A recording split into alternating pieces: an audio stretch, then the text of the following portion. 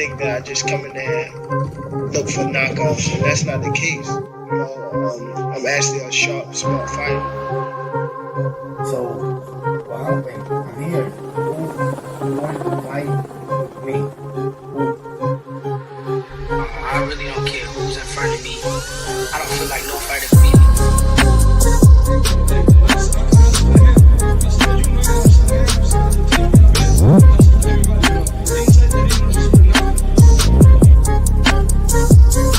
My goal is to demolish everybody, to be honest. Everybody that's in my way.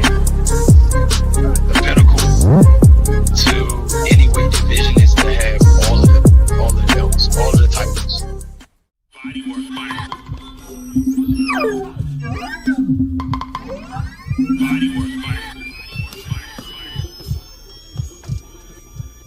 Welcome to Bodywork. Welcome back. It's Michael Rogers. Welcome to Bodywork Boxing. It feels so good to be back.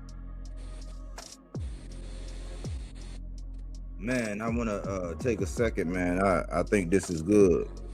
I think this is good, like, because I put the music on, you know, kind of set the tone, make it relax, you know what I'm saying, until we crank it up. But it's always good to take a second to just appreciate the fact that we get to talk boxing another evening, you know what I'm saying? And we on the right side. If you on the right side of the earth and you can hear my voice, man, you doing all right.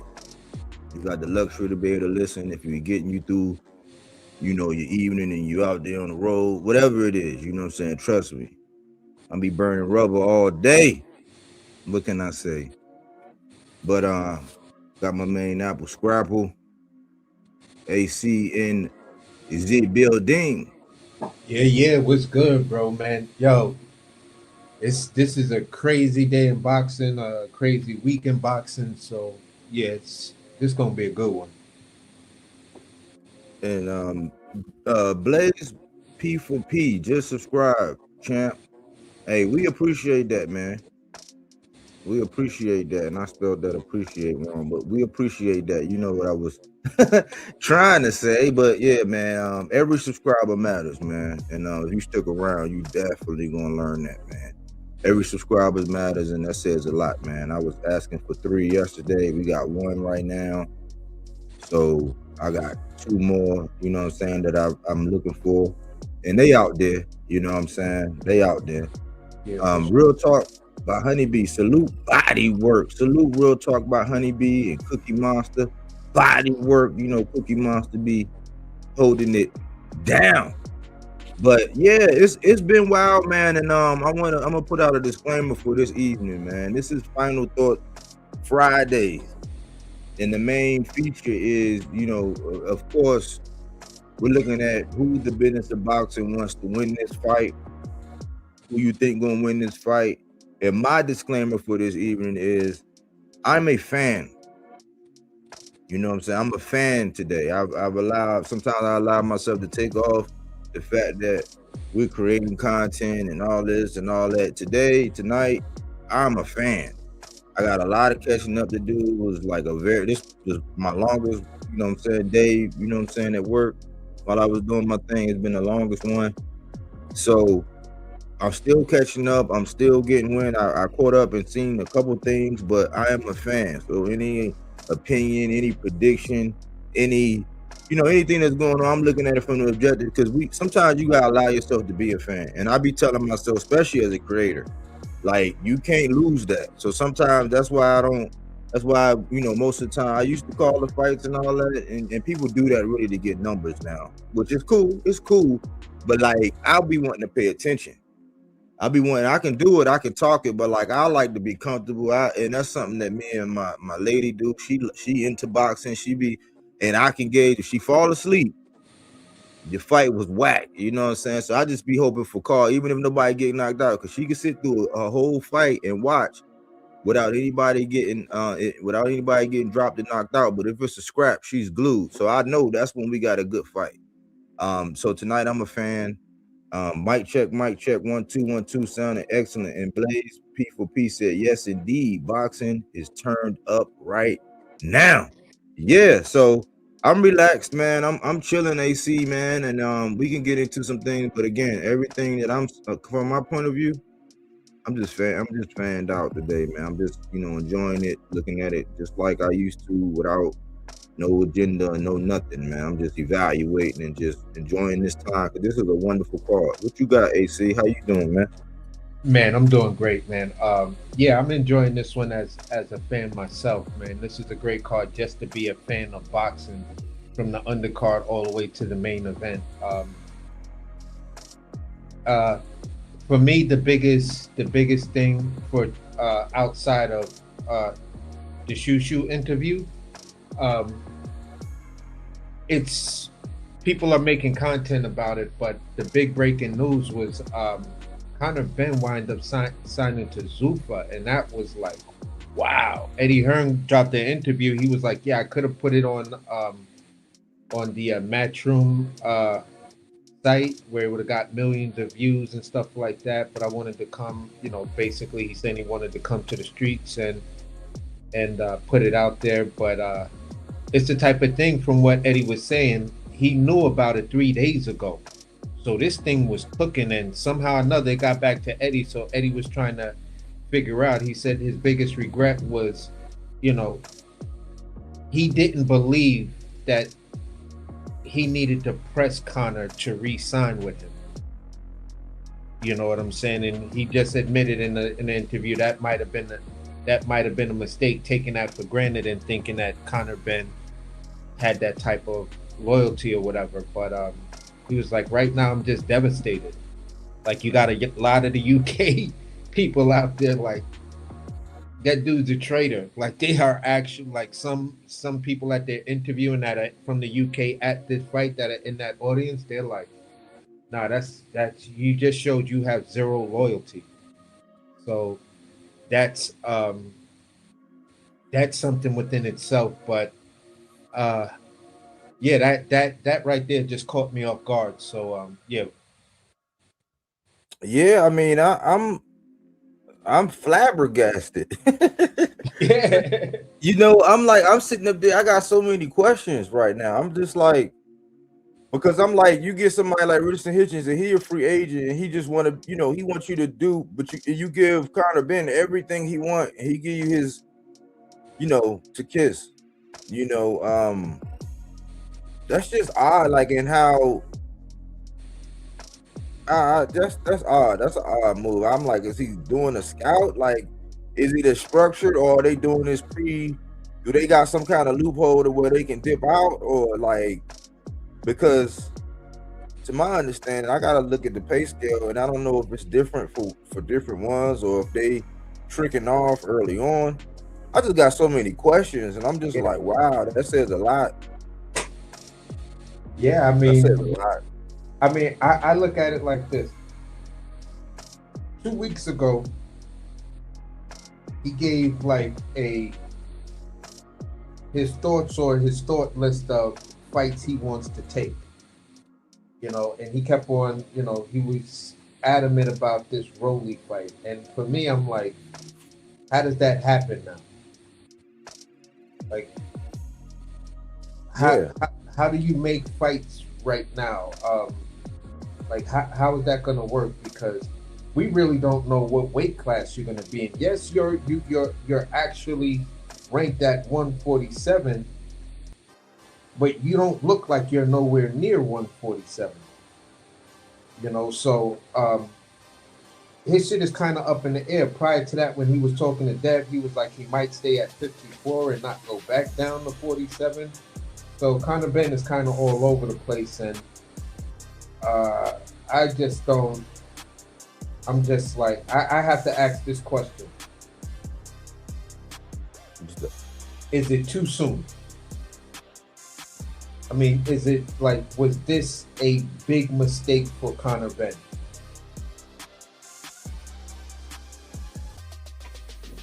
Eddie, you had a cushion. Dana White ain't gonna give a fuck about you. I mean, this is how I look at it. And I can use a couple examples, but I'll start with this one thing first. Eddie and them just re-up. The Zone just got that deal where they on for like another 4 years. I think like when I do the math, it's like 2 shows a month, like, you know, sometimes 3, you know, 2 shows a month, sometimes 3. When I broke down the numbers, that's just me doing the numbers. Like they said, it's like 200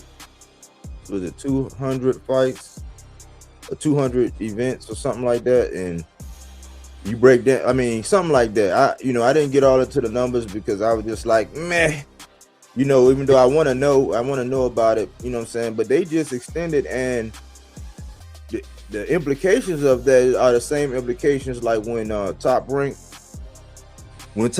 had re-signed Bud. When they re-signed Bud, they gave Tyson Fury that man budget. They was putting that man budget into Tyson Fury and Lomachenko. Yeah, because you know, my memory is not that bad, and I remember when they was putting Bud on the back burner, but they used that because it was right after they signed. They got that ESPN deal and they extended, so they got all that bread.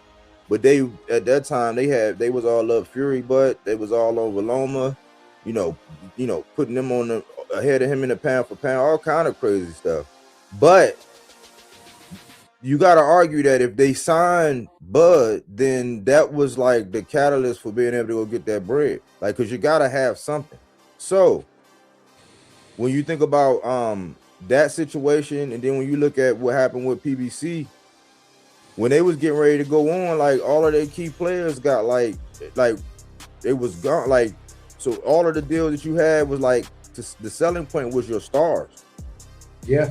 So the stuff happened with Tank, and then Spence was out, and you know what I'm saying? They had a track record of doing the numbers. They was doing the numbers. They were the attraction. They didn't have no machine. They were showing up and selling tickets, putting butts in seats. Tank sold out everywhere he went. He broke a record in DC, in our own backyard. He broke the record, like, everywhere. And so when he out, it's like you got to have stars to fulfill that. So when we fast forward, I got a couple other examples too, but we'll leave it there. And you know, you fast forward to this situation, it's like this man go over there, and I'm playing around when I say this, but he go over there to the plantation that just got started. He ain't gonna be able to have nothing with his stardom. I'm like, so do you not have endorsement deals? Because you're not gonna be able to wear none of that, like, according to everything I understand. Like D Calico said that, and then I mean, it's weird. And they just did that deal to extend the Zone. You don't think it was sold that, yeah, I got a superstar, look how much we sold with this guy. That's like one of his big guys. They can't get a fight for Boots. So that's odd, man. It's like you would rather risk not talking to him and not making sure y'all bomb was like that than to put him in the ring with Boots and answer everybody's questions. Yeah. And then he's over here with Zuffa. Like, well, you told me that before we got on here, right before we got on here, and I was thinking, I said, what? You want me to take the what and leave the what? Yep. Like, bro, why did you do that? Like, I just can't figure it out. That's math that's beyond my education and shit like that. So, we just gotta put it at one of these things and see what time says about it, like what will be revealed and stuff like that. Because for Obatiah, for Bam, for Conor Ben, like, who do these guys fight over there on Zuffa? So yeah, that's one of them joints where when you about to fall in, you grab somebody else, because they gonna have to grab somebody to go fight. Like when I heard Bam, I said, come on now. Then they said he had the match. So I'm like, is everything that glitters gold over there? Because look at what's going on with Boots. Arguably, like, our biggest untapped talent, you know, like, and Eddie didn't have control over him, and you know, you be the judge on how you see how he's moved or whatever. Like, you look at that. But is it all, because why would Bam want to leave? Why would Bam be even interested in doing anything like that? Like, why? Or is everybody in on this stuff, and that's what the game plan is? Yeah, that's why it's to me it's like, okay, am I wrong in this? Bam is signed to Matchroom, correct? He's an Eddie Hearn fighter. Yep. Okay, so you lose Bam to them, right? Well, no, he didn't though. Oh, so Bam is in a weird contract with them to where he can go either way? No, I heard that Eddie. I thought The Eddie deal fell matched through. him. Yeah. Eddie matched him and kept him because he had, Yeah. I don't want to say what it is because that's other people lane, but like, yeah, he's not Eddie retained him. Yeah, that was the day before yesterday. You had said that. You're absolutely yeah. right. So, but I'm thinking, okay, but why would Bam even be entertaining that? Why would these stars like Bam is like I think you was going back and forth until we said David Benavidez is the face, you know what I'm saying? But like Bam got a strong argument, you know what I'm saying? Like yeah. And for me, him and Benavidez was in a neck and neck race. So Benavidez is leading right now because of that, his last fight, the interview and stuff like that. Bam needs that interview and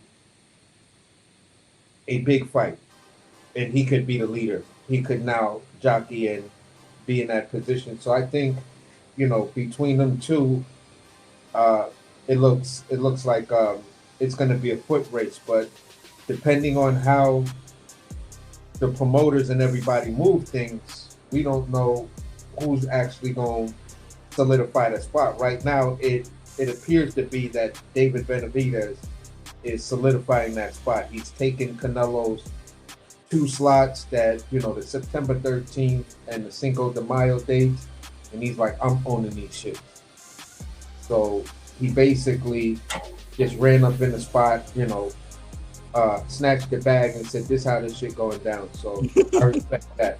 So I'm just like, wow, I don't know how you're gonna make fights. I don't know what's gonna happen with Obitaya. And then as soon as Obitaya gets over there, he then wants to call out David Benavidez. Like, yeah, now we could talk about David Benavidez. Like, why? I don't know how. I don't know. So let me just, the only way I see that fight working is that Obitaya versus Benavidez happens on the Riyadh card and there's a ring belt involved in it for light heavyweight or cruiser. So that's kind of the only way my mind sees that working. Or are they renting these guys? Like, we know how contract is, but are they renting them? Like, where they got a strong enough, are they renting these guys? That's what it kind of looks like, bro. And that's probably the best word to use to describe all of this. Because the pay scales don't match. Right. Like, why would you even go? Why would you even want to go? Like, especially when you on a name brand. If we know who Jai Bataya is, then you definitely don't need to go over there. If we know who you are, I mean, we are hardcore, but like we've been knowing who he was for a while. So why would you even? I don't know, man. That's a whole show, AC. Yeah, bro. That's a whole show and a half. Like, yeah, that's a whole show, man. I gotta go cross some T's and dot some I's, man. Yeah, we got to get to the bottom of that. That's the next agenda after these cards and stuff like that. But we definitely got to get to the bottom of that to figure out what the fuck's going on. Because if your cap is $750,000, that's for a championship fight. Like, I don't know how that works. If David Benavidez wants to go over there and fight Obitaya, he's like, for how much? Oh, no. You got that. It's not going to happen on that. So the only thing that makes sense that could, not counting anybody's pockets, but just being sound as far as the magnitude of the fight, that's, you talking about $1 million purses, multi-million-dollar purses for both these guys. So I just can't see it being like that for Zuffa. The renting of it, yes, that makes much more sense. It's like, all right, we'll pay you X amount of money to build our company. Coca-Cola went out and got Michael Jackson. Sprite went out and got all the rappers, Nas, Jay-Z, Drake, everybody when they wanted to get their push in, you know, try to solidify themselves as one of the top 3 soft drinks in America. They had that whole run, all, you know, with just so many rappers. You know what I'm saying? So Zufa might be doing something similar to that. I don't think these guys are signed to it. You know, I don't know how that works out for Conor Ben, because whatever they're offering as a belt, you got paid more than that twice to fight Chris Eubanks. So I'm perplexed about that. That's something that I just want to leave it at that and investigate it and see what happens. Yeah, I'm with you on that, man. I gotta, and I was trying not to give them that much attention, but yeah, I gotta go back and look at all of that, man, because I'm land right here. I'll just say that they gotta have something to where they can't. They got you in the handcuffs, but it's almost like some kinky shit. Like, yeah, you put them handcuffs on me, but when I say my safe word, you gotta let me out. You know what I'm saying? Because it's bread. You know, yeah, pineapples. Get me out of these. But it's like, cause you gotta think about it like that, because it's like you gotta have the opponents, and they gonna come with some bread. Like, I mean, but it gotta be worthy of somebody wanting to watch them. Like, cause we don't want to. It's them type dudes, like the average dude. It's a foregone conclusion unless you bring over somebody just as equally dangerous and all that. But like, it just made me go back to where they said that it was a rumor that Bud was gonna be on their first opening thing, and then he did what he did with the sanction fees, and then he just retired. So I'm like, he blew that whole, you know what I'm saying? Like, if it was gonna be over there. So it just, I'm gonna leave it at that and just do some homework. That's a whole show, man. Yeah. The other thing that shocked me this week was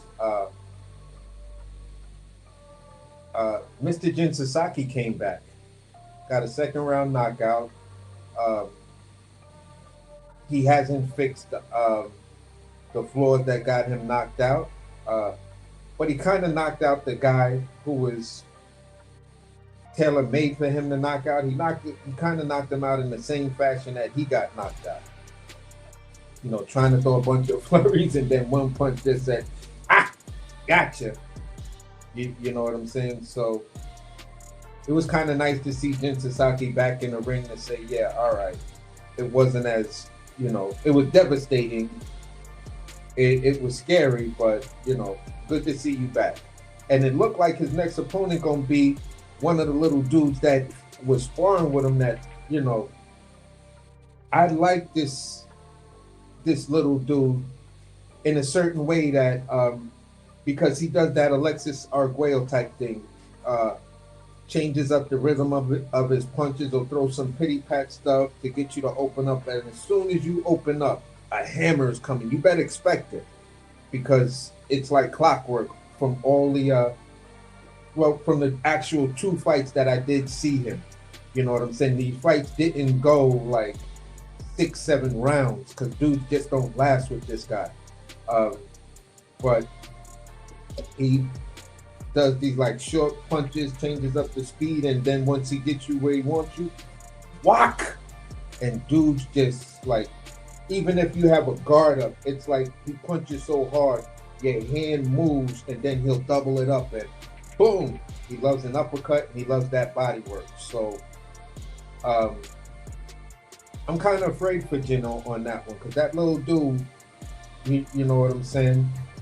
He's built like Tank, but has a big, well, I don't even want to say he's built like Pitbull, like a little Japanese version of Pitbull Cruz. Oh, okay. Crazy neck, you know what I'm saying? The wide shoulders, but short as fuck. But he has that one punch knockout power like a Tank Davis, and he looks like he can box. But again, we're looking at guys that are kind of like in a bubble. But if I was a Japanese boxing fan, I would be super hyped for that fight coming up with Jin Sasaki. But it's just good to see him back in the ring, though. That's all I wanted to report on. Word. Okay. I'm about to get his info and check him out. Mm-hmm. You know, so I could do some I can look and and check them out, man. But you was excited about the shoot. Now I got halfway through it because I got home late and I had a shower and Yeah. do a bunch, like, take care of myself so I can get ready to come out, man, and kick it. But I seen about half of it, and off the top, I can say Najee's he's getting better, man. He's getting better. I like the rapport. I like the, but he always had to his defense. He always had it. It's just when it's somebody that, the whole, when it's somebody part of that squad, it's cringy, but I was from what I saw, I liked how comfortable, I like how honest Shushu was. He was honest about the punch and how it landed, but like initially that's what I got. But I know you was excited about it. You told me to check it out, but what's your thoughts on that? I love the honesty in it because he was extremely honest when he was like, when I first felt the punch, I thought it was on the back of my head because he was kind of saying because he wasn't dazed or wasn't woozy or anything, but it was his legs. His legs was going. The punch just took out his legs, and then he said when he tried to say something to the ref, but when he went back and looked at it, he was like, yeah, it was a clean punch. It was a solid equilibrium punch. And then he went in to explain how he survived that and then got back to boxing, got focused and stuff like that. For me, being from Brooklyn, growing up in that area, I'm still in Brooklyn, but it made me kind of homesick for that area. Like, damn, I just want to go back to the Ville. Just go back to the old stomping ground. See who out, see who ain't out. You know what I'm saying? See what's changed, what hasn't changed. See if Belmont and Pickens is still the same. But that was our shopping spot. And I lived literally one block over I crossed the street. Well, one little tiny short block because between Pickens and Livonia, there's the block was right there, and it split a regular city block. So it was like two really short blocks that Belmont sits between. On one side of it is Pickens Avenue. On the other side is the PJs where you had asked me earlier, because of me being in there, did I see MOP in them almost all the time? We would just walk over to the handball courts. They be sitting out there with their dog, son, and we just light something up because we were like right there. We all saw each other at Simon's. Simon's was the shopping spot in Brownsville. You had some other spots, but everybody and their mother, you want to find the crazy Carl Kanai jeans, where Mike Tyson came through and took a picture in Simon's and stuff like that, iconic Brooklyn picture. And all of that stuff. So me seeing that and then seeing Shushu building and knowing that, oh shit, you live there? I got a cousin that lived there. You know what I'm saying? So I was just like blown away. Just completely blown away because Zab Judah, when he was out, internet wasn't like big like that. There was nobody that was like really gonna come to the hood and holla at Zab like that. Same thing with Mike Tyson, same thing with Riddick Bowe, but Najee being on the same body of land but over from Queens, which I found like, wow, Najee's a dude that I haven't been following him. I just recently started following him. And I was like, he got kind of a New York swag. I wonder where this dude is from. I would have guessed he was from New Jersey first, or Harlem or something like that, or the Bronx. But he's like, nah, I'm from Queens. So it was like, all right, now it makes sense. Yeah, now I could spot it because depending on if you're a Queens dude with money, it's hard to figure out where you came from because you got a swag that can kind of fit in almost all five boroughs. But basically that was eye-opening to me, and that's probably why the rapport between him and Shakur was so, like, whoa, like these dudes seem like they're friends, just two friends kicking it. I felt the same way with Najee and Shushu. It was like, yeah, I popped over to go talk to my homeboy Shushu in Brownsville. I'm gonna go hang out in the PJs with him. You know what I'm saying? We're gonna walk around a little bit, but it was just like that, like two New Yorkers just kicking it. It wasn't like that Cam Mace and Richardson Hitchens thing. Yeah. They were like searching for something. They wanted to break news. Hopefully that between him being asked, the 100th time, you wanted to make sure it was 101 Dalmatian type thing. You wanted to make sure it was a 101 type Dalmatian thing, and get him to answer it 101 times. So with that being said, it was like, but then turn around and on the flip side, then you watch the Shushu and Najee joint, you just like, this is how a New York interview is supposed to be. You know what I'm saying? And we just didn't get that with the Cam and Mace joint, and that's probably why, revisiting it now, I would be a little bit more disappointed in it, because I was like, you could have handled it like that. So, well, I'll just land it right here. In terms of what you were saying, that he's getting better, yes, because he knows how to read the room. Yeah, and I think the chemistry gonna be better when you with the local people, and it's organic. You ain't gotta think about reading no script and ask, stay on code. But I like the way, what I did see, and this is what I'm trying to do for Richardson, is I want to see. I like seeing the community embrace Shushu. Yeah, it's like the community got him. Like, he ain't got worried about. Well, they say he said, what Beanie say, trust in Allah but still top your camel. You know what I'm saying? It's like, yeah, but it seemed like he don't really got to worry about nothing. Like, everybody know he the champ. I seen it a little bit with Richardson Hitchens.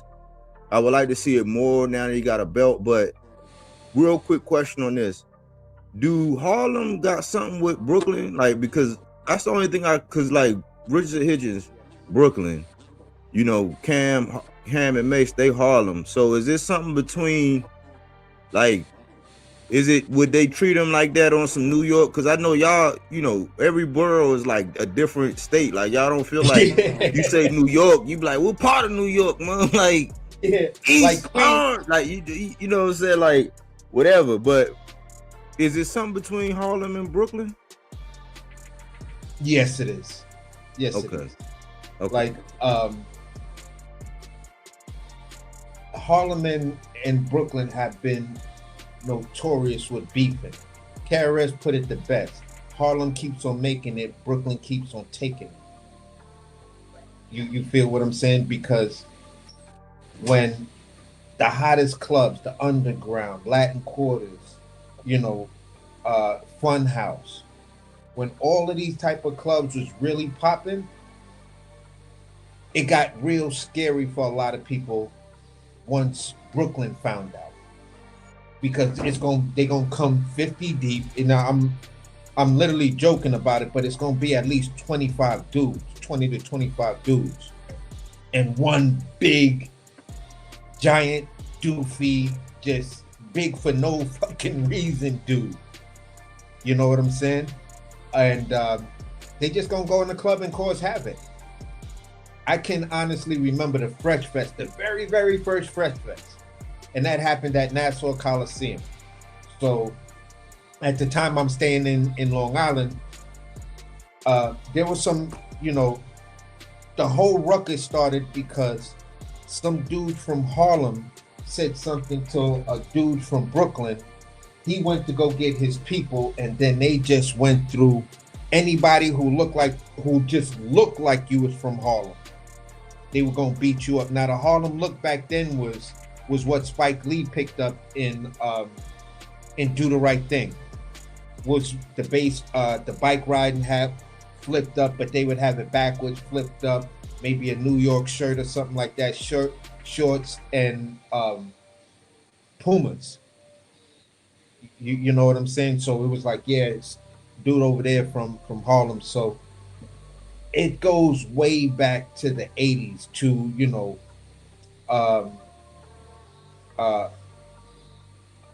it just goes so I can't even try to figure out what really led it. I can say partly this. When disco fever, and this is going to show my age, and I, you know, anybody older from New York will know about this club that I'm talking about. When the Fever was open, the Fever was in the Bronx, right? But it wasn't a lot of Bronx people going to the Fever. It was mostly Harlem. When Brooklyn dudes would come through at that train station right there, that got all of them steps, that was in not Bad Boys. That was the movie with Sean Penn. The gang movie. I can't remember where the dude was like something come out and play with the bottle. You know what I'm saying? The Warriors.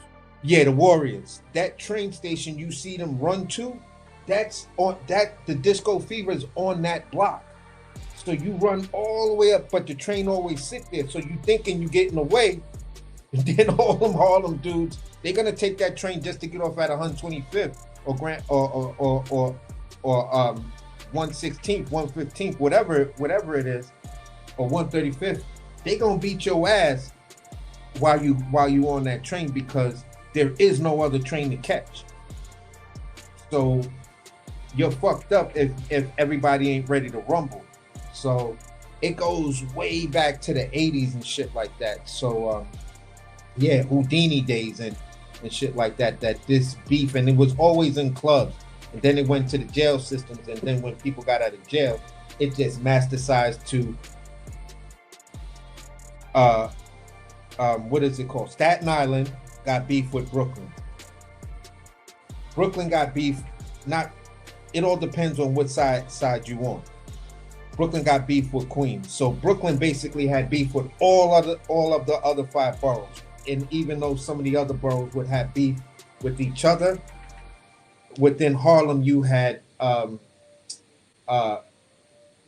real Harlem, Uptown, 125th, 135th. You had them beefing with dudes that was on the Harlem side that goes up to 180th Street, Washington Heights and shit like that. So it was, you're in the same joint, but it was all these like, this hood is its own city. And that's what's just crazy about New York, that type of dynamic. And that's probably why that interview didn't really go that well with Hitchens, because Mason, them dudes is from up there. You know what I'm saying? They be 125th, 135th, that type of stuff. You know what I'm saying? I think when Cam pulled up with the Lambo and Jim Jones was there looking like he was all in his feelings, I believe they were on 135th Street. So yeah, shit just goes back, but you would figure by now them dudes would settle that, because I know if it's me and I'm talking to Cam and Mace and we talking about hip hop and stuff, you know, I'm gonna be bringing in like, yeah, Mace, you know, I know you didn't like never really like really made a record with Big and stuff like that, but you know a lot of heavy hitters in Brooklyn. Like you did work with Sid, you did work with Sid and Major League, and Major League is a whole crew from up there, but Sid was the money man behind that.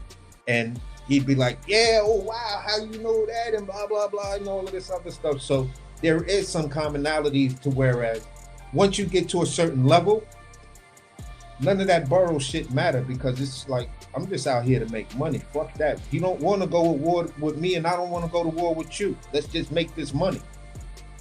And that's where it gets to that level, but everything get cool. But under that, at the street level, the low level, is that that beef is always gonna be there. Yeah, I just thought it had to be, Yeah, considering what Aaron Jones said and then how I interpret it.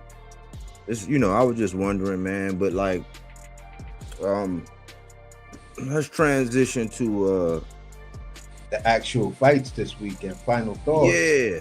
I know everybody came. I know what everybody came for. So just to So, start it off, what did you think about the weigh-ins today? You saw most of the weigh-ins? man, like man, and be honest with you, it's Bro, just I was one. I was Just cramming. face off, man. When they turn and face the crowd, bro. You look to your right, you like, oh shit. You look to your left, you like, man, you.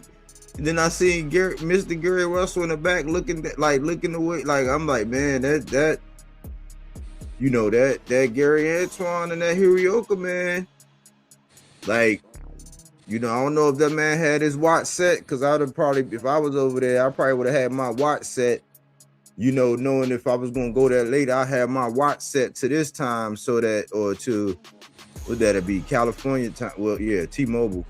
That'd be like that time out there. I would have had my watch set to that and been trying to move and groove to that. But like, man, that weigh-in, that was very awkward looking, man. Hirioka looked big and man, like, he looked like a problem, bro. Yeah. We know he got in late. I think they say Wednesday. He got in on Wednesday, man, which is crazy.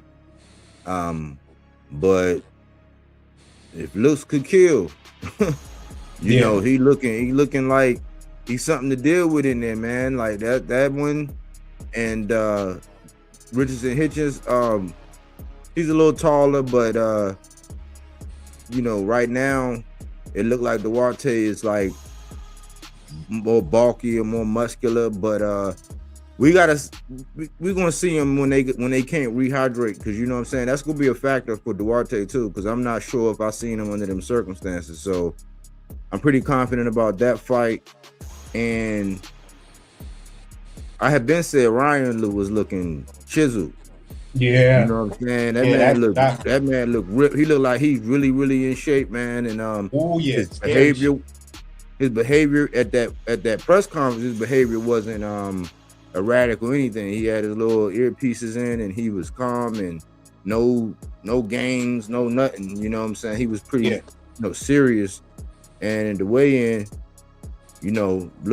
look pretty good. It's already, you can see, but it's not that much. But Mario is just a big dude. Mario is a naturally big dude,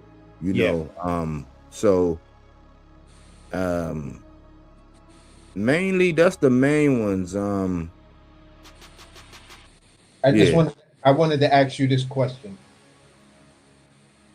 because when I saw it, I was like, what the fuck is up with that? It was mostly Duarte's arm. Like, it looked like he got a bicep injury. Like, the way the muscle is so, like, when he tried to put it down, it was still locked in a ball. Yeah, I think he might got half of a bicep. He might got half of a bicep. Like, yeah, he been like that. Oh, okay. You know how you see some people when they missing like the left pec or something. He probably got one of them, birth. It might have been like that, but his arm, it been like that. Oh, because I was like, what the? Because that's like my first time, like, really, like, any other time I seen Duarte, I actually just saw the fight. I didn't see the weigh-ins or anything like that. And for Duarte, this is the first time I like really saw him in the weigh-ins, and I was like, the fuck is up with your arm, bro? But I could say this. He looked like he came in shape, but Hitchens looked like he was also in great shape. You know what I'm saying? And for me, I was like, yo, Rich, bruh, you look like you could really stay down that 140 and put in some work, man, because right now, you look like like you on weight, you making that 140, the rehab. You see how it just looks? That part was looking a little weird to me. So, but I was just like, bro, I don't know, man. You look like you got some more life at you at 140. I can't tell because I'm not, I'm not you, and I don't feel what you feel or on your innards and shit like that. But damn, bro, if you could stay at 140 a little bit longer and do some unifications and some shit like that, you know, you'd make a lot of people happy. You know what I'm saying? My biggest concern is you go up to 140, you might find yourself in a Jerome Boots Ennis situation because you don't have enough hardware to actually do something. And I don't know if you got enough title defenses under the IBF that the IBF will back you up going straight up. And the only fight that's there is the Lewis Crocker. So, you know what I'm saying? Talking about going up to fight Devin Haney and you just got that IBF belt, I don't think that's enough. It's not going to be enough to move the needle to where probably billing them and, you know, the D-Hive is going to talk that fight to oblivion. So that's my big concern. Yeah, and you know, they all, you know, Dev and them, they said Richardson, he's not even on the list. He's an honorable mention. There you go. So I'm like, dang, how is he not even on the list? Him and Gary Antoine been calling you out since you've been down at 35. You came with the 40 and then went to 47, and they ain't. I'm like, man, that's the state of boxing, you know. Yeah, I did like the part that made me laugh, and I was, you know, it was that like as a dad, and it's that moment that all dads see their little man, you know, involved in something when him and Ryan was like on the stage when Benavidez' son was with Ryan, and I found that really cool that Benavidez was even out there supporting Ryan and shit like that. And you know, he had his little man up there with Ryan, and they both like throwing the punches and shit. I was like, yeah, that shit would make me feel proud as hell if that was my son out there. Like, yeah, David Benavidez' son gonna be a problem because he growing up in this shit on the big stage. So he ain't gonna have no issues. You know what I'm saying? So yeah, that was like that little heartwarming part for me. You know, being an older guy now, softening up a hell of a lot more in the later years, and I just thought that was like really cool. Barrios looked like he ready. They both look like they focused. They both look like they locked in. Man, this gonna be some fucking fights tomorrow, bro. Everybody looked like they locked in. Like nobody looked like they just came there to just sign a piece of paper and get the check and go home. You know what I'm saying? And that Ryan Garcia and Barrios is now looking very, very interesting to me. For me, you know, you can say to a certain degree after Ryan's performance with Rolly, you know, recency bias would say, all right, what Ryan gonna show up? But from the press conference and everything, like you alluded to earlier, it looked like the Ryan that want to win is gonna show up. Like the Ryan that wants that Shakur fight, if it's ever a real thing, or the Ryan that wants that Devin fight, he's saying to himself, all right, this is my moment. Either I'm gonna get this belt and, you know, be like the actor who's like, I could have been somebody, I could have been a contender. You know, now you got the belt, bro. So it's up for you, man. Most people feel this is a fight you should win. You got the hand speed, you got the power. You know what I'm saying? But let's see what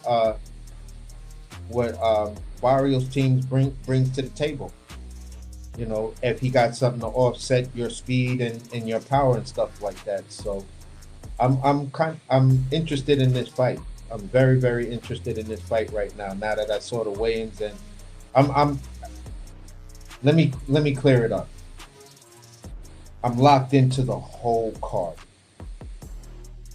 because everybody, you know, I like the energy in the room, and it would have made me be, you know, if I was there, you know, after each one, and I would have been like, yeah, y'all niggas ready to fight, you know, and the audience would have probably laughed and, you know, whatever. But I would have tried to do my best to hype that shit up a little bit more from a fan perspective, who had the opportunity to go and see the weigh-ins and stuff like that, and the press, because I heard it was kind of open to the public or whatever. So we'll see, but we'll see how the fights go tomorrow.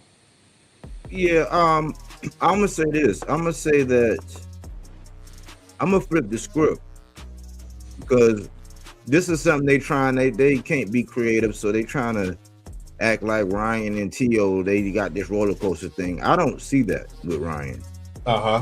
You know what I'm saying? I seen that he had an off night with Rolly, and it was coming off of the suspension and his dub getting removed and the Oscarine thing. So, I mean, we look at Devin after that whole ordeal in that Jose Ramirez, we couldn't really judge much, but we seen Ryan put his hands in his pockets, and we know that one of his only shots really is his offense, for real. That, like, he's a finisher. So I'm gonna flip the script and say which Mario Barrios is going to show up, because I've been seeing different Mario Barrioses, and to his credit, he was a little inactive, and so we seen that Abel Ramos thing, and I'm just like, man, Abel Ramos really beat your ass, like, for real. Yeah. And then Pacquiao pretty much outworks you and you pull punches, but you've been getting activity. So I'm like, all right. And then Mario Barrios, he's just been taking this. He seemed like he's down playing around, like, yeah, I'm not buying it. Like, he seemed kind of almost nonchalant, and I'm like, I don't know, like, you solemn and serious, but I think Mario Barrios is probably looking at that, like, some of that pride is kicking in. Like, man, I can't lose, especially I can't get knocked out. So he up against it, because if he get Ryan that kill shot, I'm just looking to see if Ryan catch him early, like in the first, then you catch him early in the first 6 minutes with that hook. Yeah, that fight might be over. Yeah, that's what I'm looking for, because you can underestimate Ryan, but I never underestimate his credentials. Yeah, which is an amateur pedigree and all that. He just was like, early on, it's like he was never like, I want a belt, I want this. Now he's saying he feel like now he's mature, now he's ready. And some of this is pre-fight stuff. So I'm like, man, we'll judge you along with your performance, because you're gonna say, like, just like he said, what you gonna say? That I was up against it? Like, your hands kind of tied, so I couldn't say that I wasn't feeling myself before the last fight. So I'm like, I gotta base it on a performance. And yeah. The bigger question, AC, is who do you think the business of boxing wants to win? And I have my reasons, but I want to hear yours. Who does the business want to win this fight? Well, I'm gonna say it like this. The answer to that question was answered when I saw a poster that actually came from Ring Magazine. Well, it was a picture. And Ring Magazine, they were doing where the guys sit at the table and stuff like that. And they had a picture of Ryan making a mean face, and he was looking like he was in the process of throwing combinations. The picture had Barrios looking like he was standing in a defensive stand, like he caught me, and he's looking like he's trying to back out of it, like he got hit with something, and he's trying to be defensive and get the fuck up out of Dodge. So once I saw that, I was like, yeah, they want Ryan to win. Like, nothing else convinces me that Ryan is supposed to be the guy to win, because once I saw that, and it fucked me up because it was on a Ring website. I mean, it was on Ring, and they was talking about this stuff, and I was like, wow, that's crazy. I'm gonna go back and look for it and go through my what's the name, so I'll send you the picture and stuff like that. But when I saw it, I was just like, okay, business of boxing has spoken. Ryan Garcia is supposed to win this fight, because then you have the rematch with Devin that can be back on the table, or the way they're talking this fight with Shakur, whether it's some weird shit and they're playing the game again. Call out the guy way up here So when that doesn't work, you have the guy right here, and then you send the talking points out. Well, he just tried to make a fight with him. What are you expecting? No, that was a call out. Was an offer sent? Tank, look at the Tank example. Tank sent a offer to Loma. Tank people went out and reached out to Shakur Stevenson. Neither one of them niggas wanted to do it, so who was left? Lamont Roach. That's how we got there. These guys are not doing that. No offers are being sent. Stuff is not happening. They're just saying, yeah, I want to fight somebody, and then move on. And then the fans and the channels start with the talking points. What this is a great fight. I mean, he just tried to make a fight and that person ducked. Like, wow, if that's a duck, then what the fuck did he just do with Oshak? So we, for us, we see the games. You know what I'm saying? We see the games and stuff like that. And for everybody in the background, this is Brooklyn, New York on a Friday night. You gonna hear this shit all day in the background. Because dudes is, the PJs is not too far from me. So it is what it is. But at the end of the day, this whole situation tells me the business of boxing wants their darling child, Ryan Garcia, to win. There's something about, you could be the face of Mexican boxing. You had David Benavidez, you have your Mexican heritage and stuff like that. But David Benavidez might be the face of Mexican boxing. Ryan Garcia is the face of Latino boxing. That's the biggest difference, because he can be the face of Latino boxing. You'll be face of Mexican boxing, but he'll be everything all in one. You know what I'm saying? Yeah. So They like Ryan. I mean, I like Ryan. I think he got a skill set. I would like a more focused Ryan. A very formidable opponent. But to me, I'm not sure who the business of boxing really wants to win. I think the bigger picture is getting the belt up off of Barrios.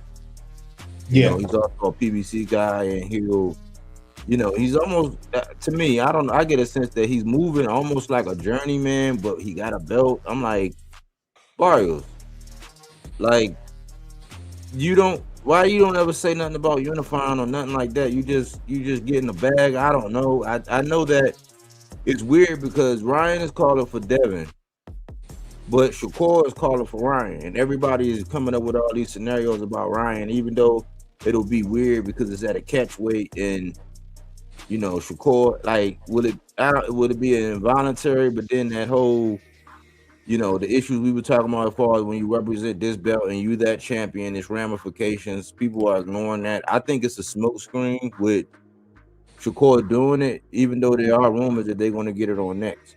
So I'm like, why would Ryan be calling for Devin then? And Devin saying, nah, the ship has sailed. It's just a soap opera, man. So I think for money wise and the appeal, Ryan would finally be, a legitimate champion. So he would actually really earn his stripes at that point, even though he kind of got a couple. He don't got a chevron, but I guess he got a stripe for some of the things he's done in the past. But the climate right now is so weird. With everything seems like a script to me. Yeah. So for me, I would think that Ryan winning and then him and Devin unifying would be the best case scenario. Why? It would put that chapter to rest. That fight would sell. Game 8. You know what I'm saying? Like game 8. So it'll be like the second of what I would probably think would have to be a trilogy, because either way, we saw that ass get whooped the first time. I don't care what you say, we saw that ass get whooped. So unless Devin go in there and knock him out, and even if Devin win, then people gonna be like, all right, well, y'all gotta do it again. So I think that'll be the second of a trilogy. It'll sell. The third one will definitely sell, and that because they're like Matt Ryan and Joe Flacco. They're gonna be tied at the hip forever. because of who they were and what they represented for, for themselves. So I'm not the biggest Ryan fan, but I like Ryan when he's focused. I always acknowledge that he had a skill set. I knew he was lying when he said he was gonna knock Tank out in the first round. I'm like, oh man, here you go. But I always kind of thought Ryan was interesting. I would want him to win because I'm kind of tired of seeing Mario Barrios, even though I respect Mario Barrios. I just don't know which Mario Barrios is gonna show up. Is it gonna be, if it's the one that showed up against Ugas, Ryan might got some problems in his hand. If it's the guy that showed up against Angel Ramos, Ryan probably gonna knock him out like tremendously. If it's the Mario Barrios that showed up against Keith Thurman, then Ryan will have to win on the decision. And that's my last question for you. If this fight goes to decision, who gonna get it? I'm still gonna go with Ryan. Because for the business of boxing in the 147-pound division, I'm seeing it like this. You can not generically, this won't be generic, but they will start to build that dynamic of Terrence Crawford versus Errol Spence at 47. I'm just seeing it like that. If he gets that belt if he beats Barrios, I believe that kills a lot of the Shakur talk, because I hear what Ryan's saying and stuff like that. But I don't know if Ryan and his team will be like, do we really want to do this at a catch weight? If you want to fight me, come up to my division. Come up to the whole motherfucker. And I think that's where they're going to try to fuck with Shakur in that aspect of saying, if you feel you built like that, and then knowing Ryan and his team, they probably going to keep bringing out, Ryan is the type of dude that'll have Shakur say what he was saying as a recording, size don't matter, skills pay the bills. So he'll keep playing that, like, okay, so why are you asking me for a rehydration? If click, size don't matter, it's skills pay the bills. So if you're gonna keep doing that and keep saying that, then you kind of box Shakur in a cage, and I don't think Shakur wants to put himself in that kind of box, to whereas he won't be able to maneuver like that. So I'm a little weird on that. I think the fight to actually be made at 147, and the way the media is going to talk about it, it's going to bring up all kind of dynamics. The histrionics is there. He gets that belt. I'm pretty much sold that Devin Haney is next. If it's not Devin Haney next, then I can probably see Ryan and Conor Benn, or Ryan probably trying to unify and get back with Rolly. So I think that's another thing with the Conor Benn. I'm gonna take Conor Benn out the picture because he was Zuffa. So yeah, I'm gonna take that out. I'm gonna take him. I'm gonna rule him out. But that's another thing because of where he was ranked and how high he was ranked, and I thought he was gonna get the winner. Yeah, he right there. That's what he was lined up for. But yeah, I thought. Yeah, that's this. Yeah, that's why it's so perplexing and so weird the Conor Benn move, because you're still sitting at the number one spot to fight Ryan Garcia. I mean, for the winner of the Barrios and Garcia fight. So we were thinking prior to all of this, if that Barrios and Garcia fight fall through, it was kind of being rumored that Eddie's jockeying for Conor Benn to fight Barrios. So that just, I really don't know. And the crazy thing is, okay, Conor Benn is ranked 7 for the IBF. He's ranked number 4 for the WBA. He's number 1 for the WBC. And I don't think, he's not in the WBO. So he's still ranked in 3 sanctioning bodies. So I don't know what this dude, what all of that's about. And again, it just muddies up the water to try to see what's going on at 47. But I believe if Ryan wins, then that definitely sets a tone for 47. So Well, let me go ahead. but let me say one other thing. I was thinking about this earlier, and I got the videos to show it. When Devin picked Ryan, I was like, nah, man, like, no, man, not right now, Dev. Like, you could, because remember, he jumped up after the Loma fight. Shakur jumped in the ring. He hopped up there to Regis. He did what he did to Regis, you know, and then he went and played in the sandbox with Ryan. But it was Rolly, T.O., and Subriel. And I was like, man, go after one of them. I was like, you can go play in the sandbox. And remember, I was talking about them trading places. I was talking about Shakur and Devin trading places. He's going. That'll be another time if they do this little circus stuff, whatever, with the cat. Like, if he do that, then he'll be doing the same thing. He jumped up there. He got T.O. Wonderful pelt on the wall to have. That's accolade. That's accolade salad right there. Yeah.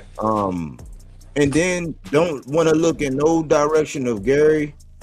He ain't gonna fight. They don't ask to fight Richardson Hitchin. And I've never heard him say anything about Dalton Smith, because his plans, based on what he said, was he didn't plan on doing that. He said he planned on staying, but then he also said he didn't want to pay a sanctioning fee. So I gotta go with the facts, where it's like, nah, you was gonna go up to 40 and knowing that you got the machine, you can pick anybody.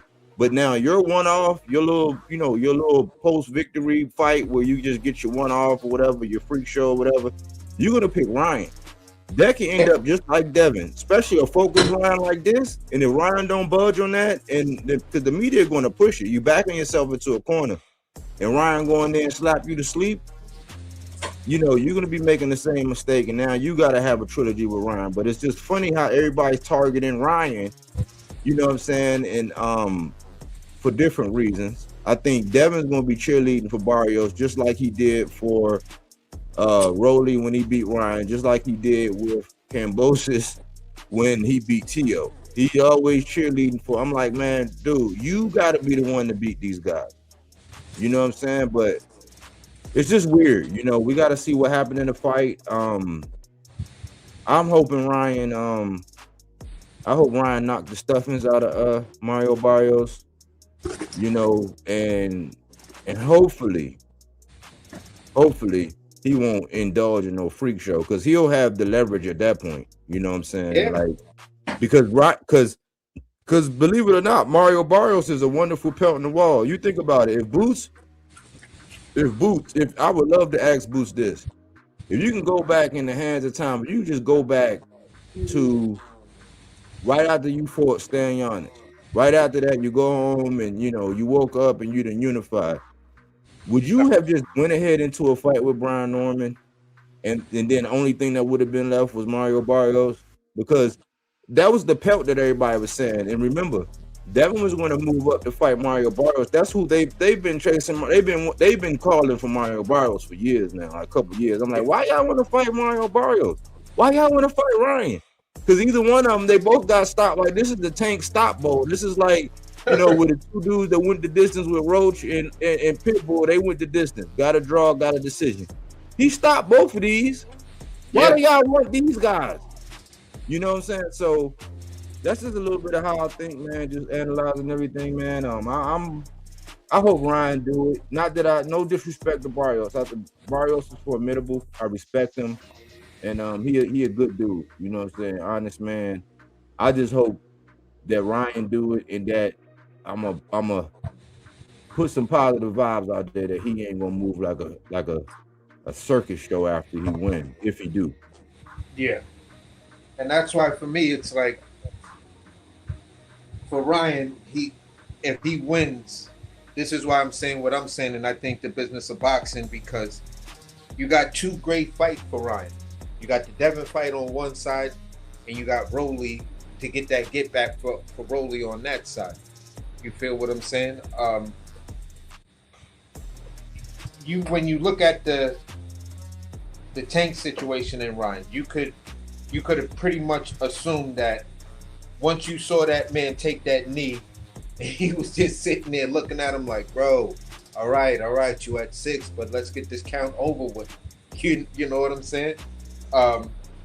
You could see that he was just like, nope, I don't want no more of this, and please don't talk to me about a rematch with this guy. So you kind of knew that even if it was on the table, I doubt Ryan Garcia would take a rematch with Tank. So in my mind, I'm looking at it like this. What's more likely? Everybody was expecting Ryan to beat Rolly. Rolly winds up sitting him down, made him put his hands in his pocket, and beat him on points. I think Ryan wants that get back. He's going to want the fight with Dev, but like he said in a previous interview, he was like, Dev is always going to be there. That fight's going to be there. So I could see the push for the Devin Haney fight between the boxing fans, but I can also see Devin going up there to try to pull a one off and fight Xander, because he don't really want that smoke at 54. So y'all saying that Xander's food, so you're looking at Xander like an easy win, a nice little pelt to have on the wall. So you go up there, you do that, then you come back down and you do the rematch with Ryan. Pretty much, you're killing several birds with one stone, because you're showing that, all right, I'm the type of pound for pound fighter that within the scope of things, and I know everybody don't want to give the short guy from Baltimore his credit because he's doing shit like this, but if I do it, I'm going to get them. I'm going to be able to maximize that move. You know what I'm saying? Because everybody's looking at Xander to a certain like a certain way. He just solidified himself as the face of Puerto Rican boxing. So to have a Xander win on your belt after Xander's victory, after his unification, that kind of makes sense to Dev a little bit more than jumping right back in the ring with Ryan. So you give Ryan the opportunity to unify with Barrios. You know what I'm saying? Dev is going to do his Terrence Crawford impression and try to take both those belts off you. If ain't nobody moving towards Lewis Crocker, then after that mixture, you can bet that Dev is going to try to become undisputed, or whoever wins that fight is looking for undisputed at 47.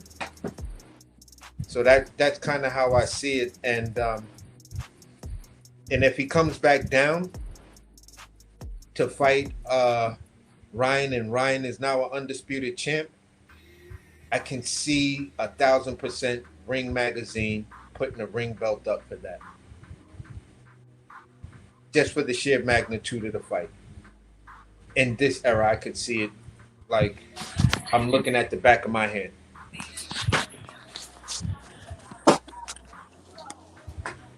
Yo, shout Yeah. out. What's going on, y'all?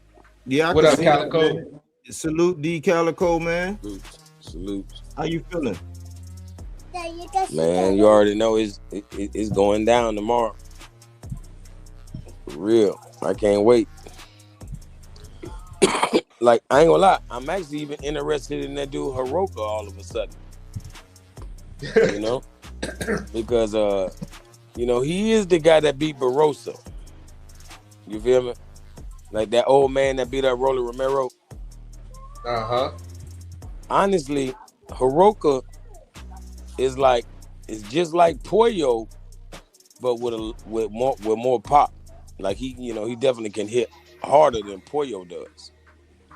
But he can box like Pollo. Oh Like yeah, he made that old man look like an old man. He stopped Jen too before Brian Norman. He stopped Jen. Yeah. He Jen dropped started. Jen I don't know how many times, Yeah. and just Yeah. TKO, because it was like, nah, bro, you getting your ass whipped way too much. This shit is done. But salute Blaze, pound for pound, first time up here, man. I appreciate the subscription, man. Thanks for being bold enough to jump up here, man. Salute, bro. Oh man, salute, Bodywork, salute panel. What's Nah, I going would on, just brother? say, man, when I seen that Gary Antoine Russell was fighting Andy Oroco, I did my research and I seen his tape. He got a solid, he come behind his jab, he got a stiff jab, and he fight. He punch. My only concern with this fight is the long layoff that he's had, and that he's just getting over here to Vegas America, from yeah. Japan. With that jet lag and with not acclimating himself to the time zone in a championship fight with Gary Antoine Russell, man, that's a uphill A battle. tall order. A tall order. It's a tall order, and Bill Haney pointed out that with Brian Norman Jr. as far as showing up to Saudi Arabia, later than usual, to not acclimate himself to prepare against Devin. So when you're looking at a fight like this, and then you're looking at a Gary Antoine Russell, which, for me, it's like he boxes and he brawls at the same time. It's like he's fast, he's sped up. As far as Gary Antoine Russell, especially in his last fight with Ryo. So I'm interested to see, with that type of if he turns up like that against Andy Oroca, I'm interested to see how it's gonna play out. And if just the short time span of him getting over here and his layoff is gonna be, an issue for him. But that should be a good fight. But overall, this is a great card, and it has a whole bunch of implications for all the great fights and all the names that we want to see. The dust is gonna settle, and we're gonna figure out, who gonna match up with who. But it's just, man, boxing is good because no matter what, if you're looking at Shakur, if you're looking at Devin, if you're looking at Keyshawn being in the mix, if you look at, Gary Antoine Russell, you look at Dalton Smith, you look at Africa, if these guys handle their business tomorrow, there's so many good fights that, even if it ain't the number one fight that you want from these fighters, you're going to see them fight somebody good. So I'm liking where the sport's going as far as where everybody's at between 140, 147, dare I say like 154. And then even with everything that's going on in 135, there's a lot of fights that's going to be coming down the pipe this year, man. It's going to really see who's going to rise to the top and be one of the next future really stars, or who will be able to enter that pound for pound list. So I'm looking forward to it. So I'm with you 100% because the other day when we was bringing up this fight, I was like, oh wow, he's having visa issues. So that's my biggest concern later on in the fight. From me, I'm looking at the danger zone for him is going to be between 7 and 10. That's where that stuff will probably show. It could show earlier in the fight, but for me, it's really looking like between rounds 7 and 10. Those are the rounds that's like if it goes that far, I'm gonna be like, bruh, this is scary right now, because right now you in the danger zone. But since it's your first time up here, this question is a little bit off the track, off topic, and I just wanted your opinion about Yo-Yo Hernandez. You follow him? Because you sound like an adamant boxing fan. I actually don't follow Yo-Yo Hernandez. Yeah, Yonli Hernandez. No, but his nickname Yo-Yo though. It's definitely Yo-Yo. Where's he at? Yo-Yo. Where's he at? 160. Okay, yeah, I hate that I don't know him because, I try to keep up, man. I did kind of deep in the crates. I honestly, though, ain't been a lot of activity at 160, so I haven't necessarily been checking, with, who's in the rankings and who's up and coming in 160. But I'll definitely check them out. My thing is, man, I watch tape. That'd be the biggest thing. I like to watch full fights, with these guys because, you get to see, their attributes when you do an analysis on a fighter. Like he was talking about late rounds, mid rounds, what their tendencies is, how they fight against orthodox fighters, how they fight against southpaws, So I definitely, I'm going to definitely check him out and watch some of his tape. Well, Yeah. Matter of Hey, fact, the Blaze, last you from the West Coast? Yeah, I'm Northwest. I'm over here from Seattle. Oh, okay. man, salute, Seahawks, man. Yeah, oh yeah, man. Super yeah, Bowl yeah, 60 sure. champs, the dark Salute. side, MOB. Yeah, I like that, man. I like that, man. But let's cause we haven't heard from y'all about you or D Calico, because we've been chopping it up all week. This is like casual night for us. I'm just being a fan, and I ain't making no content. I'm just being a fan. I'm fanned out. I gave myself permission to do that, Yeah. man. But I want to talk about this. I want to talk about this, y'all. I want to hear y'all chime in. We've been cooking on this off and on, but like that Ghost versus Nair Albright, man. Talk to me. Well, That's you this the know, one. that's the one because look, I would have said Gary Antoine versus Andy Hiroko, but like I said, because of the layoff with Hiroko and the jet lag, I just I wouldn't be surprised if he don't necessarily be able to show up with Gary. But this fight's true 50-50. And for me, I got a lot of criticism and critique for Frank Martin because of the Tank fight, right? And he fought timid in that fight. And the reason why I got to back up a little bit, if you see when he fought Artem and he was down, and his coach and trainer told him he was down and had to dig deep, and that boy dug deep and pulled out that win against Artem. So I know he had that dog in him. But when he fought Tank, he was timid, even at the press conference flinching. But I'm gonna tell you, like the whole point, like the reason why I don't feel like I'm too hard on him about me saying he was scared and timid in the ring, because if you go back and watch that fight, even on the narrative, if you ain't really seen it, if you ain't watched it since, you'll say, hey, he was holding his own like them first few rounds. If you watch the very first round, Frank backed into all four sides of the ropes of that ring in the first round. And it culminated into him being in the eighth round, getting knocked out on them ropes when the coach was telling him to get off the ropes, because he was, hesitant against Tank. Because when Tank would feint and he would flinch, he was giving Tank the opportunity to wind up on him. You see, that was something that Lamont Roach did not give Tank the opportunity. By staying in the middle of the ring, he didn't give an opportunity for Tank to wind up his power on him. And so that's why it was a more difficult fight for Lamont, for Tank with Lamont against Frank. Now, he did, obviously Frank Martin came back and he just won his last fight against Bartholomew, but I don't think a lot of people think too highly of Bartholomew. And what we know about Wu's a dog. You know what I'm saying? As far as how he fights, right? And he had the no contest, and probably gave the best fight or competition to Keyshawn Davis. Even rocked him in the eighth round. Yeah, he did. And Keyshawn had to grab him. Keyshawn don't fight black fighters though. You said Keyshawn don't fight black fighters? He fought Wu though. That's why it was difficult, because that's a black man. That's what I'm But saying. but look, you got to realize. But what we do know is that when two black fighters fight each other, it usually is a difficult fight for both of them. You know what I'm saying? Yeah. That's the thing. Too much athleticism in one ring. Yeah, exactly. And that's what we want to see. And we don't normally get a lot of that. And that's what we've been clamoring for. We've been clamoring for these guys to fight each other. And now there's so many of them right now that some of them got to fight each other. And the money's there now. So we're going to see it. So let me just ask you this question. Do you think in the Frank Martin versus Tank fight, the mere fact of Frank's physique and what he can cut had any effect on his performance? Like he was trying to reserve his gas tank to be able to make it all 12 rounds. Do you think that might have been an issue, or you didn't see it that way? No, my thing is that his cut was obvious. He looked weight drained going into the fight. It's obvious. You feel me? That's my concerns. If you talk about now with Ryan. Ryan looked super weight drained coming into this fight at 147. So, if it becomes an issue, we've seen it with our eyes. You can discount that all you want. So I'm not discounting that. But at the end of the day, I don't look at how them guys squeeze down with them weights. I don't give them an excuse for that. Because when they're successful with doing that and they rehydrate, then they have the advantage.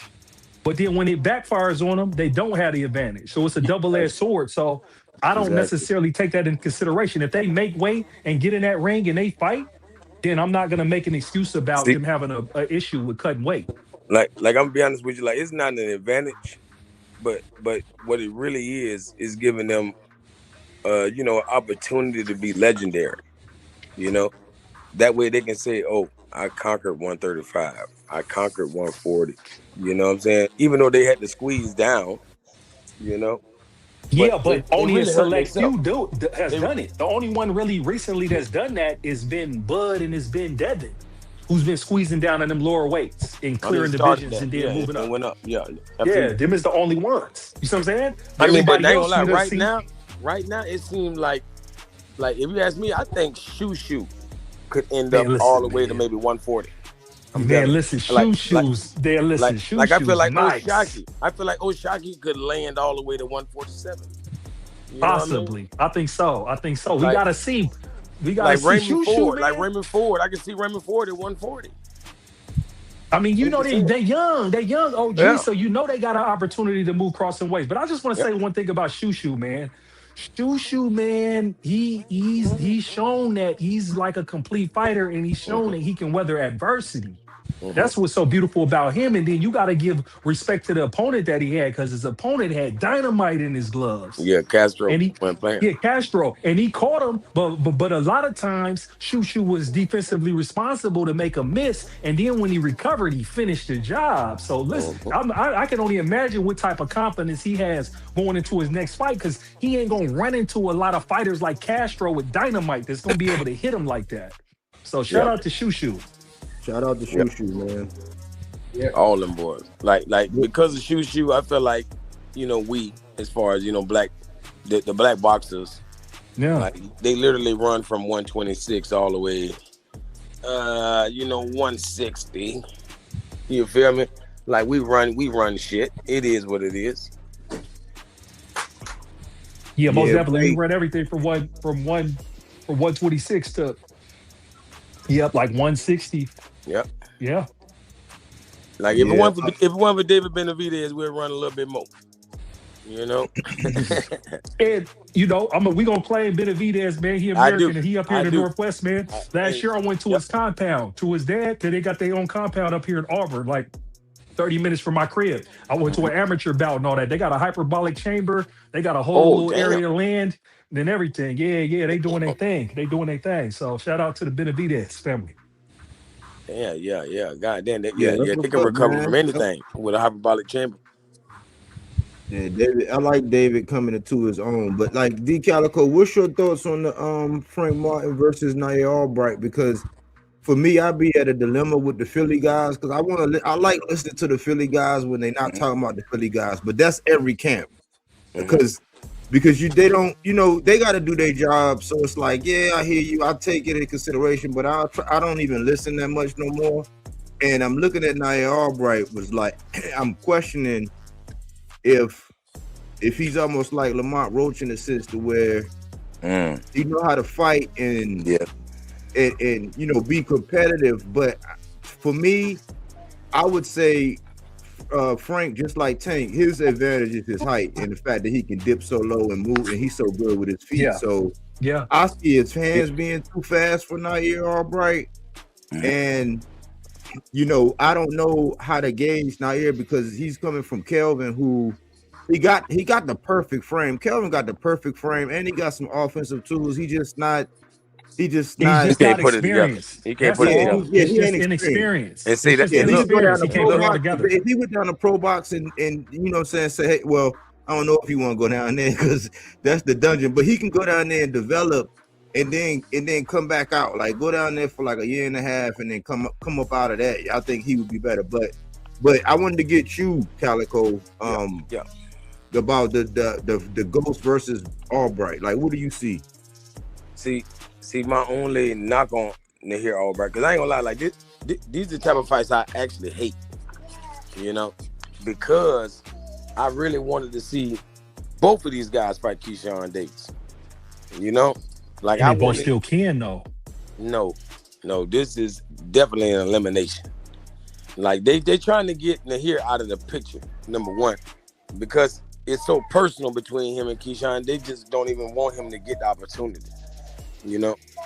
True. But definitely, like I can't see both of them getting the opportunity after this.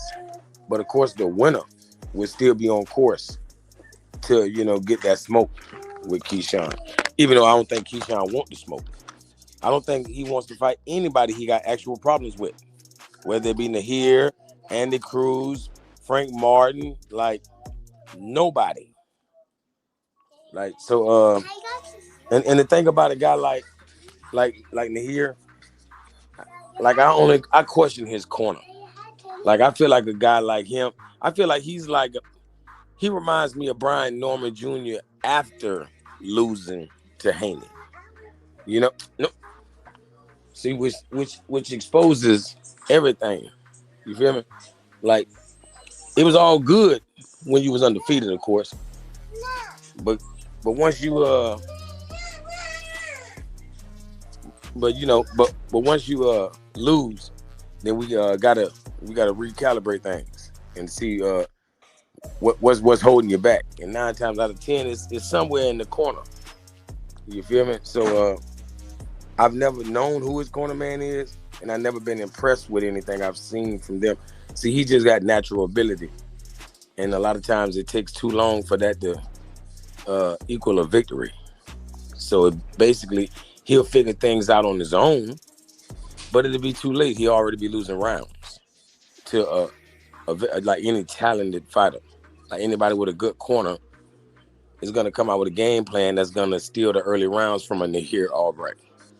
And the best he can do is to figure something out in the later rounds and make it competitive. So that's why he tends to lose these very, very big fights. And I expect him to lose with Frank Martin. But it's gonna this could get ugly. Because I think Frank Martin, he really got the power. And I think he's getting calm that if it come, it come. But I think he know how to press the issue at the same time. Like Calico. Yeah. Listen, you cooking, and I just want to jump in right here with you and just support what you're saying, because it's like the main thing I would just sum up what you're saying is just execution from the jump, like from when the bell rings, right? As far as sharpness, right? We know one thing I can't take away from Frank Martin, even when he fought Tank, was he does fight sharp at 135. So when people talk about the weight and all of that, I say you can take it into consideration because he faded right there in the mid rounds, right? He faded after 4, right? And so it's like when we look at Nahir Albright, like you said, I don't think he got a disciplined approach to how he game plans and executes, his offense. So it don't look sharp, right? Because when he fought what, Keyshawn Davis's brother, I don't even remember his name, like I said, because he's too inexperienced. He hasn't fought anybody. You feel me? It looked like a glorified sparring match because he had trouble with him. He didn't just wash him. You see what I'm saying? Yeah. Frank would have knocked him out. You see what I'm saying? Exactly. You feel me? And it's just respect. Like, you feel me? Because there's levels to boxing. When you talk about inexperience, because his brother don't got that many fights. That's what's so, fascinating about Keyshawn, because Keyshawn got 14 fights and he made Jermaine look like any one of them tapes if you just randomly pull it out on how you fight. You see what I'm saying? Mm-hmm. And his brother don't got none of that. So when we talking about that, I see what you're saying. And it's under the bright lights. Because what's the bigger fight anyways if you handle your business on Saturday? If Frank Martin executes and get him out of there, then it's like, he got the same tape he pulled when he pressed him. We all remember that. That's going to pop back up in the algorithm. Yep. You see what I'm saying? And, they already on major, so he's there now. So that's a fight that can be made. But the question is, with Keyshawn, it's like, Keyshawn, even if he don't fight Devin, even if people say pump fake, he don't put his paperwork from the WBO because he's ranked number 1 at 140. And so all he got to do is put in his paperwork and he's going to be ranked high enough to fight Devin at 147 with the WBO. Because it's kind of similar to if you had a belt when you can petition. You feel me? So if he really puts the paperwork in on Dev and he got a title shot, but then if he don't fight Dev, he got other title shots at 140 because you make Frank fight you for a title. You know what I'm saying? And then it's big money for everybody. You feel me? Let me ask you this question. Do you think the WBO is going to put faith in Keyshawn to let him have that kind of leverage? But that's the thing, though. You see what I'm saying? When you're looking at, that's why it's crazy with this, is like we can only speculate with how they want to deal with somebody, especially with the risk he just had with blowing a whole homecoming with a title, right? But he's under new management is what it's not necessarily them having faith in him, it's having faith in Jay Prince and his management. To control him. Man, Keyshawn is a distraction. No, but look though, but what I'm telling you, if you calling him a distraction all you want, the main thing was Keyshawn under the brightest lights, co-main, executed in a fight.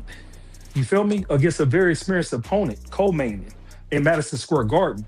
So from him blowing his homecoming at 135, it'll be his second fight with Norfolk, but it would have been his first fight as champion.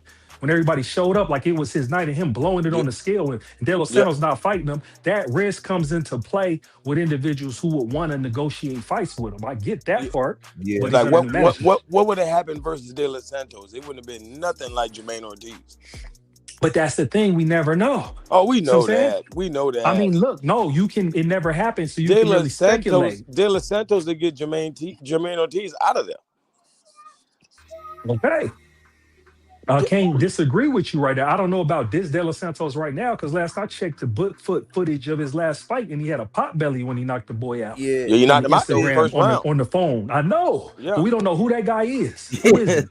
What was his record? He probably had like 12 losses but on we his saw him record, do it right? to Valenzuela, so we know he official. Yeah, we know he's official, but remember, he got up off the ground and he came back from the dead. Rios. That means Whack he that ain't boy. nothing to play with. That means you can never Exactly. count him out. Like I know, Keyshawn but- don't want no parts of nobody that he could put But- down and that can get back up and be that deadly. But Calico, here's my problem with this. I don't understand why Top Rank didn't make it good with De Los Santos and let him headline a match. Let him fight for a title somewhere. Negotiate him. He's a fighting on the Cuban. card. They be hating on them black Cubans, bro. I hear you. You feel they hate on Andy Cruz to fight Keyshawn. Yeah, I they hear hating on you. them boys. You They ain't. hating You on feel them. me? I'm That not. boy- One thing about it, I man, ain't he part of beat Keyshawn Muay promotion. Thai. He beat Muay Thai. I'm gonna be honest with you. Andy Man, Cruz, but he just didn't have hey, no thump. If I he had know, the but thump, Just to be clear, he didn't sit on it. Hold on. He Dominican. Yeah, but no. though. Just to be But let me Dominican? add on to He's that, Dominican? Calico. Hey, Calico, though. yo, You absolutely right about Andy Cruz. Did you see how he kept switching stances, orthodox Man, to beautiful. southpaw? beautiful But boxing. he don't. But the problem, Calico, No is thump. he didn't sit on his punches, Yep, and not he one got of the thump. Bozy in the mid rounds told him to press, but he only pressed for like a half Like a Muay round Thai's and didn't get face, to dancing. Muay Thai's face was fucked up. You know, I know, but what I'm but telling nothing you, he stopped didn't him. get Like he never backed him up. he didn't get credit for, you feel me, tagging the boy up off the back foot like that. If you like boxing and hitting and not get hit, you know, he was clean. Yep. That was a clean fight. Man, that Muratalla was just a stayed ninja. right there in front of him. But was he a was ninja. dancing on him. If you go back, because the one thing they don't give him the loss, but I watched it live. Hey, He's switching the southpaw to orthodox as he's walking beside him Now, and just tagging now, him and now, sliding him. now put the two fights together. With Andy Cruz's performance and Keyshawn's versus Jermaine Ortiz, we know that Andy Cruz is not going out like Jermaine, bro. He's gonna be moving, but he's gonna be letting his hands motherfucking go, and that brings a whole new element. I know, but the one thing about it is Keyshawn's tape is Power. real. He'll turn a He got somebody into a nobody, though. Because he'll make you look just like the bum that you don't know that he did that on tape with. Because he fights off his front foot. He got a jab that hurts. And he understands his distance and his range. You feel me? Like real talk, he sparred with Shakur. They really be fighting. Y'all act like they want to fight. They fight in the gym. That's why they be working cats when they get in that ring. You feel me? So if you start from there, he got range, he got hard jab. But the thing with Keyshawn is why Keyshawn is dangerous for Andy, because he sits on all his punches. And he'll eat those. He'll eat Andy's amateur to get a point to bang you with his three-piece, and he's mixing it up and down in the body consistently. Blaze, let me ask you something. We like you here because you would be a good resident Keyshawn fan. I like that. But listen, just be honest with me. What is Keyshawn's kryptonite? I don't know, man. You tell me. Defense. What's his kryptonite? The pure boxer. Okay. And it's pure Andy, boxer. right? That's the last person that beat him, but it was amateur. And how Andy fight, he can't beat Keyshawn fighting like he fought Mortala. No, I'm just saying his style. Like, see, if you give, like, if somebody got space, time, and distance with Keyshawn, like, because I don't take away. Look, the channel's called Bodywork. I give Keyshawn full credit. He stopped him with Bodywork. Like, I can't say nothing.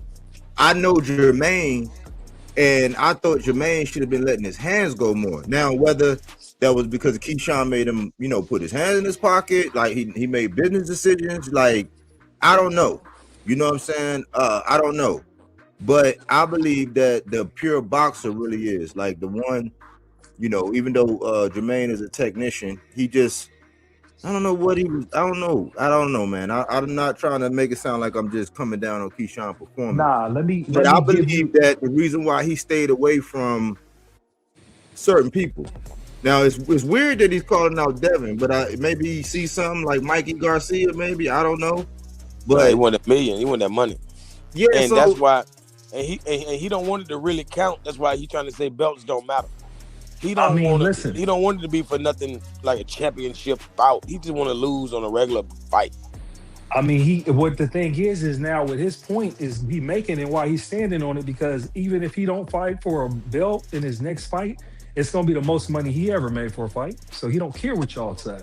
Yeah, bro. Belt or not. Because but that's where he's elevated to stop himself talking too. that. Like everybody falling for the okie doke. With all this not want to pay sanctioning fees, not chase legacy and get belts. The reason people like Bud Crawford is campaigning that, because Bud Crawford don't want nobody to ever outdo him.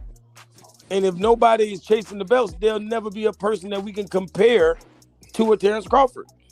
We'll never be able to say there was going out. My check. You going out, Calico.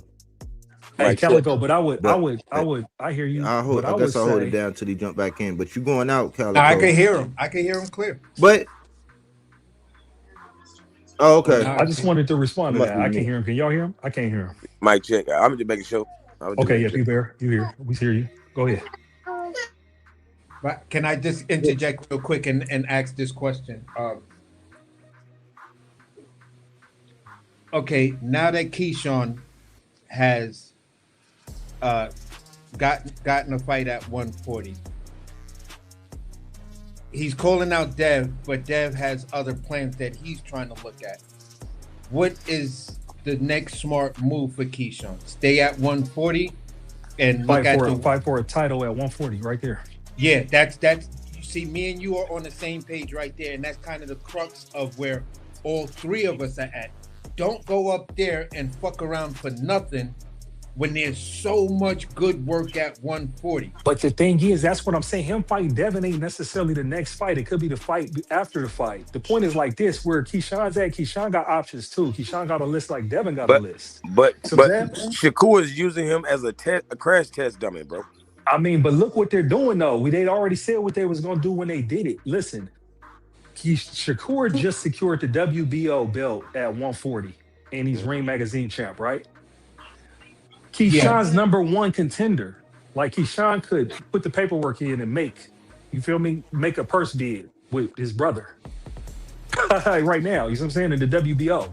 So they're about to do what they say they're gonna do. Keyshawn gonna move up. Keyshawn gonna fight somebody else. It's that he's not gonna put who he's rightfully supposed to fight, and that's his fucking brother. That's why it's like, hey, y'all don't gotta like it or not. They just standing on their business. And these kids is making the most money they ever made in their career, and they about to fight somebody.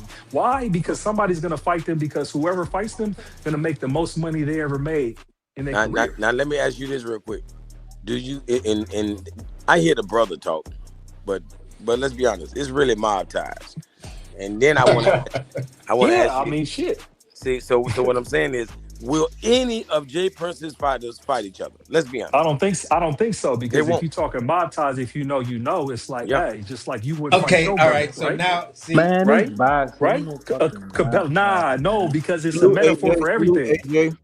You don't box, but it's like if you claim your boy from the trenches, would you clash with him? Okay, No. so I got this question for you, and this is where, when people talk about the dynamic of Jay Prince, I know the dude from the music industry. That's where I first had encounters. He slimed out a legend. Yeah, I already have. Yeah, whatever. man. Listen, So, I don't. We already know. Jay Prince was It's dealing Don with. King. No. Jay Prince Rap a lot. was We dealing know. with Anne Marie. He was dealing with Anne Marie, right? Mm-hmm. They're both from the same area.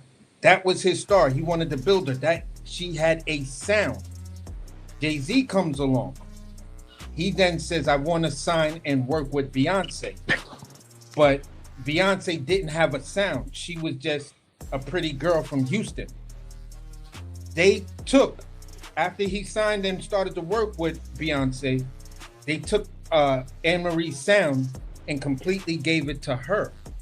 So the dynamic of how Jay Prince may want to move, because sometimes how you move in one sector when you're dealing with stars will be how you move in the next sector when you're dealing with stars.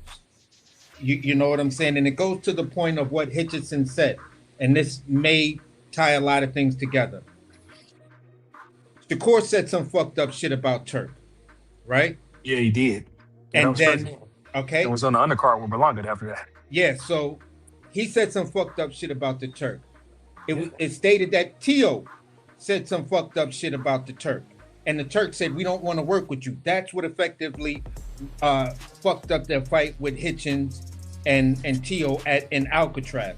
So Turkey crashed them together, huh? For the disrespect. They don't want to do business together. Now, here's the thing. We just saw the two dudes who disrespected the Turk fight. Ain't that gangster? He made them crash into each other. And anybody who knew that fight knew that Tio didn't stand a chance because he keeps his lean hand down. He swings it at his waist. And the boys in the high guard are going to punch over your arm every time. But the whole point I'm saying is this. Within the business of boxing, whether you're two guys that want to fight or whether enough money comes in or I can make enough money that says, you know what, at the end of the day, fuck all this bullshit. Y'all want to fight? Y'all gonna fight. Two dudes disrespected the dude, and yet two dudes got to fight on this guy's dime. That's the question. That's where I'm like, you have situations where the business of boxing and the darling children get a certain amount of leverage, and that leverage is okay. You can make me money, so I'm willing to overlook the stupid shit. So he turned a blind eye for Shakur, and then he did this for Shakur Bud and got him the Tio fight because everything, in my opinion, was on the strength of Terrence Crawford. Terrence Crawford was the one in the video when Tio's there, whatever. He's like, yo, you gonna sign that contract to fight my little bro, right? You ain't gonna run or duck from that fight, right? So if you are their ambassador and you put in that work and then you say, yeah, don't listen, let me talk to him. I'll get him to apologize and stuff like that. I'll get him to come out and make a public apology. Just don't do him like you did Tio. You see what I'm saying? You see where I'm trying to go with this? So on the strength of that fight happening, that was on the strength of Terrence Crawford, in my opinion. Because said he wanted it, man. And Turk said he don't want to do business with Tio. But yet you went back on your word to do business with Tio because Shakur asked for it. No, because you said because Bud asked for it. But I just want to be clear about this. If y'all understand this with Tio, everybody wanted Tio to get whooped by a black fighter. We don't care. You feel me? A real whooping. And a real whooping. Not no goddamn boxing. He made him apologize for slavery, man. How much more do you want him to do with a jab? No, I won't, bro. I guarantee Brian Norman Jr. Brian Norman Jr. knock him out. He made him apologize for slavery, bro. Fast, bro? Huh? Real quick, bro. Yeah. Easy work. Y'all can keep going. I didn't care if Tio, what the fuck Tio said, bro. Like, Tio is a clown. Exactly. Like, come Kick on, his bro. ass. It's boxing. Get him out of here. Like, I want to sleep. What Tio is. The He problem will? is Have him fight another black boxer. They're going to knock him out. Shakur is Davian and Lil Boy and Keyshawn. If I was Keyshawn, and if you can ask any real boxer, Zab and all of them, they always said on TikTok and all that. They said, oh, if somebody was trying to Lil Boy me, oh yeah, we fighting. Or we this, that, and the third. It's not none of that. Bro, Floyd fought both of his friends, Chop and Zab. Like, this ain't no friendly shit, bro. We gonna see if they stand on it, man. They might fight, but probably not. Mob ties, you feel me? Probably not. You know, like I ain't gonna lie, Keyshawn gonna say they just something. Gonna keep hand lighting fights with each other. Keyshawn gonna say something in the public to like a Stephen A. Smith or something. It's gonna start some shit between them. They gonna fight. That's what I'm saying. It's media, though. They've already done it because Keyshawn can't handle being a superstar, bro. I'm telling you, he's not gonna be able to handle this shit.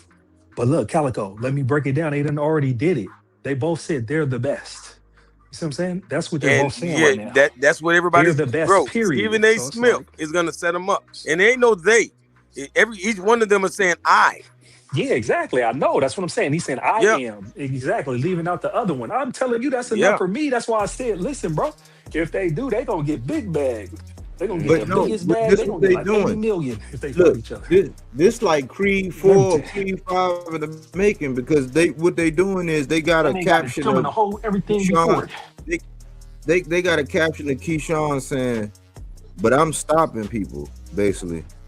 Yeah. And Yeah. if you look at it, that's why. See, people they all on they on the thing right now. That thing throbbing right now for Shakur. But the reason why Keyshawn is up there because he's a more exciting fighter.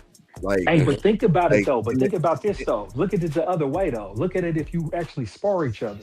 You guys want them to fight. They've been fighting. That's why it's like, hey man, them guys hold the line. You guys is a but problem because every time they got fights coming up, they're gonna be sparring with each other to take you out. You feel me? all right, but And look, then you but can this just say, thing. hey, if Shakur want to box and box you out, cool. If Keyshawn's gonna continue to sweet sauce it, like you said, break people down, then they're gonna be like, hey, Keyshawn's better than Shakur. So Blaze, Period. let's do this. Let's do this though, Blaze, real quick. Let's do this real quick. Let's take off the hat. Let's take off the hat of them being Romulus and Remus or Wally Kit and Wally Cat. Let's take that hat off for 1 second. And let's Okay. be in the audience, in the stands, with a hat, with a jersey, with a mug and a cap, and we're fans. Yeah. We're looking at it. Right now, it's wild that Shakur got the machine behind him. He moved up. He got another pet on the wall. He got the accolade, the Olympics. He got everything. He got the whole network. He got everybody. But Keyshawn is right there beside him. And the way he's getting there, one is like, yeah, it's a good cosign. He got a cosigner, right? But the other thing is, from a fan perspective, let's keep it inside the ring. The reason why Keyshawn is right there beside him like that is because of his fighting style and the fact that he bring excitement when he fight. Yeah, I know. So I watch all his fights. okay, so when we look at it like that, all we really want to do is we want to see Keyshawn be on the road, what I call the road, 140 division, the road, like the most competitive division in boxing right now, like where you get to get it on with all the other guys. I've given him a mulligan. I'm tired of talking about him and Shakur. Okay, they never gonna fight. Okay, I'm not asking for that. We just want to see you right there at 40 where all the smoke at. And that's why I'm saying if Keyshawn don't fight Devin, Keyshawn's fighting for a belt at 140. That's just the logical options for him right now. So we landed out. And he'll beat anybody at 140. Okay, so we'll land our plane there. But AJ, when you first came on, what did you have to say, AJ?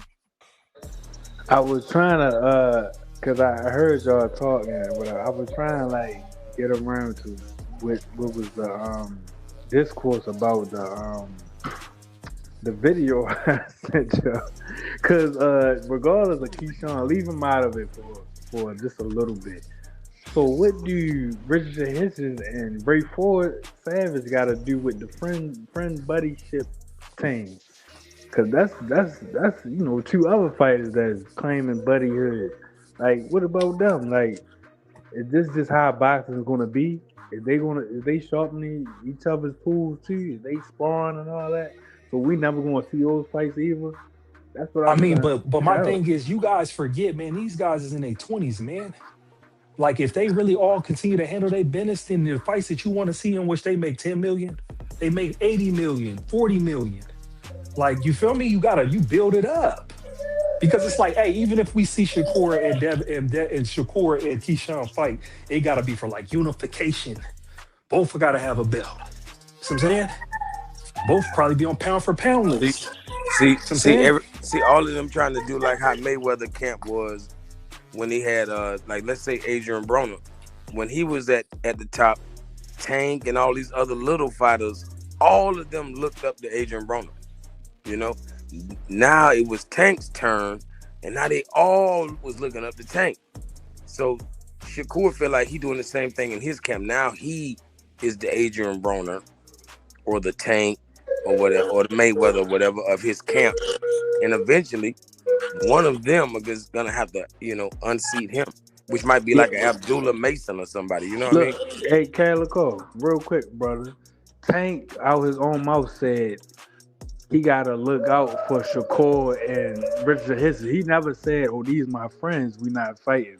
He never Yeah, said that, bro. yeah. He out his mouth. You could look it up. He said, "I gotta be on my shit because I got fighters like Shakur and Richard Hisson coming up behind me."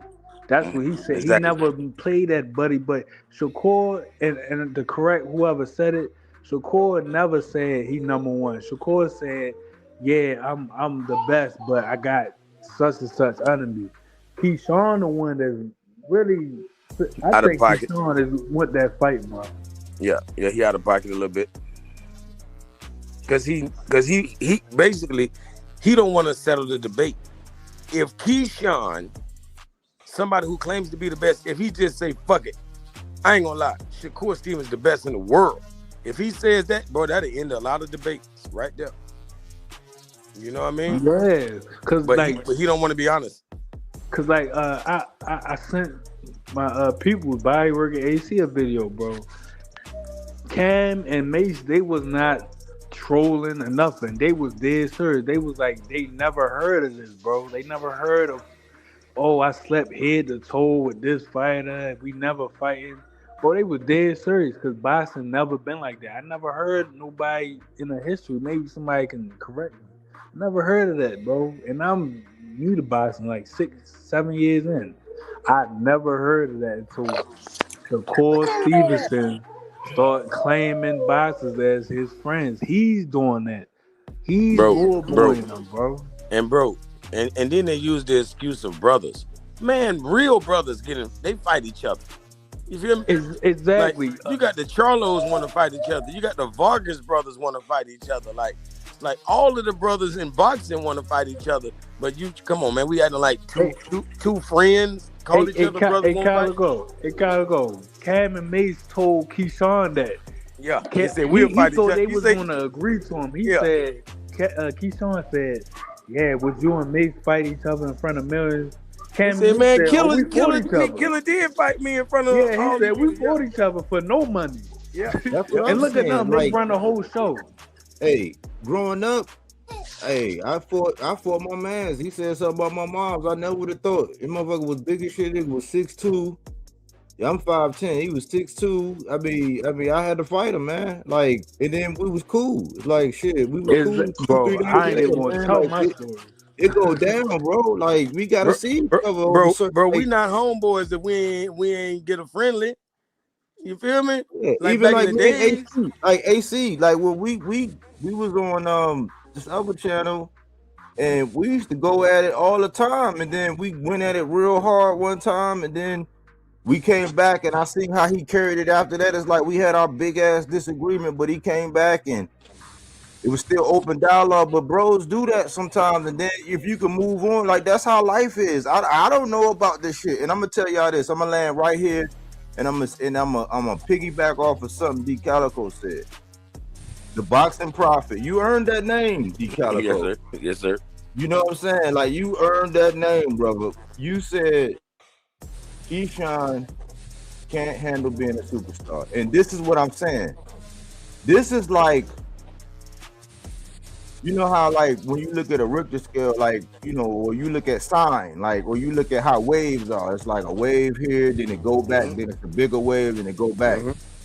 He is the type to where when he's up and he got everything and all that, like he's so extreme that he's not going to be able to handle the pressure. I'm gonna concise it like this. Tank said most of these people, when they get it, they don't know how to handle it. We've seen him implode at the hometown. He came back, he looked good in this fight, he changed and all that.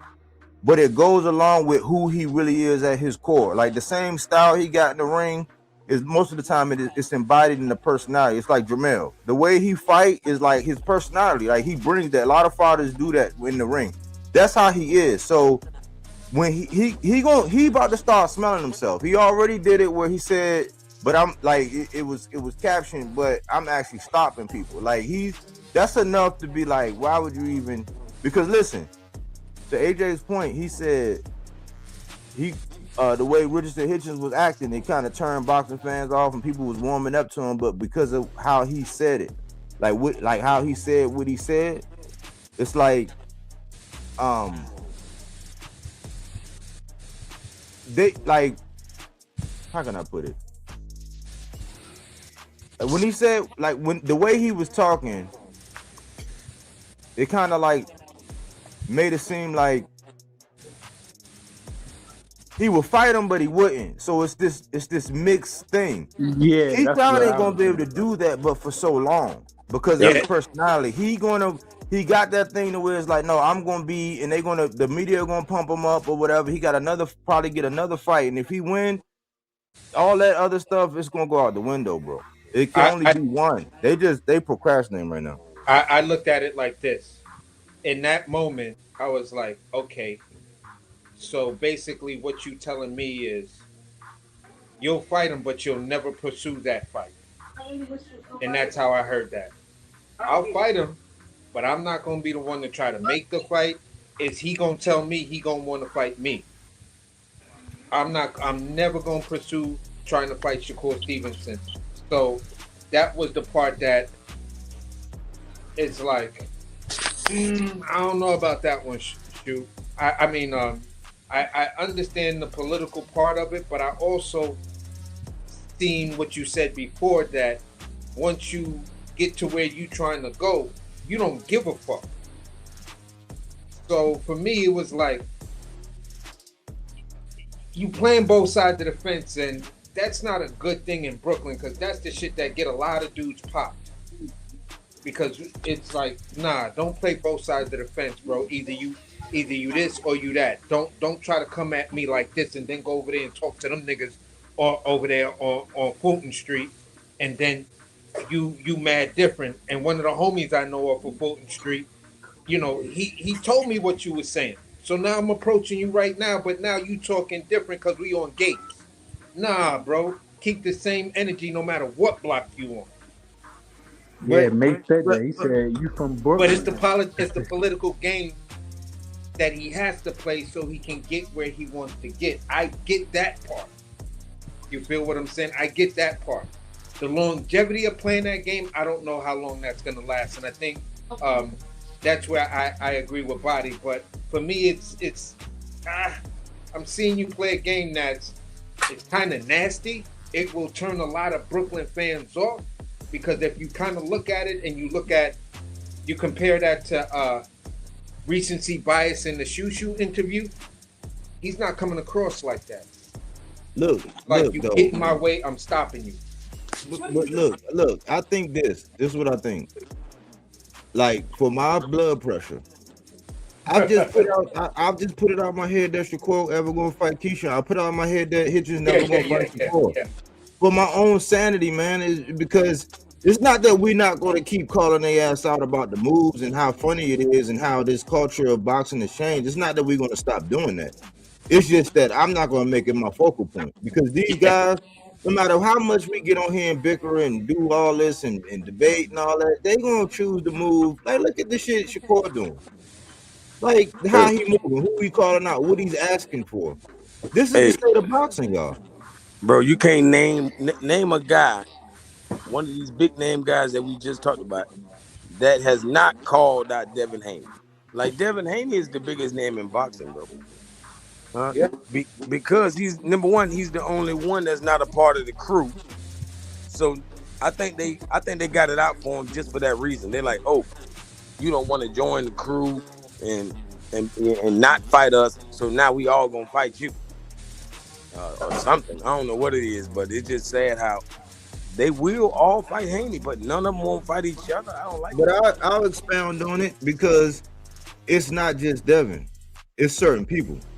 Because you throw Tank in the mix, they all saying that. I find it ironic that Keyshawn is still in interviews this week, still calling out saying he'll knock out Tank. I'm like, dude, I said your dumb ass wasn't gonna call out Tank name once you won that belt. All up into the title eliminators is knock Tank and all that. And I told everybody, nobody wanted to bet me. I said, I'll bet. I said, man, listen, I was on another Sausage Party ass channel, and I said, man, I'll bet you nobody gonna bet me. I said, I'll bet you when he win this belt, he won't say Tank name. When he won that belt, he said, yeah, it's two other fighters. They know who they are. I was like, I told y'all. Now what he Yep. doing? He might see something with Devin and all that. He Nope. might. Nope. He using the might, name the but- same way he used the Tank name. But the Same thing is, it's not just Devin, it's Tank too. Because if you put Tank back in the mix, it's certain ones. Because Yeah, think big about it. Keyshawn is barking like he will fight Richardson Hitchens. But then when it came down to it, they were saying Richardson asked for a certain amount, he asked for a certain amount, and financially it just didn't make sense right then. That's the excuse. But I'm like, how does Keyshawn get to ask for what? Like, I don't know, because you just blew it. It's like you owe your, like, I don't know. But it's not just Devin. It's like they got, I'm telling you, it's like the network, they getting quarterback by like Andre Ward and Bud, and they being told who to target and what to say, and we got you. Because it's not, but it's certain people. Because think about it. Tiger Johnson just said he would never fight Keyshawn. I was like, what? Yeah, because we sparred so many rounds. I said, what? I'm like, man, y'all. But I called it. I said, hey, boxing, like, y'all allow this stuff, it's a slippery slope because it's setting precedents. There's gonna be people coming up saying, nah, imagine if Kermel Moton and Zay Quinn were saying, nah, man, we came up in the amateur, we ain't gonna fight. It's gonna be a trend, bro. And I don't like it. For real. Yeah. But to bring it home into you know what I'm saying, to bring it home, man, let's talk about the Hirioka and Gary Antoine, because Hirioka looked like a monster. He has coming off with like a 17 to 19 month layoff, and he had the visa issues. But did you see that? Did you see how they look like side by side, face to face? Yeah, we a lot taller. Yep. Like Gary was bouncing around at the weigh-in, like he already know it's gonna take that to get with this motherfucker. Yeah, you're gonna have to get on your toes, bro. and you're gonna have to bring your A motherfucking game, because this dude can fight on the back foot. Yeah. And he do it well. Like, he got a check hook. He would drop your ass. Man, he got this thing to where if you aggressive, you can't get too aggressive with this dude. If you get too aggressive with this dude, he got a sidestep. He got a sidestep and up.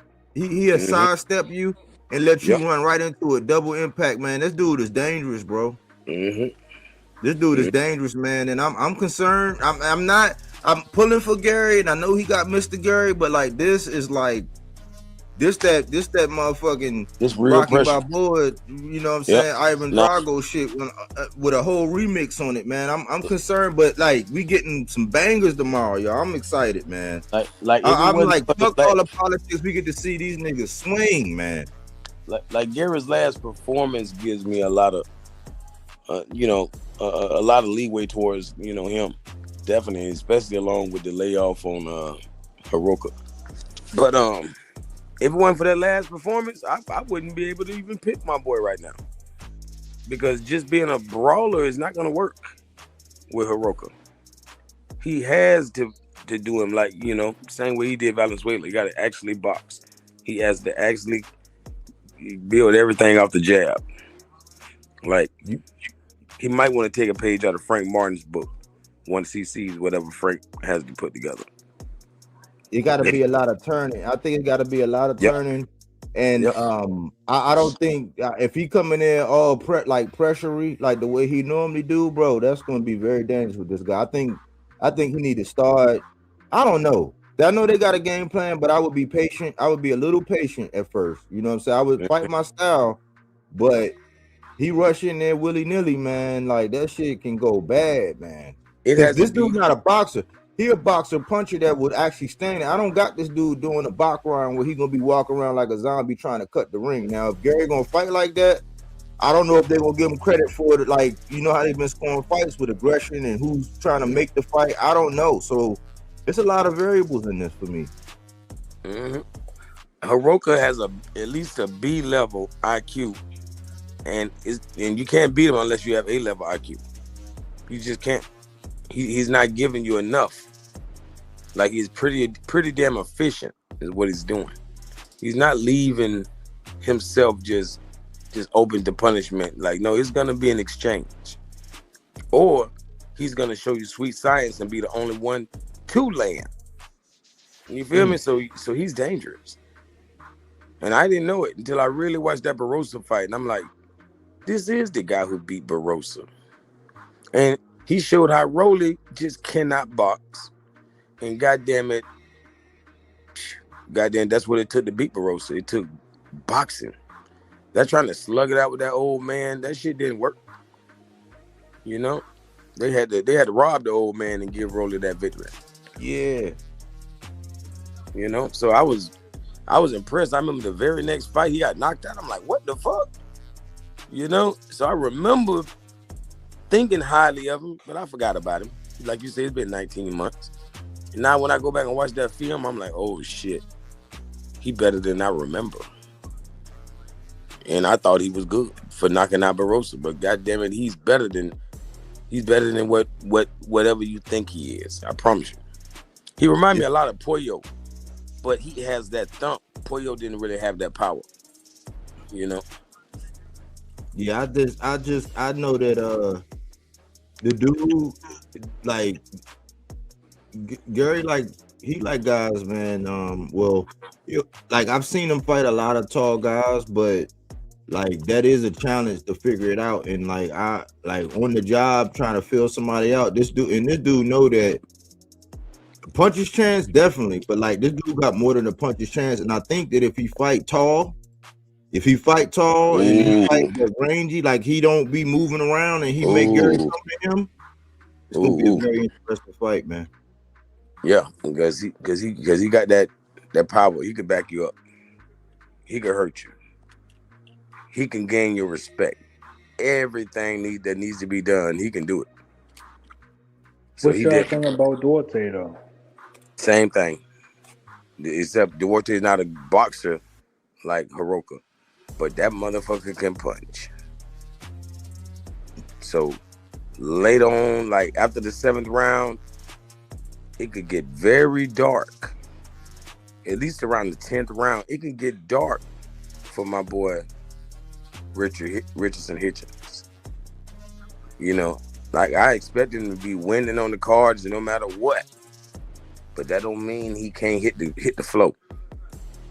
Especially late on in that fight.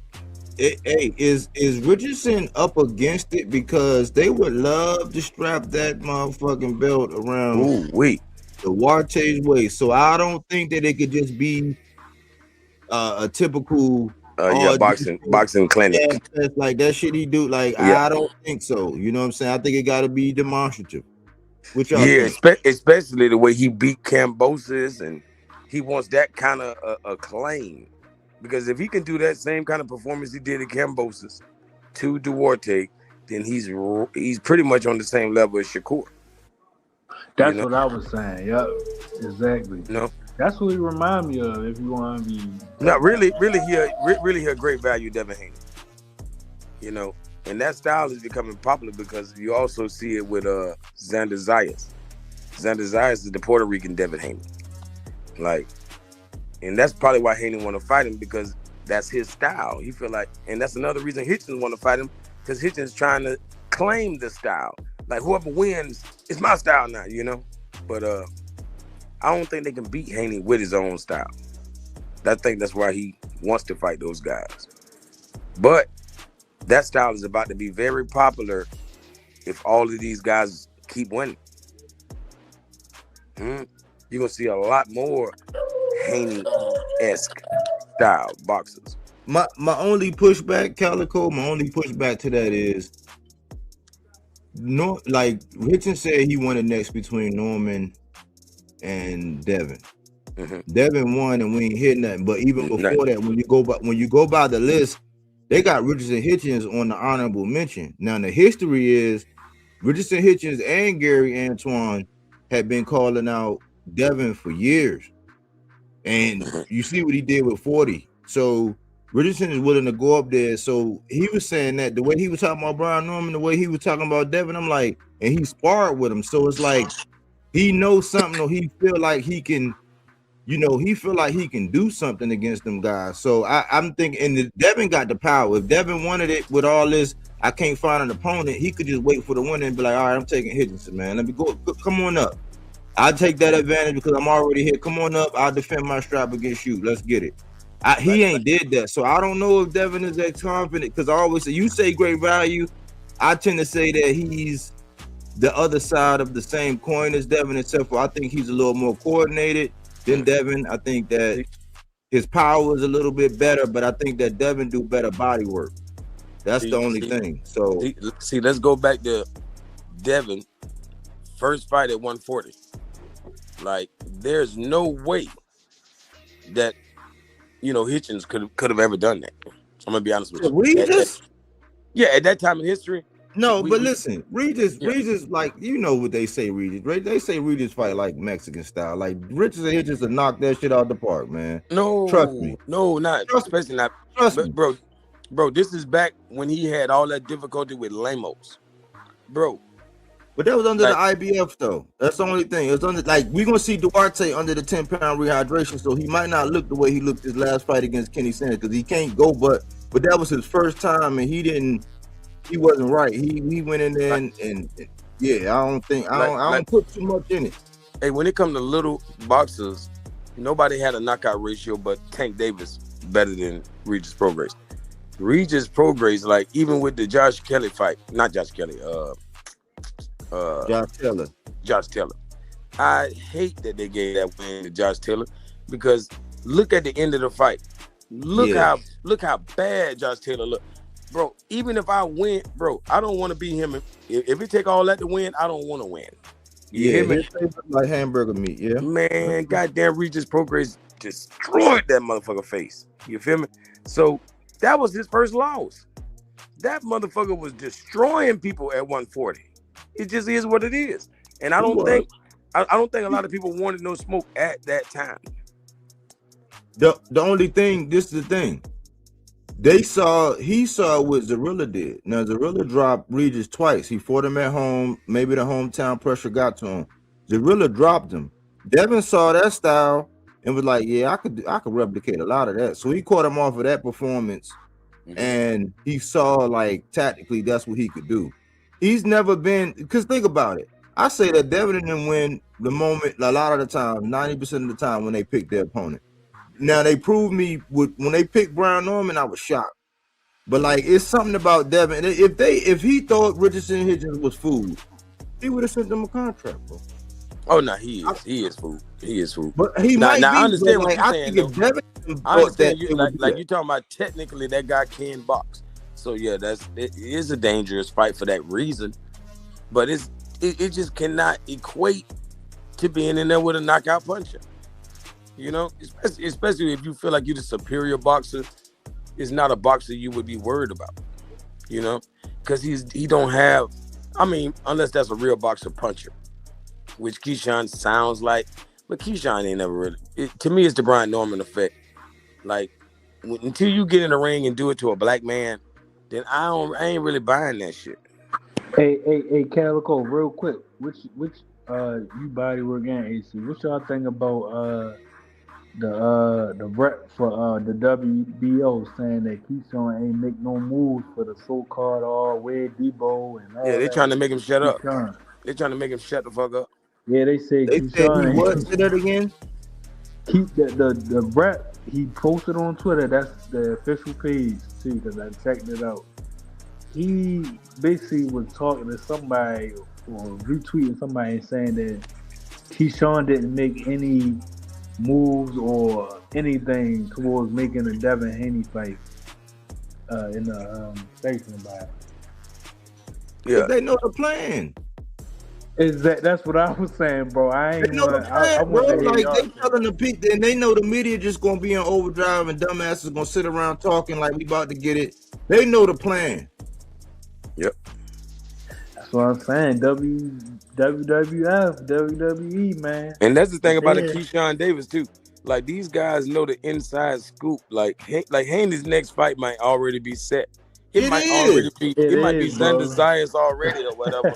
And they know before we do, so they do all this grumbling and talking all this shit. Look, Yeah. I'm on TikTok, bro. With I be on Zab Judah when he go live. Me too. He I be up there. already I be up said there. it.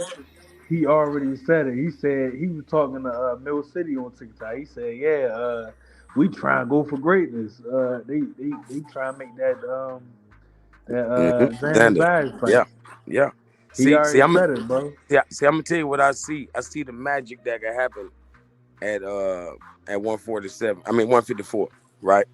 Because my boy Keith Thurman, if he pulls the upset and knocks out Fundora, it is wide open. Like we can get Keith, we can get Keith versus Josh Taylor. You know what I'm saying? I mean Josh Kelly. Damn, I keep saying Josh Taylor. I keep fucking him up. But Josh Kelly, right? We can get Josh Kelly versus Keith Thurman. If Keith Thurman wins, they could unify those belts. Haney could try to sneak in there and get Xander's belts, and then that'd just be the fast track to go ahead and just unify with the winner of Josh Kelly and Keith Thurman, which is probably Keith Thurman. You know what I'm saying? And then it'll be that fight that Haney was asking for a while back for Keith Thurman, and Keith Thurman told him, "Be careful what you ask for." Yeah, that could be some legendary shit, because that'll either put Keith Thurman in a stratosphere like Crawford, or it'll put Devin Haney in a stratosphere like Crawford. Winner takes all.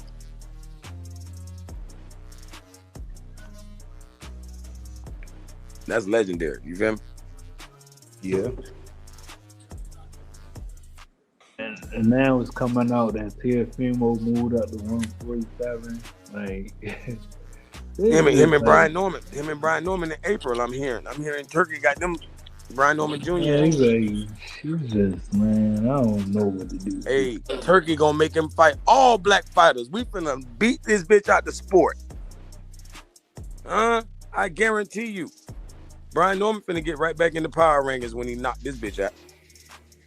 Damn, you know they gonna do T.O. like that? They bro, they food, bro, to all the black fighters. They gonna feed them to all the black fighters, bro. I promise you. Watch this. Turkey said that's the only way you're gonna get this money. You want that money? You ain't gonna be able to talk straight after this shit. Hey, AJ, who you think? AC, I don't know where you at, man, but AJ, what you think about Brian Norman versus T.O. right now? I ain't gonna lie, that would be a good fight.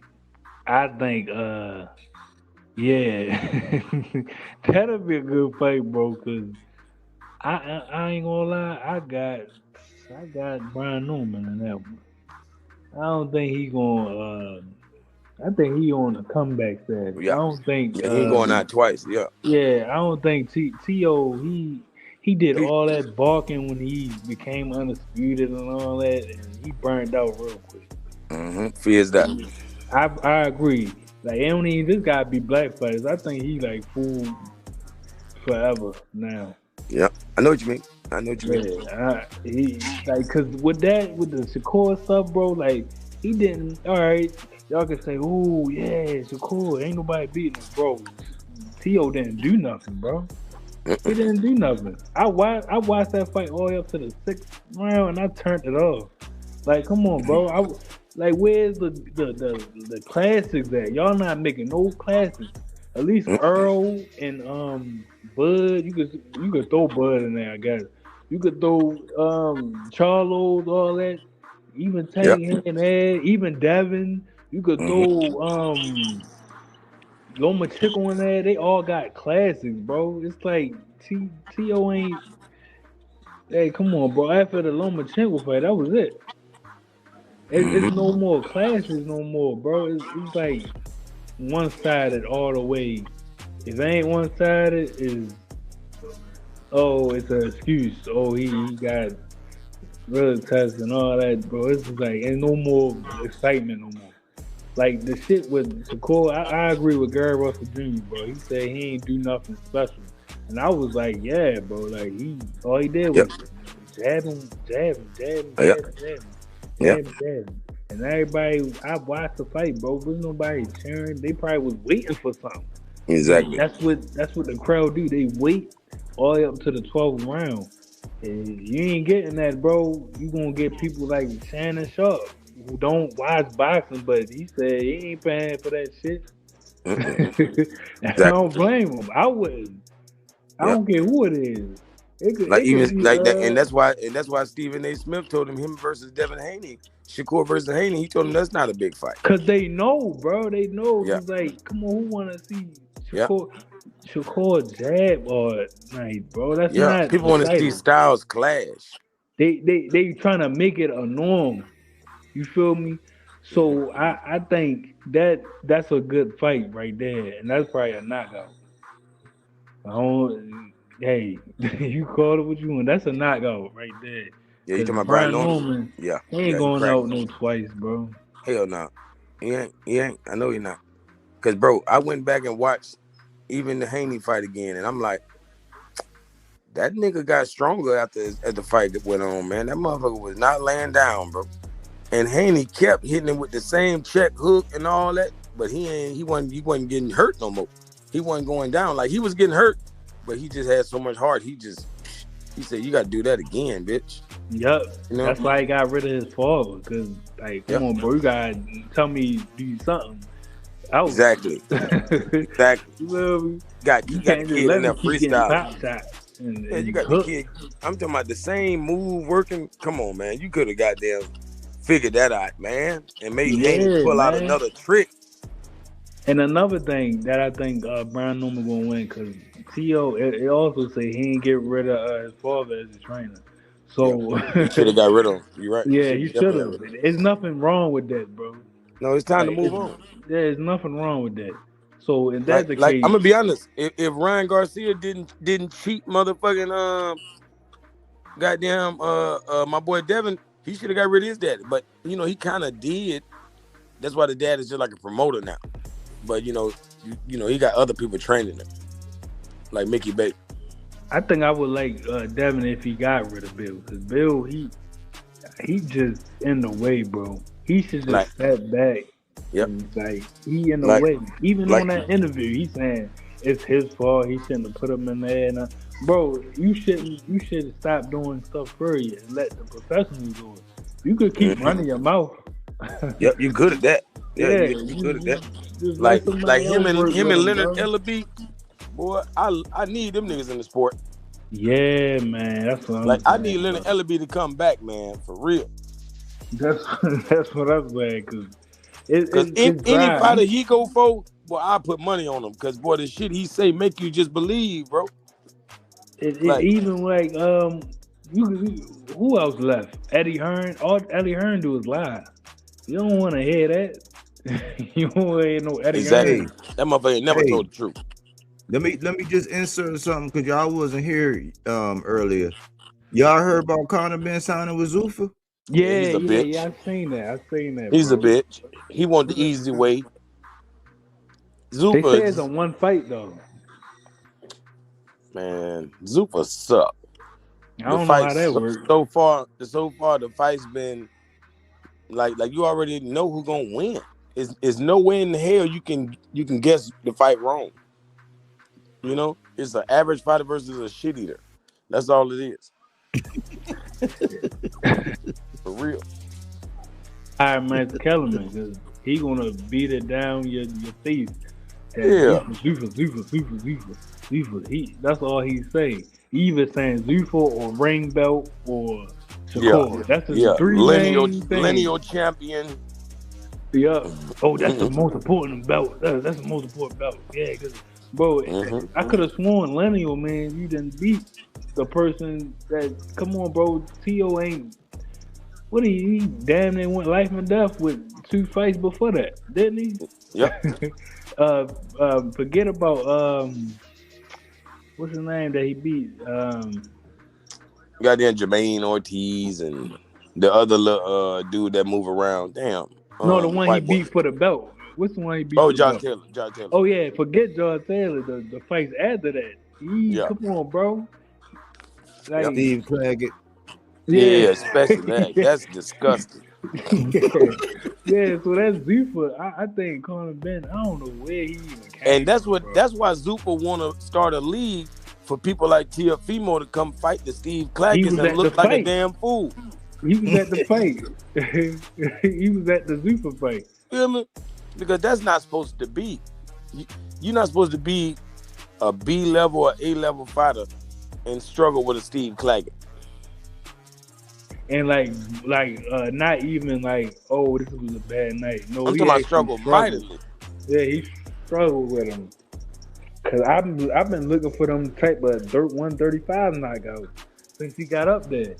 I'm like, well, damn, Hey, where they at? and why is Richardson Hitchens the biggest Keyshawn Davis fan I ever seen? Cause they all in that clique, bro. He say, Man, he want to be that nigga. You ain't see him. He even put the man glasses on. He put the glasses on like he the businessman. Cause Come on, bro. They done like, fucked him in there.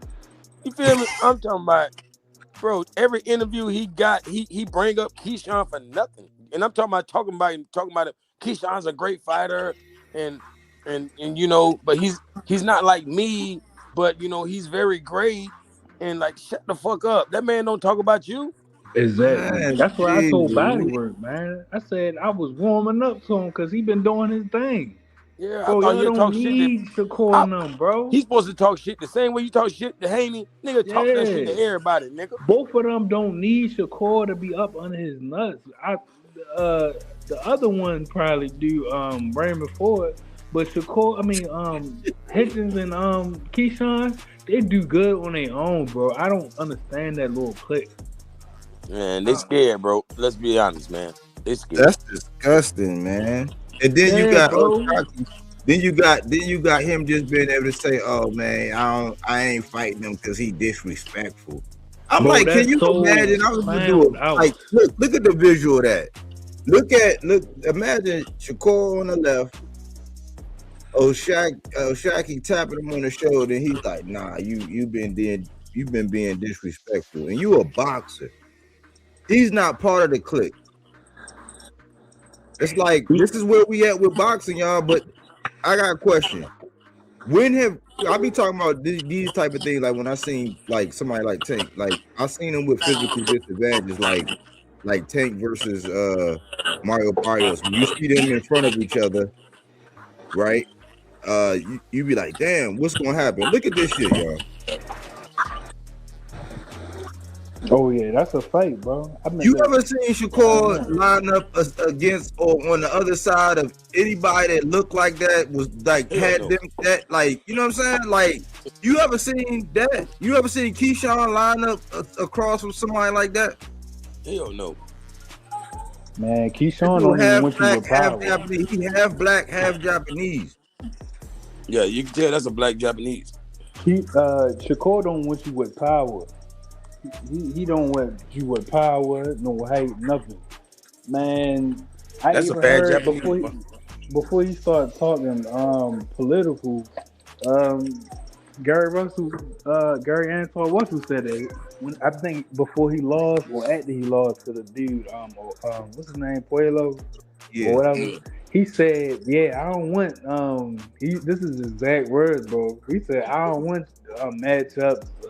I don't want to be matched up like how they do Shakur." he said, "I want real fights."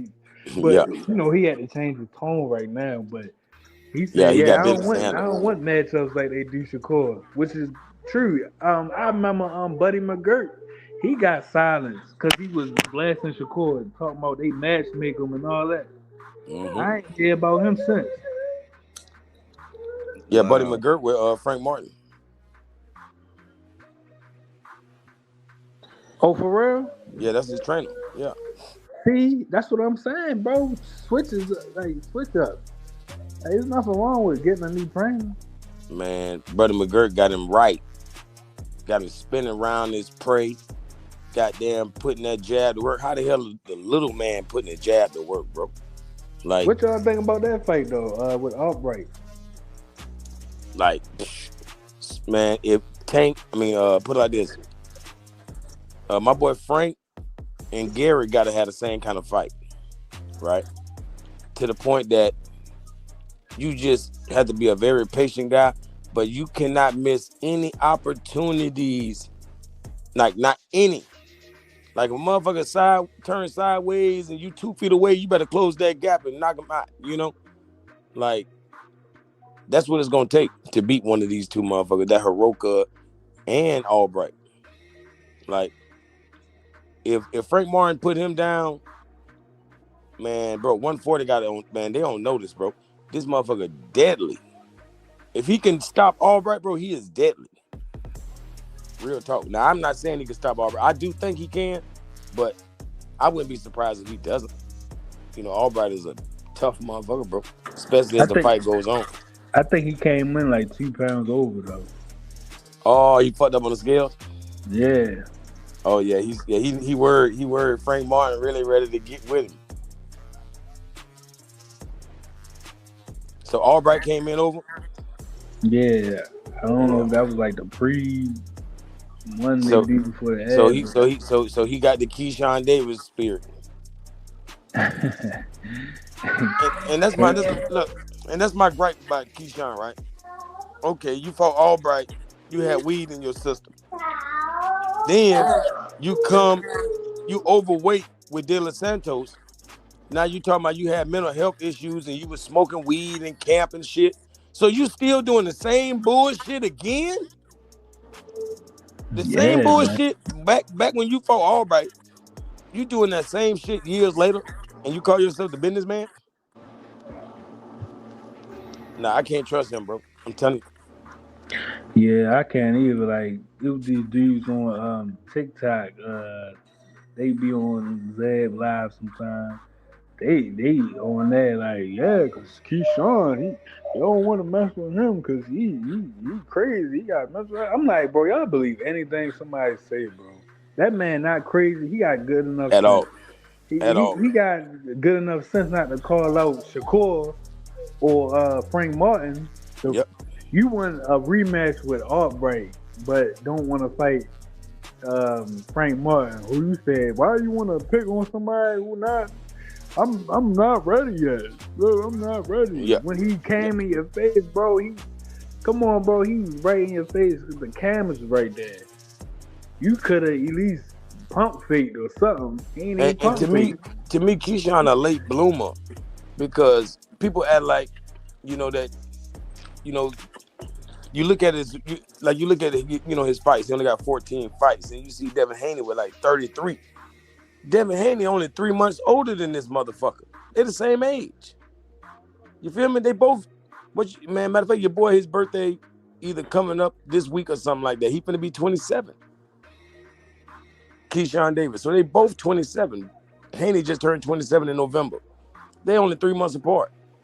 So this dude is a late bloomer compared to Haney. Haney done accomplished so much before this guy got one fight.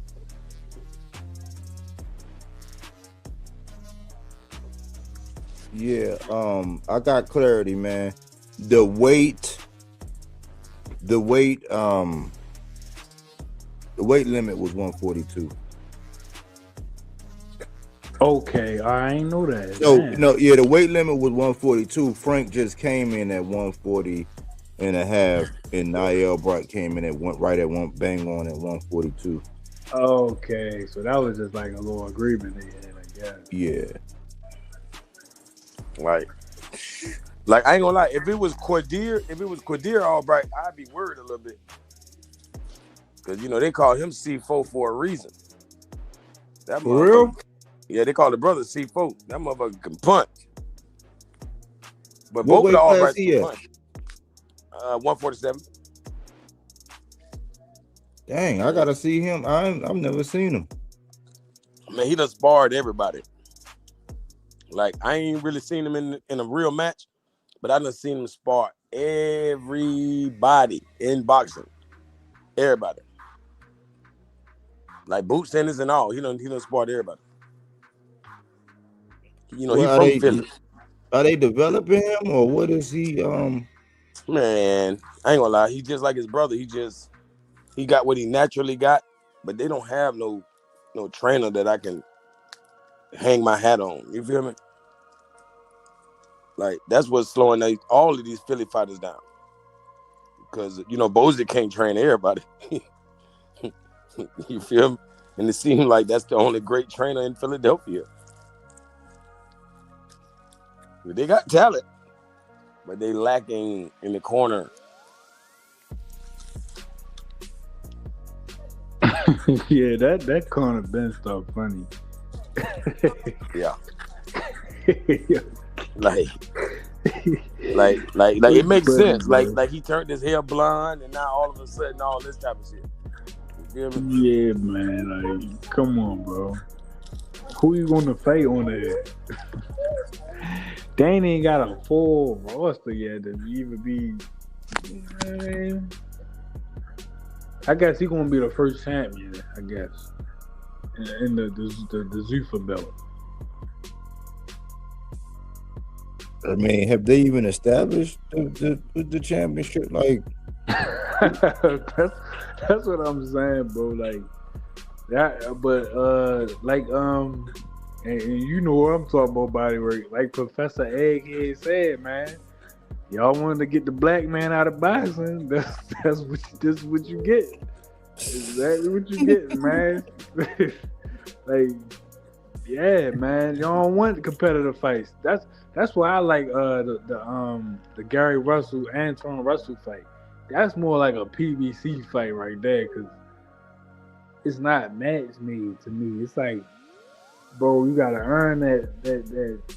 Oh yeah, I can't be fucked with status. It ain't oh, I'm a match make you, cause that dude, he taller than him, bro. And he could crack. He taller than he could crack, bro. But hey, look, you realize we in the era to where now people say, why would I fight him? Or why would I? Because he might whoop your ass, and we want to see you do something to somebody that, bro. You know what I'm saying? We like all of these guys, and I think I lost just as fast as I gained a subscriber. I think I lost one, man. Like, motherfuckers don't like the truth, bro. I'm sorry, man. if you come, man, and you don't like the truth, man, and we hit you and we smack you in the motherfucking head with some common sense, man. It's not our fault. Like, we are in, and I don't care, man. I don't care about monetization, but we are in a PUSSIFIED era, bro. These I've heard, like, bro, I heard somebody that's like highly respected in boxing, right? They do big things. I'm gonna put it like that. They do big things as far as like YouTube and promoting fighters and interviews and all of that. They made more excuses than a nigga about to go to jail for why Shakur didn't have to fight O'Shaquie. I said, man, I just commented. I said, man, this is not a boxing fan channel, bro. Like the arguments that you find people making, like something we just experienced, like some of these arguments is like, bro, are you a boxing fan or a groupie? Exactly, I don't get it, bro. Because I remember when Tank was doing his thing, man, bro, he couldn't motherfucker. Oh man, he brushed his teeth wrong. That's his weakness. Like he got to fight such and such right now. Look how fast they were saying that he had to fight Keyshawn. I'm like, what did he do? Who do we see? Like, what happened? Like these guys can have friends, they can have cousins. You know what I'm saying? They could just say, I'm just not gonna fight this guy, and their fans are making an excuse. Why would he have to fight him? I'm like, he want to go fight Ryan, who has never successful. This will be his fourth shot at it. He's already been through. Like, he done had the drug treat. We seen your response. You consoled Devin and said, nah, you know what I'm saying? Yeah, Ryan cheated him or whatever. Now you want to fight him at a 144, but you, and the thing that you said you want to do, go back down to 35. You don't even want to entertain O'Shaquie meeting you at 35. That's like meeting in the middle. That's like Tank going to go get Mario Barrios at 140 and then drop it all the way down. And you didn't even got to drop all the way down to fight like Leo Santa Cruz at 130. All you got to do is go to 35 and get it off your chest. You want to fight this nigga outside the ring, but he sent you an offer, said he'll pay your fee, get you re-standing in the state of this camp. You just got to come see me. And these fans are out here arguing. for his Body work. BFF and him to have their relationship that they got, and for that they don't gotta fight, and that they accept that he's never gonna fight Hitchens and Keyshawn's never gonna fight Tiger. This is the PUSSIFIED era that we're living in, y'all. And bro, every name you just named, Haney got to fight all of them. Devin Haney got to fight everybody you name. But none of them gonna fight each other.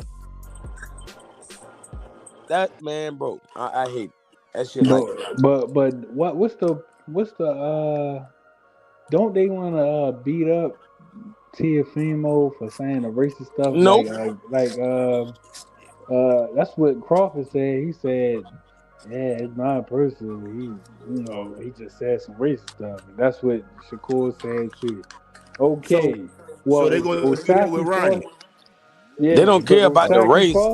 They don't care about the race. They care about the personal jokes. Like he said something about my mama.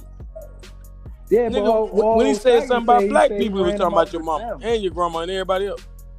Only thing O'Shea said, he ran him out the gym, bro. What do that gotta do with outside the ring?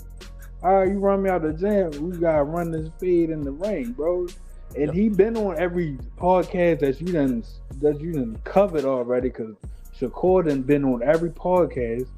All right, he been on them too. They probably like, well, dang, O'Shea was just on here too. Y'all can do a little, you know how Gilly and Wallow do the little podcast before a fight. Y'all can do that, bro. He don't want to fight that man, and it's not because they don't bring enough money. No, bro, it's somebody that he don't want to look. I forgot who said it. He just don't want to risk not looking good for people that move on to the next fighter anyway. Black fight fans, whoever fight fans, bro, they're gonna move on to the next. Like, I don't even think people talking about that T.O. fight no more. They moved on. But that's how the insecurity come in, because that's why Shakur, that's why Bud and all of them, they gotta keep going on podcasts and stuff to stay relevant, bro. Like if Shakur ain't going on a podcast, he tweeting. If he ain't tweeting, he on social media, whatever social media. Bro, make that fight with Shakur, watch how your star rise. And I ain't no matchmaker. I'm just saying, go ahead and fight him, bro. You don't got nobody else to fight. No, I didn't see nobody calling. When he beat Theo, call out Ryan. Bro, nobody asked for that. He pulled that out his ass, bro. He pulled it straight out his ass. And as soon as and if it wasn't Ryan, guess who it was going to be? Pitbull. Come on, bro. This is his words. Lucrative. I want the lucrative fights. I want the that's a big money fight. Bro, no, it's not you getting the game fucked up. Tank ain't had to fight Frank Martin or who was before that? Frank Martin and who else? It was Ryan. It was at the Ryan. It was just Frank Martin. Oh no, Frank Martin and Roach. He ain't had to fight them two. As far as I'm concerned, people were saying they'd rather Tank fight nobody than fight Frank fight Roach. They said, I'd rather him fight nobody than fight Roach. But he ain't had to fight him. But guess what? Everybody called for a rematch. Nah, y'all was cooking, bro. I didn't want to interrupt that cook. Y'all was too hot, man. Bro. Cause like I told you, AC. I told you, Bodywork. I told y'all, man. Like, I want to see boxing up there with football and basketball ain't really doing that much good. They could take that spot. They don't want to take that spot because there's too many hands in the pot, bro. They want to be greedy. They don't want to take that spot as the top of the sport where everybody fighting and all that. They don't want to do that, bro. Let me. I forgot something, man. Like, let me tell you something else that bothered me about that whole situation. Do y'all recall the interview when I said, is it a bad omen to get, 25-0 before you're 25-0? Y'all remember when I asked that question when he went on there and did that interview with the Watch guy? Or did y'all recall that interview with Now Shakur? what you mean by that though? Huh? Now what you mean by 25-0 before 25-0? Let me make sure. Let me double check because I got a lot of facts up here. When he went on that show, he went on the show with the watch guy. Shakur Stevenson went on the show with the watch guy, the same guy who he gave Bud a pound for pound #1 watch. That was his guest when he got his watches and all that. Well, Shakur Stevenson sat down with him, and it's a thing where after they ask the questions or do whatever, then he sit down and pick out all his watches. So he was picking out these different timepieces, like thousands of dollars, like, you know what I'm saying, cumulative, just thousands of dollars, right? And the dude gave him a watch that said 25-0 on it before he fought T.O. This is like weeks before he fought T.O. Yeah. When he was 24-0. And I came out on the show and I said, is that like a bad omen? Is that like touching the belt? Is that like saying I'm 25-0? I said, that's risky business. I said, now he got to stand on it. Now, we saw the fight and that happened. What bothers me is that people will get on here and campaign and say how much money these guys is making. But they never realized that this guy got rental properties. He was on the show buying all these watches. And they try to convince us that paying the cost of business to the sanctioning body is nothing. I'm like, that's how I understand you don't understand business and how it works. But I'm like, how you bought more in watches than your sanctioning fees? Exactly. You bought more in watches than your sanctioning fees, bro. And you're not gonna hear that nowhere. You bought more in watches, bro, than your sanctioning fees live on TV. And nobody says nothing. But I'm a hater. You know what I think it is? I think they trying to play both sides. I think they fight for the belt and agree to everything the belt asks for, the same somebody asked for the media and the YT people for that side of the fence. Then on the other side, in front of everybody, with the black side of the fence, they say, "Oh yeah, y'all charging me, you know." Yeah, I'm not paying that. Yeah, you already done fought for the belt, bro. I already done fought for the belt. Like, so it's like a high moment. What's his name? Tanner Crowder on the Pivot podcast. Yeah, he told it straight up.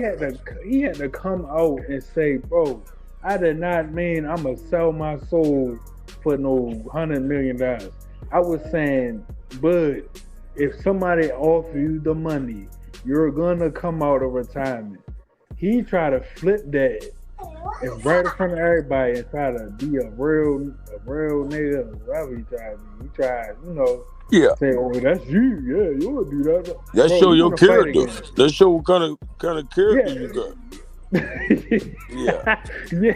Yeah. And Chan Crowder said he's like, when Bud fights again, everybody owe me a apology because he's gonna fight again, bro. He did that for the cameras, bro. Like, come on, bro. He not no come on. The dude only fight once. He only fight once a year, once every 16 months. Anyway. So people think he retired. No, he taking his damn normal break. They made a whole Calico. They made a whole edit when Bud said that. Like, man, he made him look dumb, bro. Y'all knew what he was saying, bro. Exactly. Y'all knew exactly what he was saying. And then he want to sell his soul. He's saying, I keep telling people in the comments, bro. I'm like, so all of a sudden, fighting for millions of dollars is selling your soul. Hey, Calico, he told Andre Ward he was going to come. He was like, if they asked, what about $100 million? They laughing like, oh, I'm counting back. Yeah, well, that's fine. He was laughing and giggling. Mm-hmm. But when he on there in front of people that's not boxing people, oh yeah, I'm a real dude. I ain't selling my soul, bro. He never said he want to sell his soul for $100 million. He said, would you come out of retirement? He said he wouldn't do it for nothing. Just like that. Come on, bro. Like they make it to where though you got a question like Bro, is y'all serious? Like he tried to normalize leaving his girlfriend or his girl that he was with. They was looking at him crazy. I watched the interview. Bro, I don't even like that aspect, but they okay with that, and you know, looking at him like he not a sellout for, you know, the $100 million. Man, bro, I hope that new baby mama hit them pockets, and I hope his motherfucking old wife. Old wife hit the motherfucking pockets. I bet he come back and get $100 million in. I bet he come back begging for a motherfucking big fight. Come on, bro. But look, y'all. Like, I wouldn't even get my blood pressure high because they got the network. So when he come out of retirement, this blockbuster deal, they gonna say, "But man, you wouldn't turn down that kind of money. He make more money than you," and so it's not going. It ain't no, because he said things and done things before, and then went back and Shakur's playing the same playbook. So where they say one thing and they do things and then things change. Like, nah, I'm not fighting no Earl Spence. That fight's behind me, man. Tell Earl get his draws out his butt. You know what I'm saying? Like when he got in the accident. You know what I'm saying? He told Barak he didn't eat, and then when the fight was right there, he, like Aaron Jones, he want to check the books, he want to cook the books, and you know what I'm saying? He want for every kernel of popcorn he need 5 cents. Like this dude, he went ham. Then he left him at the altar. He left Earl at the altar. He knew how bad Earl wasn't undisputed. You know what I'm saying? Yeah. So they've got a history of saying and doing things and then changing their mind. Nah, I would never fight Canelo. That's weight classes for a reason. Weight class for a reason. Oh, yeah. And then later on, when the fight get announced and all that, then his coach come out and say, "Yeah, man, we been should have went up there. We was doing this and this." And I used to say it in real time. I said, "Man, y'all know when he was at 135, the man is on record saying that I wouldn't eat for 2 days, bro. Yep, I wouldn't eat for 2 days. Like, bro, I'm like." But he got big and then he developed, and like look at his age and the time when he developed and the what. Then he had the snack stuff, and you can't talk about everybody a weight bully but him. Everybody a weight bully but him. Yeah, but he could talk about everybody. He could talk about Pacquiao and suspected use. But then when people say, "Hey man, it's kind of odd that at your age, if you filling out the way you fill out," because when you look at him in his frame, man, his head that got big as hell, bro. Hey, bro, that's not getting into this, cause that man head done swole the fuck. But that's why you can take a punch. That's why you can take a punch. That motherfucker head done swole up. I don't care what nobody say, bro. The way that punch brushed off his head, and he ain't do nothing but Gamboa rocked him. Everybody seen Gamboa rock that man, bro. Even Calvin Velasquez, the one he always try to big up. Yeah, Calvin Velasquez is better than anybody on Spence's resume. Yeah, he rocked you and put you down, but Canelo can't, bro. Nobody else. We ain't gonna get into that though, bro. Hey, watch this. Hey, I'm gonna tell you something people won't admit. Terrence Crawford is living Errol Spence's dream. That's what I said. That's why I can't, like, that's the only gripe I had against Earl Spence, bro. Like, bro, you know that man winning his spot, bro. Hey, and tell me exactly, and would do anything it takes. You don't even know what that motherfucker might bring in, whatever. You like the fight before that, he busting out his gloves, so we know what time it is. But you know, like literally, this nigga said he was not. Don't bring up like, hashtag busted gloves, the Calico. Like, bro, he denied Errol Spence a rematch at 154, right? Said no, you gotta fight me at 147 because he want that advantage. Then he motherfucking went and fought motherfucking Madrimov sorry ass at 154. And forget that, hey Calico, remember when Canelo himself said I come to 154 over the 160. It was one on. He said I fight Spence at 154, 160. Everybody was like, "Oh no, man!" And then and Spence was going on that tour like, yeah, his rate be 90-10 or whatever. He was trolling, but everybody like, oh man, Now all of a sudden, Crawford got the same fight as Spence. Oh, he did. He went to go fight Canelo, bro. He took that right up on him, and you could tell Spence, like, he afterwards. he a little salty because I seen him tweet something like recently.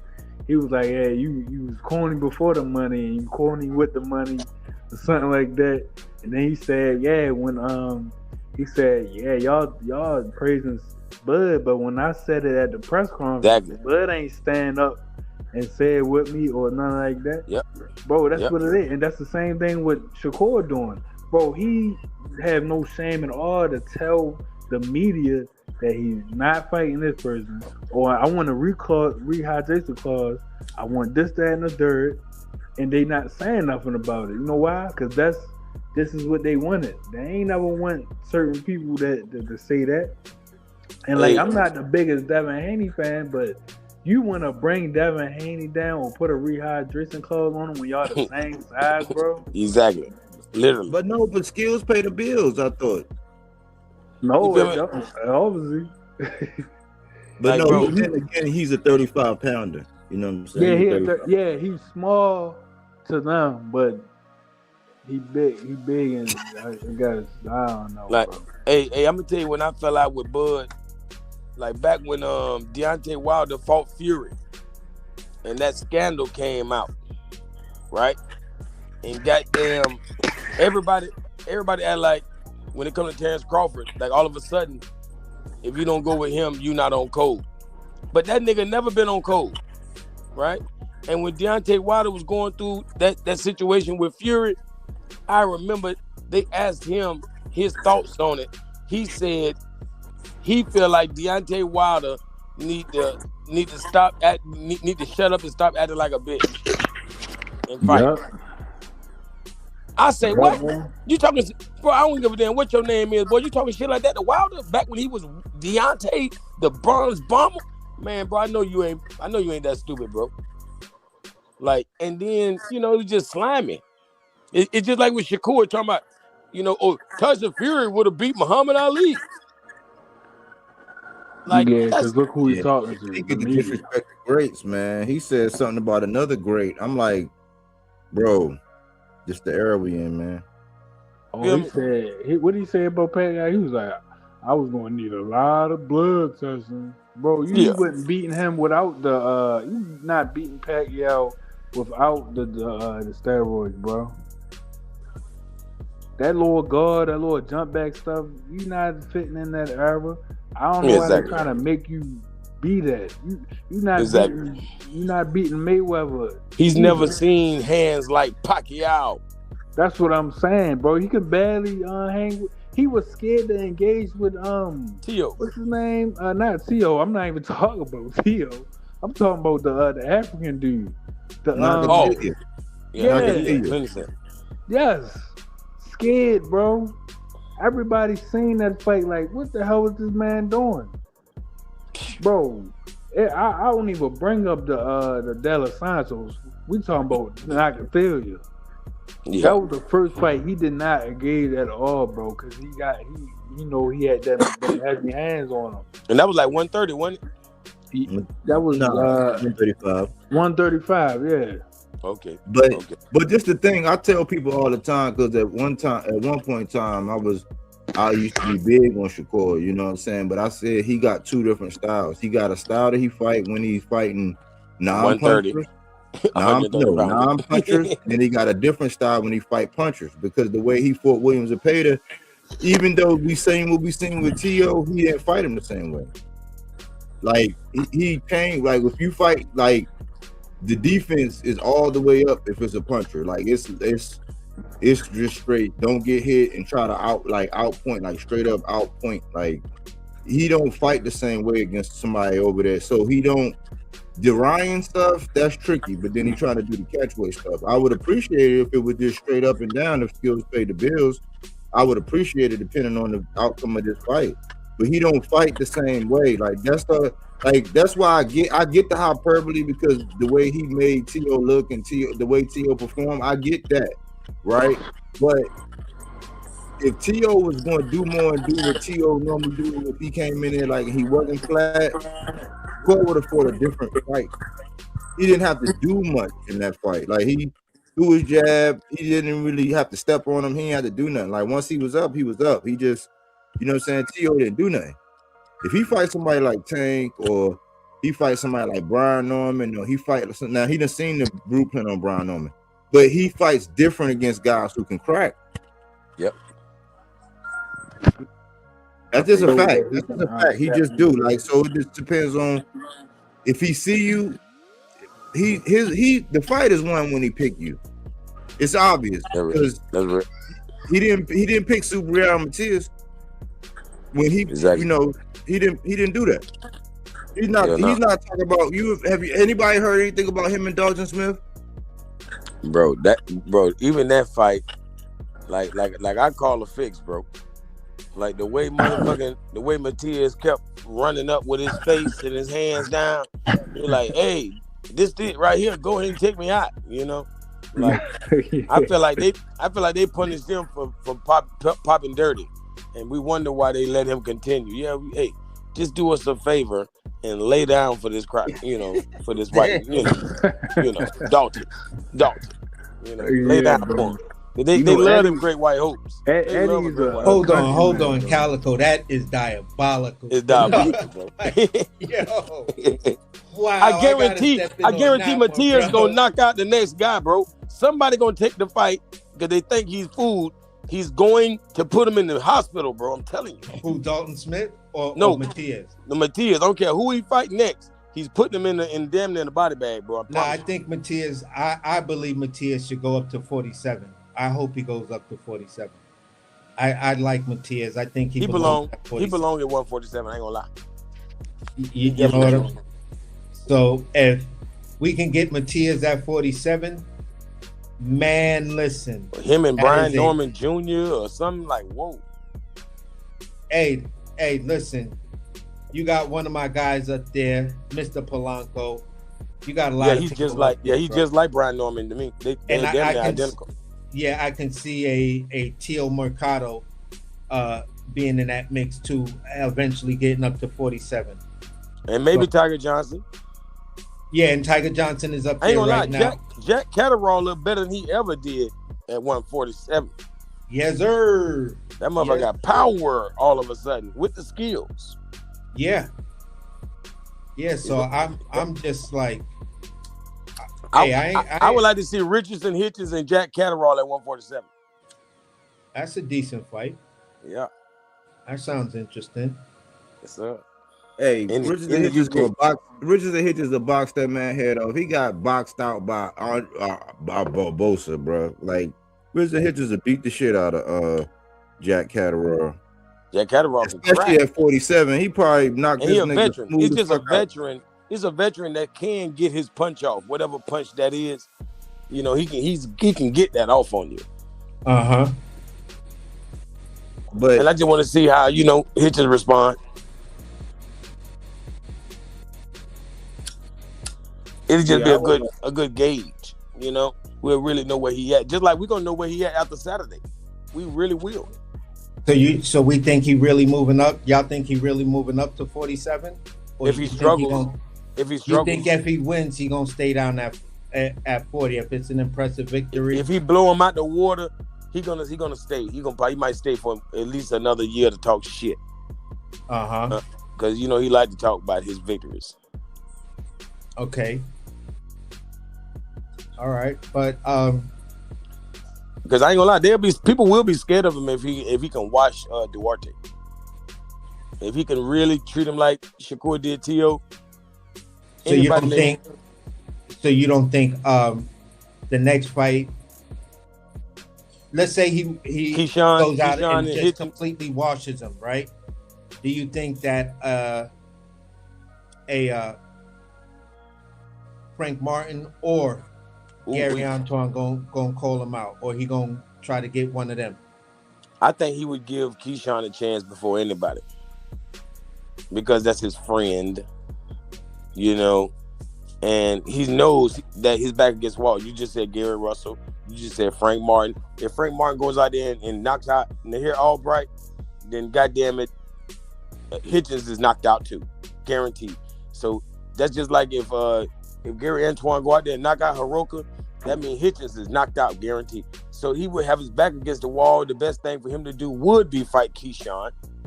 so that if you win, you got all the bragging rights. If you lose, you gave the belt to your homeboy. So just let me ask you this question: You believe that both of them stop Hitchens? After Saturday, we will know. The world will know before he even. No, I'm just asking you your opinion right now. Right now, I would say yes. I do think they got what it takes. Like, I don't think he want to feel nothing they bring him, bro. Like, them the two hardest punchers in my book at 140. Garrett and Frank. Okay. I ain't gonna lie, he don't say Gary name as hard though, bro. Like, okay, I mean, I don't want to debate your opinion. We'll see it, because you're giving a caveat of saying, we'll see after Saturday. Yes, sir. I'm putting a lot on him. I want him to come through because I want him to get the kind of love that Shushu just got. Yeah. For with the guard talk and that type of interview, going to the hood and stuff like that, hangout spots. I would love to see him get that kind of love and spotlight, so people can like really see that other side of Brooklyn that he come from, but also see, that Haitian culture. So they'll be like, oh, all right, he just cool. Don't go with the 1980s political view of Haitians and stuff like that. They came way more than that. My youngest daughter is half Haitian. Her mom's is Haitian. So yes, sir. Beautiful people. They're some beautiful people. Yeah, definitely. So at the end of the day, I would just love to see him get that spotlight. I'm rooting for him to win. Me personally, I would love to see him in the ring with a Gary Antoine or Frank Martin. I think those are interesting fights to really see where everybody's at. Yeah. Yeah, where everybody's at, because between them three, you got a nice little mini tournament right there. You don't need all of that other dumb shit. Yep. Two dudes can put on your own little collect the bread, and because you're fighting each other, you're all looking at legendary stuff, win, lose, or draw. Hey, watch this. But based on the the press conference, like I would say, and I'm just asking your opinion also, but I would say that Frank Martin was the most confident guy on the panel. Like his confidence stood out. Yeah, I mean, I now here Albright was the best dressed. Yeah, if I gotta point that out. Cause he damn sure was dressed up. Yeah, he was clean as a motherfucker. Like, damn boy, like he felt like this is his time to shine. Yeah. But Frank Martin, his energy was what you want to see. Because he's at a new division, he's trying to make his statements and stuff like that. The way he did his last opponent and making that statement, he's looking to rinse, wash, and repeat. Mm-hmm. So that's where he's at. For me, Hitchens is looking to say, yeah, I know I got a tough guy in front of me. This is the first step I need to my breakout for everybody to start to really notice me. Mm-hmm. They know who I am, but I'm definitely one of those guys that don't get no credit for nothing I done. You feel what I'm saying? So he gotta do it from the mud, build it from dry sand or wet sand, and show everybody that, yeah, it don't matter who you put in front of me, they're not on my level. He's, his boxing career is not going to be easy because he's got to play political games. He's a free agent. He got himself on this card. Good business moves with him and his people, him and his team. You know what I'm saying? He's got a good fight in front of him that could propel him to where he needs to be and establish himself as a smart, prudent businessman as a free agent. So he's trying to, I'm figuring he's trying to use that Brooklyn hustle mentality in the boxing game to say, yeah, y'all could do it your way, but at the end of the day, I figured out, I'm gonna use the streets of Brooklyn, my own home experience, to know how to move these people, and I'm gonna play them like chess, like going to West 4th Street and playing dudes on the park, getting my chess hustle on. So I think he's trying to move like that. That's why I'm behind him. I hope he goes out there and does this dude dirty, and then we see him call out a Frank Martin or Gary Antoine Russell, because then we know, yeah, you doing what you doing. You doing everything that you need to do. You know. Hey, that'll also be a huge confidence builder as well. So we like if I gotta give my boy Duarte a style of a black fighter, I would say he's a Mexican Gary Antoine Russell. Right? So if he can beat him, then he beats him, it depends how he beats him. He can't struggle. He can't struggle with Duarte. If he struggles mightily, then he has no chance. Gary will obliterate him. Nah, I can't say Duarte like Russell though, man. Russell's more so because he's more athletic. He's a black man. He can box though. That's what I'm saying. But he just proved that to us now. Now he's never done it before, but he did do it against Valenzuela, so I respect it. But we never saw that until that day. I've been following him so I've been seeing all of the build-up fights, all his. Man, when he was an amateur, he was the wildest. But he was swinging so wild he might hit you with his wrist. You feel me? Like he was wild when he was an amateur. A lot of them times when he was beating Boots Ennis, it was just because he was just uncontrollable and it was so unorthodox they couldn't handle it. Like guys trying to work their craft, they can't work their craft with him. You know what I'm saying? But it's a lot more accurate now. And he can box now. So Gary is the biggest threat at 140. But Frank Martin is a wild card. I feel like Frank Martin can touch him. I feel like, because I don't think he would box Frank. Because we already heard in interviews he was speaking on like fighting guys like Hiroko. He don't really like fighting these tall guys, but he bought that life. He say he would much rather fight a short motherfucker, Yeah, so, a midget. Is a midget, yeah, like he said. But saying that, the closest thing you're gonna get is, a Pitbull or a Frank Martin. And Frank Martin is, man, even Pitbull, bro, both of them that's like Tank. They bring a lot of pressure. You dealing with some little guys, but bro, they can knock you the fuck out. Yeah.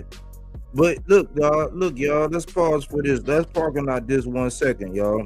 Before I forget, I'm gonna take it down. They saying Andy Cruz and Albert Bell was named as the title eliminator for the IBF. You say Andy Cruz? Say that again, man. Whoa, I've been keeping an eye on Albert Bell. Whoa, that's the guy I want to see fight Mason. I want to see Albert Bell versus Mason. So I don't know about this one. We might be looking at Andy Cruz' second loss, and this might be a stoppage. They're trying to put him through the gauntlet. I'm like, I don't know if that's a gauntlet. You just throwing that nigga in a blender. Yeah, they're trying to blend him. Like, bro. Because Muay Thai, man, after that, you're supposed to fight a different style after that, man. Bro, why would he? Am I misinterpreting Albert Bell in some sort of way? Anybody tell me, am I off with this? Nah. Nah, I think it's rough, like, because it's under the IBF. That's one. Two, well, that don't matter for. Well, now that might benefit him. That might benefit him. That he actually fighting an actual 135-pound guy. But the fact that Albert Bell, he got that shit to where if he eat too much, he gonna have a pot belly. He ain't gonna gain no weight nowhere else. He just got that type. So I don't think that, and it's gonna be a pure. You talking about a pure boxer versus pure boxer? That's what that's gonna be, man. And this dude like 6 feet, like, yeah. You know, it's gonna be kind of awkward to see, you know, but that's rough. That's rough for Andy, and this is what I be trying to say. This is why we gotta highlight Andy. We gotta stay with Norman because they're gonna run toward the smoke. Like if Norman go back and fight T.O., Andy get back here and fight Albert Barrel, we gotta stay off the beaten path because these other guys are making fights. Yeah, he's chasing a legacy. If he fight T.O., he's not just here to be another guy in boxing. Yeah. If he fight Tiger, if he fight Rohan Polanco, if he fight anybody that we like that's on that list, like our list, you know what I'm saying? We gotta celebrate that instead of this bench and buddy shit. Yeah. It's like I don't want to use this dude word, but this bitch assness, you know what I'm saying? That's going on. It's a plague of bitch assness going on, man. And that's crazy work, bro. So I wanted to highlight that, y'all. It's who y'all. All right, so let me ask this. Yo, Andy do this fight. I'm just like Andy. You got some giant ass Cuban balls, and I don't know how you fit them in them shorts, bro. Like, nah, bro. It's been so many people avoiding this dude.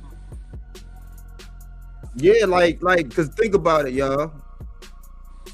It was Oshaki. It was Albert Bell. It was Mr. Gary Russell. Think about who came up and through these divisions, and these guys been there. They not brand new. They didn't just come on the scene. These guys been there, bro. Like everybody. Like everybody 30. So, you know what I'm saying? So it's like guys been moving funny, man, and nobody want to talk about it. They just want to bask in the glory now because they picking off people that timing thing, catching people at the right time and jumping up and picking this person and using the accolade salad, man. It's getting wild. So we gotta keep saluting the guys that's moving the way we want them to move, so we can. Yeah, man. That's yo, Body. That's an excellent move. I mean, it's an excellent move for Andy. You know, because this is a fight he doesn't have to take. This is a fight that if it wasn't even announced and he took somebody else, people would give him the benefit of the doubt. But he said, you know what? Give me the next toughest guy in the division and let me show you something different. Either Bozy and them figured out those last bit of tweaks.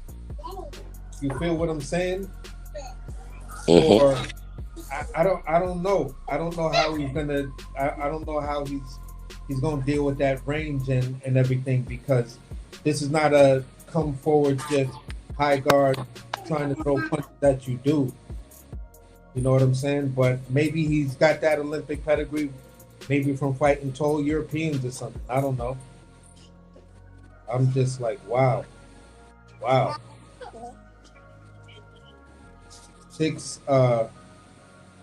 What is he? I think Albert Bell, 6 feet with a 73-inch arm reach. Like that's kind of crazy right there. Let me make sure I read that right, because I glanced at it and then fucked around and closed the tab. Yeah, 6 feet, 73-inch arm reach. 32% knockout rate, 165 rounds, 29 bouts total. He's 33 years old. Coming out of Toledo, Ohio. So this is his shot this is his shot. He beats Andy. That definitely puts him in line for, I would say, a title shot.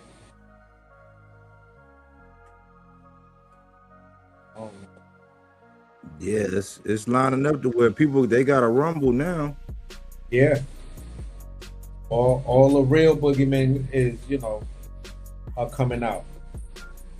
I told y'all, bro, they gonna start asking questions, man. Like I tell you, they want to keep going on these podcasts. The podcasters and the media members need to start asking them questions. Like they don't ask the questions. Like remember I told y'all how Gary Russell did the one interview guy that tried to bring Richard Hisses up, and he was like, yeah, let me ask you why you ain't ask him about my brother. He was Okay, like, I'm not ready to shit on Richard Hisses just cause y'all want to laugh or some clicks, basically. He's like, yeah, y'all, that's on y'all. The how you on a page called Fight Hype, but all y'all do is gossip. Y'all don't hype fights up. All y'all do is try to get clicks. It's not really. It ain't giving what the title of the page is. hey, fellas, on the low, Keyshawn just made moves. Keyshawn ain't going to 47. He's staying right at 40. He got himself ranked for the WBA for Gary Russell. That would make sense why he said Gary Russell and Richard Hitchens, I think, are people he said he want to fight. And he's ranked for the WBA. He's number 11. Ranked 11. For the IBF, Rehydration City, he's ranked number 4, right up under Duarte.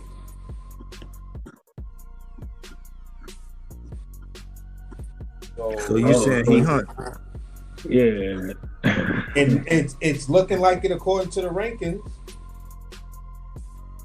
It's looking like it according to the rankings because before he wasn't. Oh, and he's ranked with the WBC number 6. Yeah, they been said that. He been ranked with them, number 1. You know what I'm saying? So he's across the board in all sanctioning bodies at 140 pounds. But let me ask you something, AC, because we got off. I just wanted to ask this one thing because we talked about that bail thing, and then you talked about the WBO and all that. But with this, like, what's next? What y'all think? A precursor. What's next for my fighter of the year last year? With all those things, like, where do he go? Who do he get? Do he fight a Morataya? Do he fight a like, where do y'all see Abdullah? Where do y'all see what's his next move? I think he might. If I'm looking at Abdullah, I would say my next move is trying to unify that belt with JD Herrera and see if he can poke the WBC into making that a championship fight.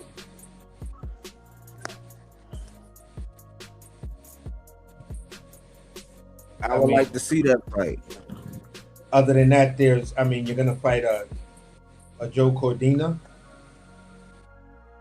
I'll take it, but I think I think his time is limited, so he got to really make them names. Yeah, that's what I'm saying. He really want it too. Mm-hmm. Okay, he's got to be real strategic. So he could do that, and then the winner of this, if Raymond Morataya decides to, take it slow or whatever, the winner of who's ever gonna fight for Tank's belt, ain't that Schofield and Lamont Roach? Or Lucas Body, I think. Okay, so Lucas Body is back in the picture. Yeah. Okay. All right. So if they gonna do that, then after he knocked them off, immediately challenge for that belt. You feel what I'm saying? And then go after Morataya. The way he fights and the way he trains, 4 fights in 1 year. At this age, it's kind of his thing. So I believe he can do that. You know what I'm saying? That's a banger. Him and Moore Tyler. I think he could run across that and just sweep this whole division, and then break out the 40, or just hop straight into 47 with all of that hardware. Yeah, bro. I think him and Clear the division. Morataya would definitely be a Ring Magazine fight. Yep. I agree. So, yeah. So I mean that he just gotta move horizontally. Just keep your eye focused. Really go on the hunt. It's if you got that appetite for smoke, there's plenty of smoke right there. Yeah, man. Like my man Bodywork said, bro. Like them fighters, they telling us what they doing. So there's no need to pay attention to them. Like fighters like him, whoever, that's not on that buddy train. That's where the real boxing at. Yeah. Because I would even like to see him and Ray Ford get it on. Mm-hmm. That'd be a good fight too. Yes, sir. Yeah. Yeah, you if you don't want, because you calling out on behalf of the core that you want to fight Oshaki. If you ain't gonna fight Oshaki, which I don't think none of them do, they could fight him. Or even, hey, y'all can mix it up. They could all mix it up. That's why I'm saying, like what y'all said, the fights tomorrow, they could mix it up too. That's what I like about it. They not hopping around, hitch hopping, and hot scotch and jump roping. Like, no, the divisions is the divisions. There's no point of going up to 147 for what, bro? Yeah. So, after all our hyperbole and stuff like that, we gonna see 140 might start to, well, it's always been turned up, so it's gonna get turned up even more. We'll see how Mr. Davis moves in there. You feel what I'm saying? See if he uses the Brat Pack leverage to bully his way to the top and shit like that. We'll see. Or will he, take on some of the other people who made statements that,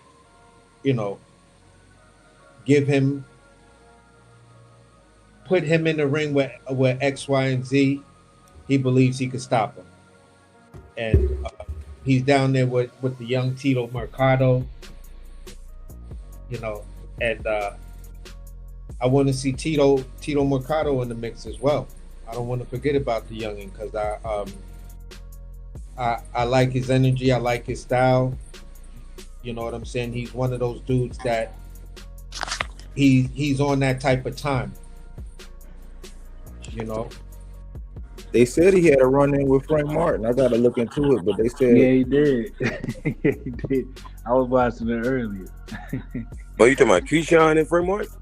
No, Tito Mercado. Yeah, I never seen that. Yeah, he definitely did. That's what everybody was talking about. Because he's saying he the best right now. He said, yeah, he won all of them. That's what the young said. That's what I'm talking about. He another one, that's running towards that smoke like that. So I ain't gonna lie. Like if Frank could knock out Nahir Albright, a lot of people gonna shut the fuck up. Like quiet as kept, they ain't gonna want that smoke. Yeah. I could see that, but I could also see, like I'm saying, I think the young man I'm talking about, that'll make him even more hyped to want that fight. Because the bigger Hey, I just you thought gotta about go after the big guys sometimes, man. Hey, just like Nahir Albright fought Keyshawn Big Bro. Goddamn, if Keyshawn want to go to 147, he need to fight Nahir Albright Big Bro. Quadir Albright. They call him C4, but that brother punching. I'm for real. If he can't do nothing else, he can crack. Mm-hmm. But So it ain't gonna be easy as Kelvin was. yeah, but Tito is a wish list because he's still trying to get himself in the rankings and stuff like that. But I want to see him in the mix though. I definitely want to see him in the mix and get his opportunity. Probably if he can land a big fight this year and have a really good performance, then he definitely can get in the mix. And that's what I'm hoping for. So yeah, I mean 140 about to get hot. You know what I'm saying? That shit's about to get hot like grease in a fish pot. Yeah, bro. Like, I don't mean to keep bringing it up, but Joe said, he said, how is y'all all in the same division and not fighting each other? Yep. Like, bro, you was, I want the Spanish guy. No, bro. How about you fight? How about you fight? Hey, Richard Hizzy, how about you fight Eva, Keyshawn? How about you fight Keyshawn, how about you fight Gary Russell? Like my man AC said.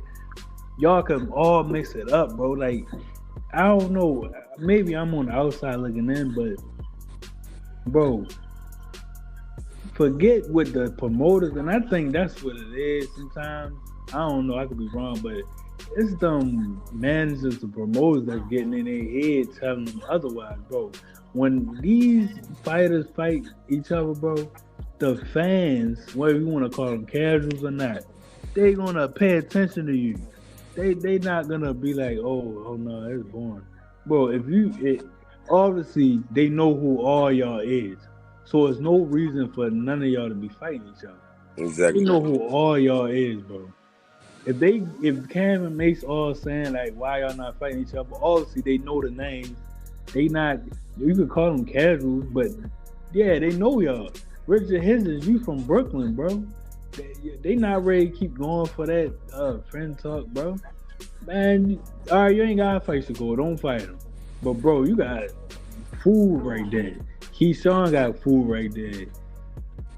You could say Gary Russell got food right there, man. Y'all can't keep going based off of what it is. This promoter, bro. Y'all all damn near under the same umbrella. Yeah. I don't know if y'all can all holler at Turk, but obviously, if he making it happen, bro, holler at him, bro. Cause like my man AC said earlier, if he can make T.O. and Shakur, which both of them disrespected him, just imagine with yeah, Richard Hizzy. I want to fight Keyshawn because he low key running his mouth. We ain't really friends like me and Shakur is, so we could run it. Oh yeah, I mean, or Keyshawn. If Keyshawn wanted that fight, he could actually get that fight next. That's what I'm saying. Show up at Hitchens' fight. Hitchens win. He beats Duarte. And even if he beats him impressively, Keyshawn, you step in that ring, or you let that man know after you go in the dressing room, yeah, I'm going to call you out after the fight, so I'm stepping in the ring. Yeah, it's like... He got Big Bro. He got the influence of Big Bro. And he could shot that to Turk and put that on one of these next ring series joints. Yeah, bro. I don't want to see Keyshawn go to 147 for Devin, bro. I ain't gonna lie to you. I don't want to see that. You just got the 140 damn near, bro. Like, y'all mix it up, bro. Make boxing good, because if they make no fights, bro, we talking about at least like fights every other month, damn near. See, he's trying to pick how he lose. He's trying to lose for the number one for the bag, and like he trying to. I guess I ain't gonna say he looking at Haney like a soft touch, but he know it's respectable to lose to Devin Haney. You know what I'm saying? So yeah, bro, like, and he gonna make that bag. So and he gonna become famous. So it's so many reasons that he running from the other smoke because he don't. Number one, he don't want to lose to no anybody. You know. Yeah, but I ain't He gonna trying lie. to pick and choose where he loses. It's I sad. don't got him losing though to like just anybody. I get what you saying, but I don't think like I don't like I'd it. rather him I stay don't right approve there, of it. bro. I don't approve of it. Yeah. I feel like if a C-level fighter beat your ass, then we want to see it. Yeah, that's what I'm saying. That's what I'm saying with Shakur and Oshaki. If he's such a bum or you want to beat him up outside the ring, bro, just beat him up, bro. So he already done called you out in front of everybody. So the right person gonna bring that up. Yep. I look at it like this. If everybody fighting each other and everybody fighting the fights, there is no such thing in that scenario as an upset. That's what Because it's 50-50. Yeah, every fight is 50-50, so it's no upsets. So when you the best man win. Yeah, when you choose to go a weird route and then it looked like you cherry picked some shit and then got your wig pushed back, that's when you go the upset. Yeah, Turkey need to form a 140-pound tournament. 140-pound tournament for real. And another thing, these older boxing people, like all the older heads, I don't want to hear them praising these fighters if they not doing what they was doing. Like, oh no, this would have never happened back in my day. All right, so stop saying this my favorite fighter then, bro, because he not doing what y'all was doing. Y'all putting it in. Let me put this out there. If a dude like me, I'm reading the tea leaves of what they trying to do over there. You know what I would do? I'd be ahead of one sanctioning body. I'd contact the other sanctioning bodies, right? We put an offer out there, mega payday. All the champions have the opportunity to fight for one belt, undisputed. All the sanctioning bodies are down. It's a tournament. We allow all 4 champs plus 2 I would say 2 rows of 4 people. And to get to those 2 rows, everybody who's ranked are fighting for the 1 and 2 spot. You feel what I'm saying? So it's almost like a whole division tournament where you're just going to see all of these fights. The winner gets the crazy big bag, 30-40 mil, and you're undisputed. That'll fuck that whole TKO promotion shit up. That's what I'm saying. I was just ready to say that, AC, because I think all that is, I don't think they serious about taking over boxing. I just think that's Dana White trying to dip his hand in the pot, bro. That's all that is. There ain't no takeover. Like, they ain't paying no money. That's what I'm saying. Yeah, because if you said it looked like they said it's TV. they call it TV. That's just a wish list thing that I just said, though. But I'm just trying to figure out whatever to do to, fuck with them to a certain degree. I haven't watched any fights on it yet, so I can't give a comprehensive opinion about it. But what I see in paper, I just don't like. But other than that, what was you saying? I'm sorry, AJ. No, I think that was Bodywork. That was Calico, D Calico. What you saying? Yeah, man. I'm just saying, like did we notice how the smoke for Abdullah stopped once he got with Jay Prince? Like he just recently got with Jay Prince. Wow. Now you don't hear no static from Keyshawn or Shakur. Shakur don't even want to be at 135 because, they got Abdullah at 135. But old boy that was up here earlier was like, nah, Jay Prince ain't gonna put his people to fight each other. That's why you won't see Keyshawn. Yeah, that's crazy. Yeah, that's what I said. Like so, I can't see none of them. None of them his people fight each other. But mob ties. You know, you got the one guy in there that's like, I ain't y'all friends and I'll fuck y'all dudes up. So I love that. They ain't he from, bro. I ain't gonna lie to you. The only people that won't smoke with Shakur are from Texas, huh? Like he banned them Oshaki, gems. like Oshaki and Kid Austin. Kid Yep. Austin, like, bitch, we don't give a fuck about that J Prince shit. We'll whoop you, bro. You know. yeah, y'all niggas from them dudes from Texas is crazy. And I always say this as a joke because they're comfortable. They ain't worried about him like I other people are. always joke about it because I'm like, bro, how come every time I watch the first 24 or first 24, half them joints is in Galveston, Texas, or this part of Texas, or that part of Texas. Oh, first 48, yeah. Yeah, the first 48, my bad. And I'm like, bro, all that open I ain't carry. moving to Texas. Y'all crazy. No, it's too much open carry, bro. Everybody, man, my brother that moved to Texas, he say the people so friendly. They invite you over to dinner and shit, but everybody got guns, so Yeah, like you don't want to accept these goddamn invitations. They been said that. They said if you want to lower the crime rate, like especially on like the East Coast, they should make an open carry state. These laws, they like people think twice, bro, when you open carry state. I'm just Yeah, that's a way for them to smoke your boots. I've been all over, man. That's a way for them to go ahead and, you know what I'm saying? Yeah, buddy. You ain't gonna be there to represent yourself afterwards, so it's like, no. yeah, you can be there where they got that rule if you want to. Yeah, bro. You know how many episodes, like my man said, AC said, bro, how many episodes guys been like, oh yeah, he pulled his out first, so all I did was bop. Yeah. They don't get to tell their side, bro. And listen, at the end of the day, bro, I'm not. I just said it. I'm not the person to live in Texas. That's not for me. That's not for my disposition. I'm good right where I'm at in Brooklyn, New York.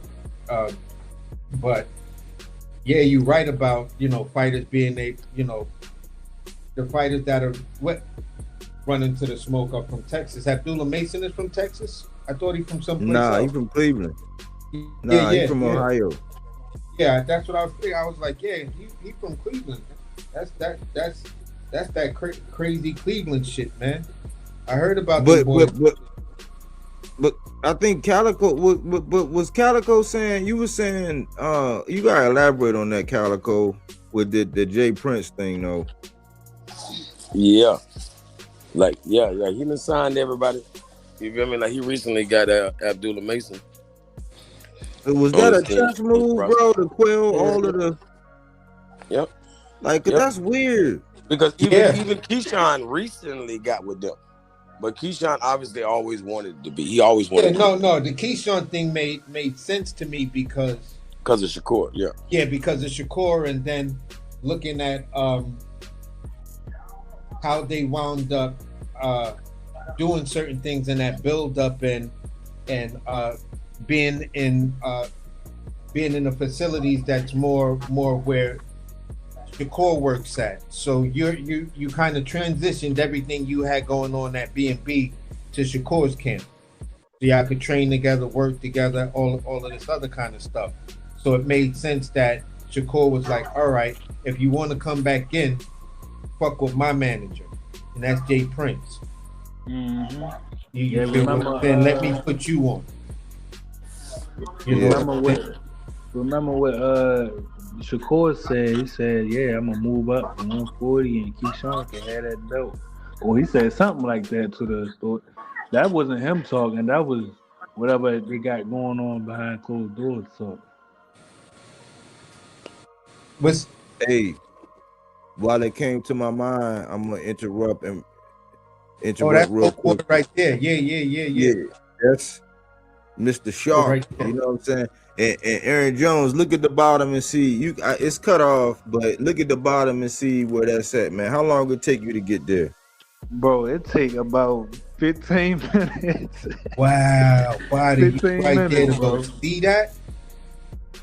15 minutes. Yeah, I'm going to that because I missed the last show they had with It was one of Calvin Ford fighters. I missed that. That was like around like December, November, or something like that. Yeah, I'm dead, bro. But this tomorrow. This is tomorrow though. But this got Michael Fox. That's Michael Fox up there on the left. He from the DMV. He from down that way. Oh, the tall guy, yeah. Yeah, tall, light skinned dude. The dude on the top right. A lot of people don't know him, but that's Ray Robinson. Like matter of fact, I feel like Mikael Fox had beat Boychuk. Yeah. You say that's Ray Robinson? They robbed him, no, but they had just robbed Boychuk with Virgil, so they repaid him by gifting him the Michael Fox win.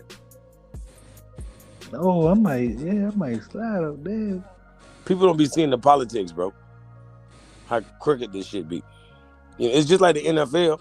Like if they cheat one team, they'll repay the same team later. It's like, oh yeah, we cheated you last week, so this week you were supposed to lose, but look, we cheated in your favor. That shit is funny. That shit real. Yeah, I might have to fuck with that though.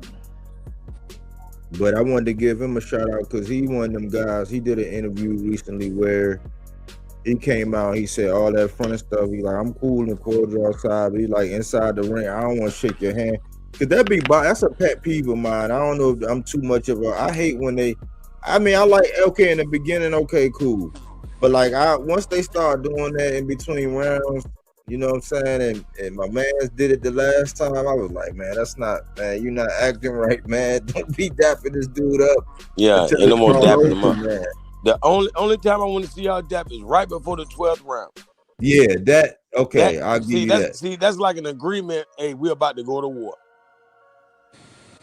But am I the only one? But like, it seemed like boxing was the number one sport at one time, bro. Like, and I'm young, but I could clearly see that because it was like no respect shown, bro. Yeah, it was. Put it like this: it's a lot of people don't like football. It's a lot of people, or don't watch football or don't watch basketball. But bro, like you say, it was a time when everybody went to watch a Tyson fight, a Mayweather fight, or whatever. Like, bro, I'm talking about. It don't matter if we got to go to the bar or whoever ordered the fight. It's going to be so many people at your house, man. Okay, so I'm going to take it back a little bit further. I'm going to take it back to the Ali era, the Sugar Ray Leonard era, the Golden Boy era. Like when Sugar Ray Leonard was really doing it up big, like Ali brought it someplace because he had his political ties and stuff like that. He was the Olympian, then he had the big fight in Zaire and stuff like that. But when Ray Leonard took it over, Ray Leonard brought in like that Atlanta meets Harlem swag, black royalty. Yeah, I'm gonna show y'all how to do it with the big hat, with the afro and the hat and the crazy car. So when Ray Leonard had it and Ray Leonard was doing it, that's when you can say boxing was absolutely the number one sport. Mm-hmm. You feel what I'm saying? Because you had Ray Leonard on TV shows, comedy shows, commercials, cereal boxes. Tell me one fucking place that you didn't see Ray Leonard or Ray Leonard merchandise. That's crazy, man. You feel what I'm saying? Muhammad Ali was the same way because Muhammad Ali was the people's champ. Yeah, he broke that gate open for everybody. Like he was the Mayweather of his day. So you can hate Muhammad Ali, but you loved him. You hated him so much that you loved that. That man. You loved him. You loved to hate him. Yeah, it was like the thing. It was like either you are a huge Ali fan. Either you're the number one fan or you the number one hater. Or you was the guy who just loved to hate on him. You was like, I hate your mom. It's a part of being great. It's a part of being great. Like even Jordan. Yeah. Like with Michael Jordan, me personally, I love an underdog. So when the Bulls wasn't shit, but he was scoring all them goddamn points, man, you couldn't tell me nothing about Jordan, bro. I loved that shit. You hear me? I love an underdog story. And then once they formulated this great team, after he won one championship, I was okay with it. But when he started winning them bitches back to back, I say, man, fuck this shit. I ain't lying. He was just too good. He was too good. I can't be on your team no more, bro. Goddamn. You feel me? But all I'm saying is that for me, and just looking in relations to other sports, yeah, Joe Namath was a dude, OJ was a dude, but when it came down to the aura of the champ walking in the room, whether that was Big George Foreman, whether that was Muhammad Ali, whether that was Smoking Joe Frazier, whether that was Larry, whether that was Larry Holmes. Well, Larry Holmes didn't have to play because he was kind of an asshole. But let me say it like this: whether Ray Leonard, Marvin Hagler, Tommy Hearns, when the champ walked in the building, other athletes bent the knee to these dudes. AC, to cut you off, I don't mean to, but I landed right there. You see the reverse side of it now. Guess what the boxers do now? Yeah, they worship other dudes. They worship the athletes. They be wanting to worship them, but they beat them to it. Yeah. Oh my gosh, I want to be known by this rapper. I want to be known by, bro. They worship y'all, but y'all don't see that because y'all too blind to the fact that boxing support y'all hit each other in the face. They can't really do that in other sports. You put a boxer. Let me put it to you like this. You put a nice boxer in a room with a bunch of other, athletes that play tough sports and shit like that. Everybody got bare knuckles. None of them dudes is gonna want to go. You say fight. The last man standing wins. Exactly, bro. When it comes down to the dude who knocked out all the other athletes, but then got to face the champion boxer, let's say like a Hagler or somebody, that dude gonna run his head straight into the wall because he's like, I'd rather do this shit to myself than to let that motherfucker punch me in the face and knock me out. Exactly, bro. And that's, like David Benavidez gets that type of that type of aura. Tank Davis gets that type of aura. Yeah. You know what I'm saying? Now that Bud beat Canelo, he gets that type of aura. But Earl was a dude that got that type of aura. Charlo was the dude that got that. What's this? Like I was just saying earlier, people don't want to agree because we going off right now. But if we go back a couple years ago, Regis Progress had that kind of aura. Yeah. Where they was like, yo, Champ is in the room, like, bruh. Like, wow. You feel what I'm saying? Like now Deontay you get Wilder, some of these goofy ass champs. Now you get some of these champs that people want to talk to you in a certain way that doesn't respect the fact that you're a champion of punching motherfuckers in the face. In the face, so bro. you need to watch your fucking mouth around me.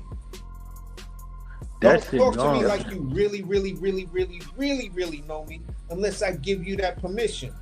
Like Marvin Hagler probably was a funny ass dude once he in the room with his people, but on an interview, he'll pretty much sit there and just be like, yeah, what's your question? He kept that aura like, yeah, I'm a bad motherfucker, and you gonna watch your mouth around me. Yep. David Benavidez is like that type of dude. Tank's like that type of dude, but he'll be on his cell phone like, don't make me look up from my cell phone, because if I gotta look up from my phone, I swear to God, I'm smacking the shit out of somebody. Hey, bro, a couple years ago, a person interviewing Deontay Wilder knew not to play with him. What did they? Now look, all you see is well, he got it fixed now, but all you see is a gap tooth guy talking about yeah, man, we are friends. I'm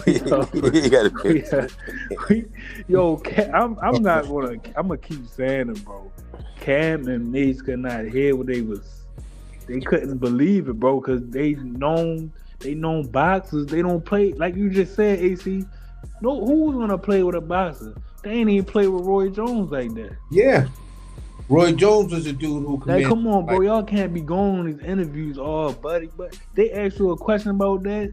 I know what type of time y'all on, but still, like, y'all gotta make it believable that, just to say I'll fight him. That's all y'all gotta say. Y'all ain't gotta say all that we slept head to toe. Like, all right, a lot of guys slept head to toe with each other and still, bro, fuck a friend. What about your cousins and your family members you got to fight? Yeah. And at the Come end on, of the day, man. Y'all making boxing soft. And, Yeah. and they bring in other sports. They say that about other sports too. They say basketball soft because, guys come up in the AAU together to the high school to the college and they be buddy. So it ain't really like tough like that no more. But yeah, and boxing supposed to still be that only sport where though you don't play with them like that because they punch each other in the face for a living, bro. Yeah. Like, so for me, it's like, come on, everything's soft now. Like they're fighters who are they're fighters. Like it or not, Deontay Wilder, when he was at his top of this game, when he quote unquote brought boxing back, because the heavyweight is the main division. Yeah, bro, everybody was tuned in because Yep. He was a heavyweight and he was what? And 6'7". The action was guaranteed.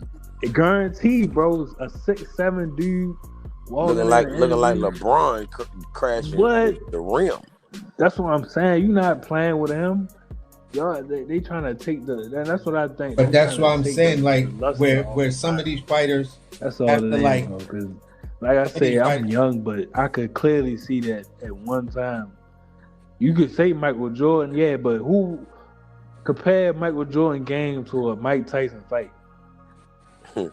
Night and day, bro. Yeah, but this is why I'm trying to say that because Mike Tyson, you wasn't going to be in there, but like a round or two, but still. This is why I'm trying to say, for the most part, that's what I wanted to get back to because I want to see it like every other month, every Saturday. Every Saturday. Yeah, come on, bro. Yes. Like tomorrow, we ain't gonna see a call like that for what? The next till April. Maybe. But this is what I was trying to say. At the end of the day, you got fighting, so they probably put a good card for that. But other Keith Thurman and Yep. Keith Thurman. You got these young fighters that just really need to realize that who they are. In between that, what we gonna have a whole bunch of talking about this, that, and the third when you got a whole 140 division that's filled. But that could be 3 months of fights right there. But they ain't gonna put that together. But basically, to go back to that point, I don't know if my mic was working or I was in and out of something. But basically, I was trying to say that concerning how these guys deal with champs, these guys have to like really set their presence. You lose your presence when you do the stupid shit online. You know what I'm saying? So if you keep shit together and you're online and you're not mixed up in online beefs like that and some of that other stuff, when you walk into a room, I'm putting my parlay together right now. When you walk into a room, people will respect the champion because they know you're a man of limited words, but about that action. You know what I'm saying? And I think a lot of these fighters are not living up to that mantra, limited words, but about that action.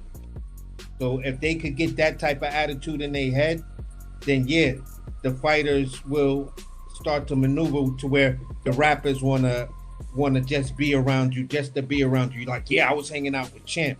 The sports celebrities is like, yeah, I was around Champ. You feel what I'm saying? Instead of with some of these fighters, it's the opposite way. But I'll just land it right there.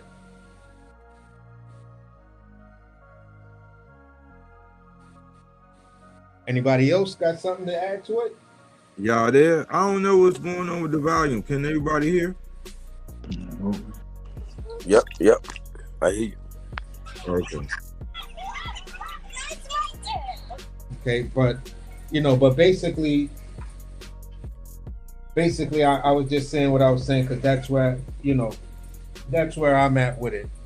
I'm in the space of saying, many great things can happen in this sport.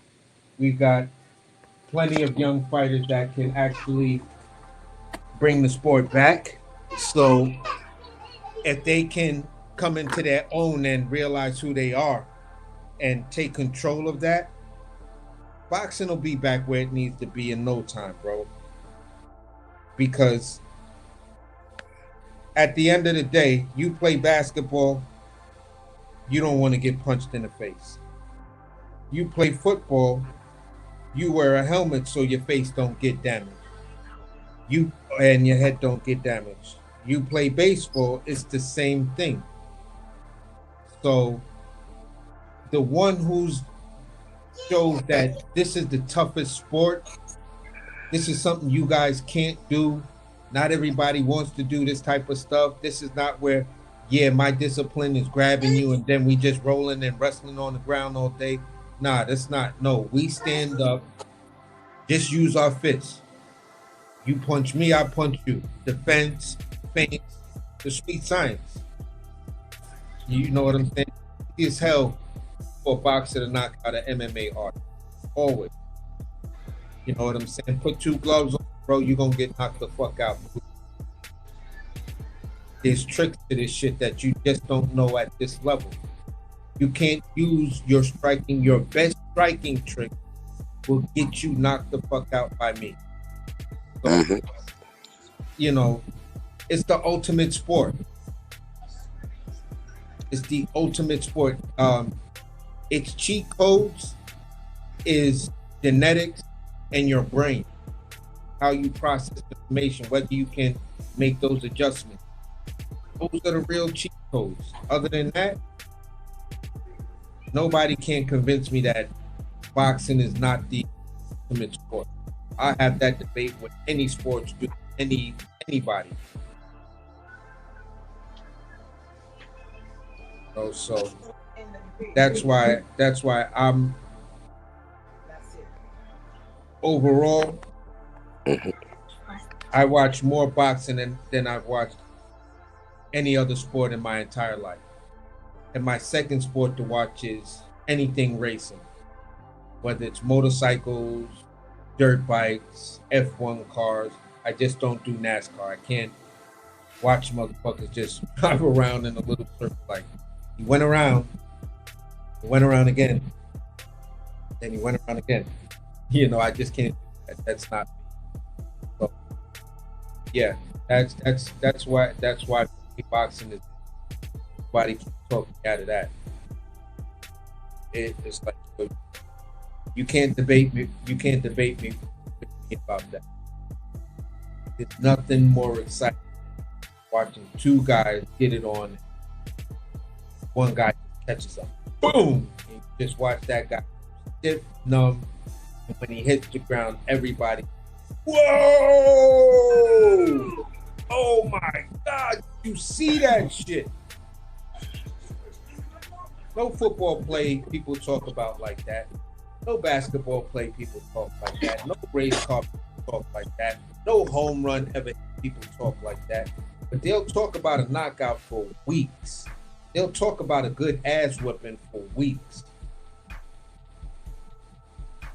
So, hey, it is what it is, man.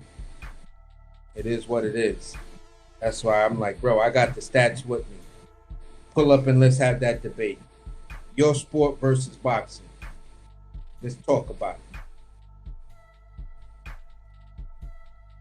But that's where I land on that one. Right. Oh. Yeah, I was here. I was just letting y'all cook in the background, you know what I'm saying? Trying to just be a fan and just listen in, man, because I haven't had a chance to. During the day, I listened to a couple of people, but I hadn't had a chance to get out there, man. So I was just listening about boxing through what you all were saying. So Hey, everything's good, man. What's going like on? when I think about my boy Hitchens, right?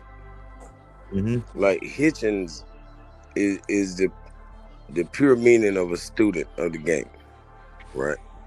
He's not a savant, but he's such a great student. If he does his homework, if he has the proper homework to be able to study, he'll look like a savant because he'll put on a master class, right? And I think what's gonna save him with Duarte is the fact that Kenneth Sims just recently fought Duarte and did it in a way that he didn't, it was almost effortless.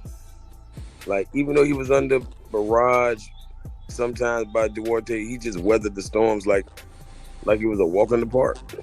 I feel like Sims did excellent in that fight. And if he had a name for himself, he possibly could have won that fight. But being that he's, like, he had to do something special to win. And I can't say he did enough of that, but it still was impressive. And I feel like it's the blueprint for Richard Hitchens to be able to not only probably duplicate, well, even if he duplicated it, his namesake and being that he's already the champion, I think it would give him the win. But like I said, he's been such a good student of the game. I feel like he's analyzed what Kenneth Sims did, and he's gonna up the ante a little bit, and he's gonna look even better than Kenneth Sims versus Duarte. And the only like he should really thank Kenneth Sims for it, because none of what Ryan Garcia or anybody else ever did versus Duarte would work. None of that is the a Hitchens style. Luckily, Kenneth Sims has that same style, and he can he should be able to be even better. So if I would be very disappointed if it's not a masterclass by the brother Hitchens. I'd be disappointed. It's wild, because the way I see it is, like, Duarte with the style and the fact that he gonna make a fight. Like, whoever in there, Duarte gonna make a fight. So that's a great opponent. The thing is, Richardson Hitchens is like right up under the main event. Now he has to go out. He has to go out after all of those Steal fights. the show. Yeah. And and he gotta see Frank, you know what I'm saying, do his thing with Nia Albright, which has implications. He gotta see Gary right before him do his thing with Hirioka, because that might have implications, because let's just say, hypothetically, they might call him out. This is boxing, and Hirioka happened to get that strap. Let's just say, you know what I'm saying? Let's just say, hypothetically, it's implications in that fight. He got a guy that's gonna bring the fight. He got Robert Garcia. He got, that he's up against in the corner. Lenny Wilson. This is gonna be a test for Lenny Wilson, even though he's a straight shooter. I like the way he coached and the things that he say and what he is for Hitchens. But the big thing is, this is his time to really make a case for why he's amongst the elites. Now, I consider him elite, but it's different because I look at it from a different. But for the world to see now on this stage, it's set up for him to where if he look good, he gonna win people over, because this is the problem with Richardson Hitchens. It's the same thing like when Jaquez came out and said he was the what did he say? He was the Prince of R&B, and everybody like they said. I was like, it shocked. it sent shock waves through when people was, roasting him and saying whatever. I'm just like, I said, it boiled down to whether or not you like his music. You think he could sing? It's like it sent shock waves out, right? Did he really mean it, or did he what? You know what I'm saying? These guys talk their stuff. He said that he's a generational talent. It sent, like, that's what Richardson said. It sent shock waves out. But now, guess what? You got to stand on it in front of everybody. So this is another chance for you to show and prove that you are a generational talent. If you are, that it was just opportunities. You know what I'm saying? The difference between you and some of these other guys are opportunities. But now is your opportunity. You know what I'm saying? So, and you can't do what Kenny Sims do, where you think you're gonna get like that Gustavo Lemos. They're not gonna let you slide. Why? Because the business of boxing to say they want that belt in Duarte's hand, just like Isaac Pitbull Cruz, just like Raymond Mortaya. It's a wave. So, you know, this is a time for Richardson Hitchens to shine. If he is who we say he is, and all that talking now, all that talking and all that now, he got to stand on all of that. You know what I'm saying? If he come out and shine bright like a diamond, the world might be his oyster. Like, okay, not that's if things go right. Now, what if he get knocked out versus Duarte? Hey, they gonna do him bad, man. Yeah, they gonna do him dirty. They gonna do him greasy. All that shit he be talking, oh my gosh, they're gonna replay all of that shit he was talking in the lead up to the fight. This gonna be like how it happened with Devin, except for if it ain't no Osterine, he ain't gonna have no reprieve. Bro, oh my God. You know what they gonna do? You know what they gonna do? They gonna show that one moment of Duarte saying, "Shut the fuck Pussy." up," and then show him knocking out Richardson Hitchens. Yeah, like over and over again. Pussy, boom. Pussy, boom. Pussy. Wait, bro. Now, what if Richardson knocked him out? Then he has arrived. Yeah. And he should take the video like, "Shut the fuck up, pussy." And then exactly. Just knocking pussy, him out. Boom. Pussy. Yeah. Son. I hit chins. Yeah. Hit chins. Yeah. Yep.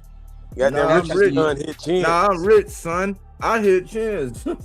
Yeah, that's how you play it. You have it like, first have him saying, "Shut the fuck up, pussy." Nah, son. Not rich. Nah, son. I hit chins. And then just have him showing it, boom, over and over again. Well, that shit'll be funny as hell. So, I want Hitchens to win, bro. I'm looking for him to win, and I'm not looking for him to try to skate by. I'm looking for him to put his foot on the gas, and put on a great performance. Whether you get a masterclass unanimous decision, or whether you get the boxer's knockout, the TKO. Put enough hands on him that the ref is just like, "Look, bro, you done. You done. You know." So, yeah. It's interesting, man. Let's do this, man. We gonna draw a line in the sand, man. What if we was to go? You know what I'm saying? We was to go look up DraftKings and all that, and because we gonna have to come back and talk about all of these fights, man. How we gonna go on record and say what we got, or what we gonna do?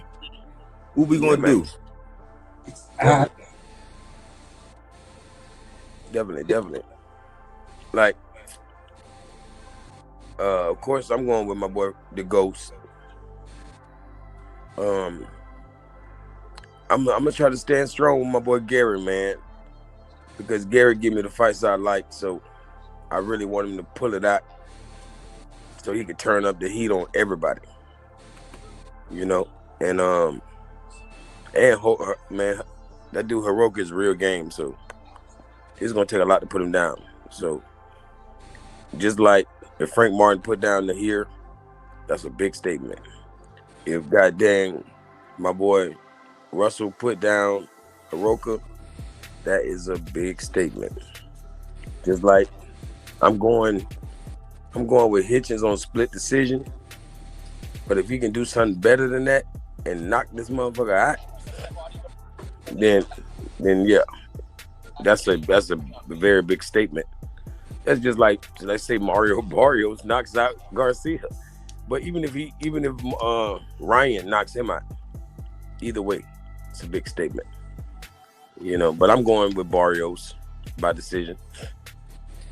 And yeah, like I say, Hitchens by split decision. All right, we got you. I got you on that. What about you, AC? I got Ryan beating Barrios. Uh, I was actually leaning more towards Barrios, but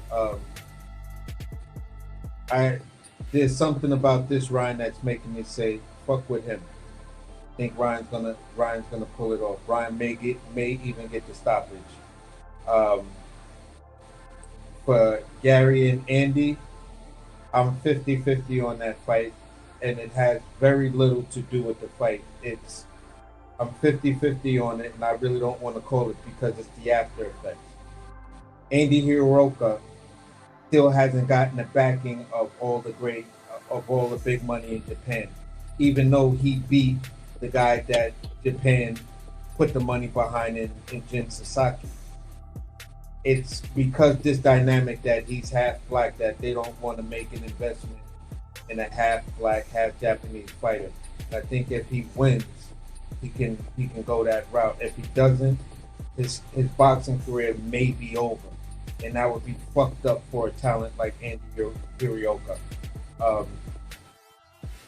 The way to save his career, he would have to go to the States. Gary Antoine, he's in a position that if he should lose this fight, I don't know how he comes back. And I don't want to see him shell because of this loss. He lost to a solid fighter. You know what I'm saying? If that should happen.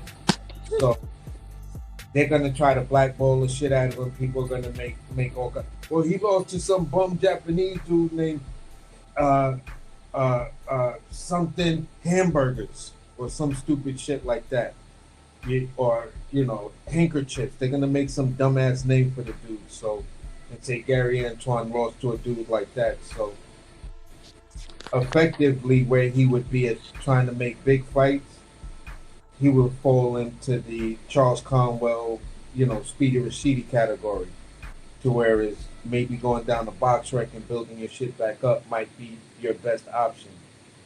You know what I'm saying? But for those two reasons, I'm nervous for this fight because both of these guys got everything to lose.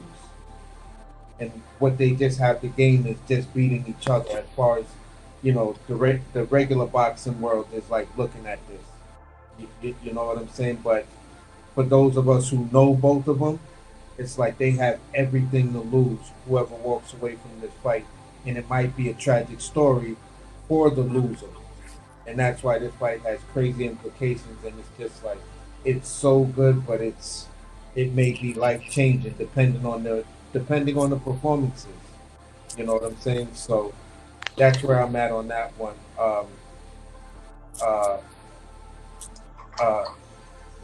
Frank Martin, I'm 100% behind Frank Martin.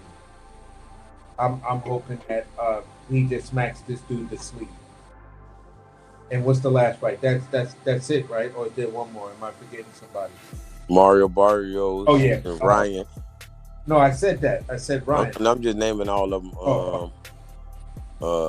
Gary and Hiroka, Hitchens and Duarte, and Frank Martin. I didn't say Hitchens and Duarte. I got Hitchens.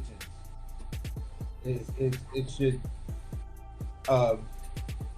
Hitchens knows what he's up against. He just got to go out there and. I did say Hitchens because I said he needs a technical knockout. So I think I covered everybody. Okay. Let me go then.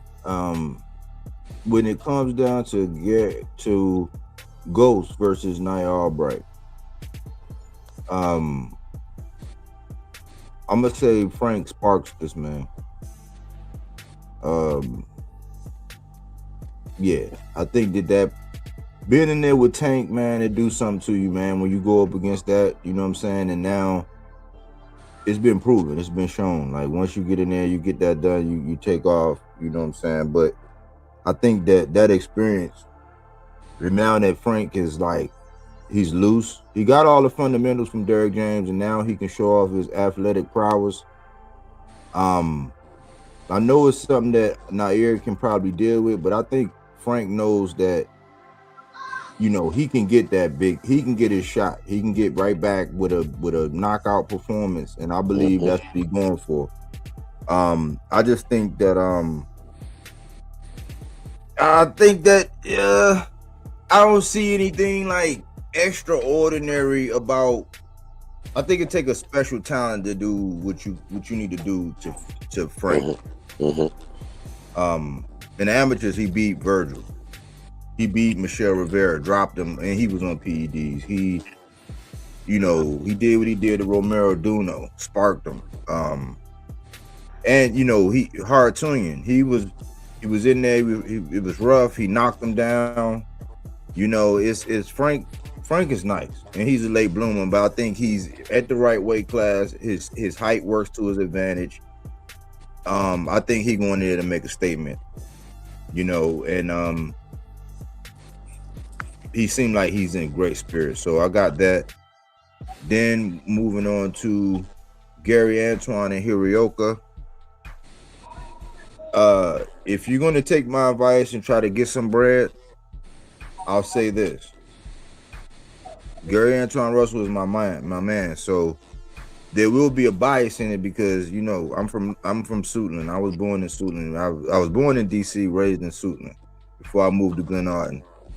So I got love for the Russells, and I want to see Gary do good. So it would be biased for me to say, all right, I got Hirioka. However, I'll tell you, Hirioka has not won a decision since 2019. 12 fights.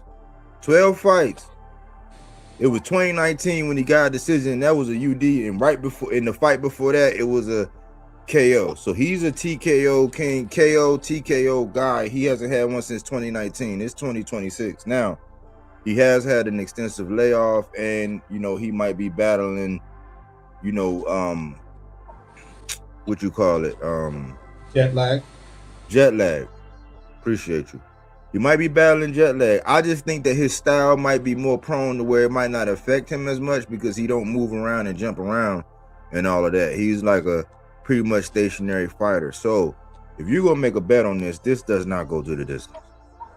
That's the safest way. So don't say, hey, you told me bet on Gary. No, I didn't. I said the fight won't go the distance.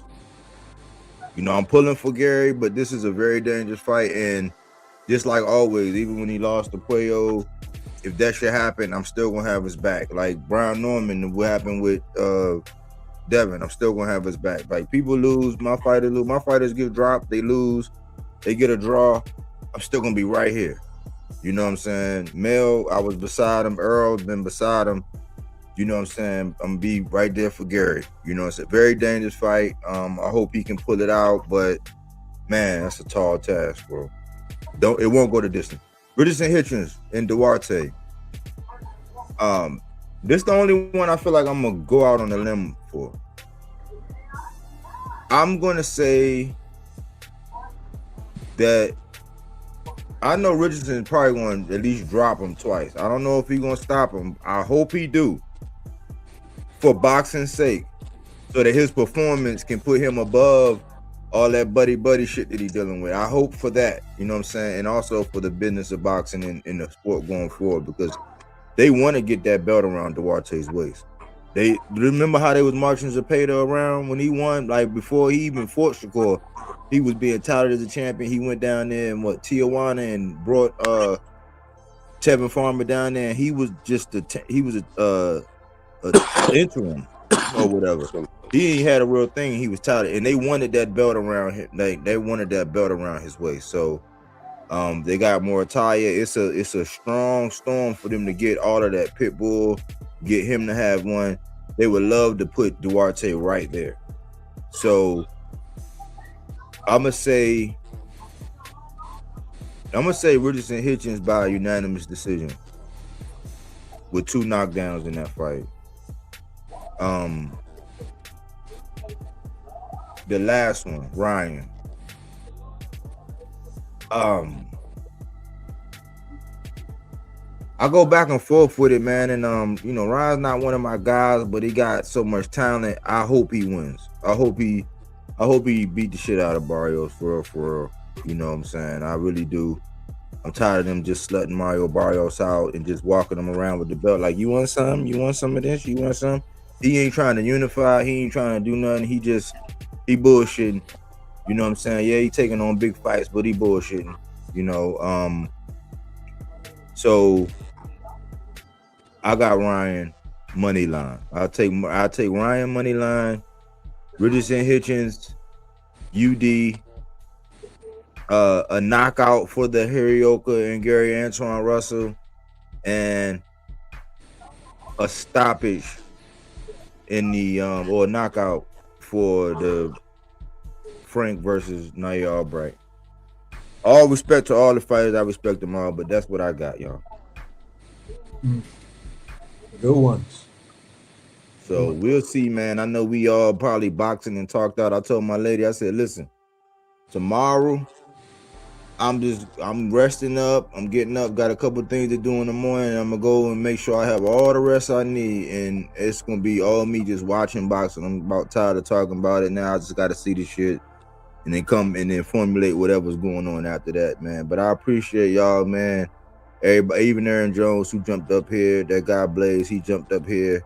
Salute to everybody who was on the panel. UD Calico, the Boxing Prophet, AC, Hibachi. You know what I'm saying? You always hold it down, man. I hope y'all enjoy y'all evening, man. However y'all want to land y'all plane, y'all can land y'all plane. I'm gonna get out of here and go get some rest for tomorrow, man. Yeah, I'm just gonna keep it simple. Great show tonight, man. At the end of the day, I'm looking forward to tomorrow from the prelims to the main show, and I hope there's some reports on what's the name's fight after tomorrow, or there might be some footage to see how he performed and shit like that. So at the end of the day, man, great show, great talking with you, D Calico. Everybody that showed up, everybody that popped up on the panel, you know, on to the next. Yes, same to y'all, brothers, man. I appreciate y'all having me. No doubt. All right, yo.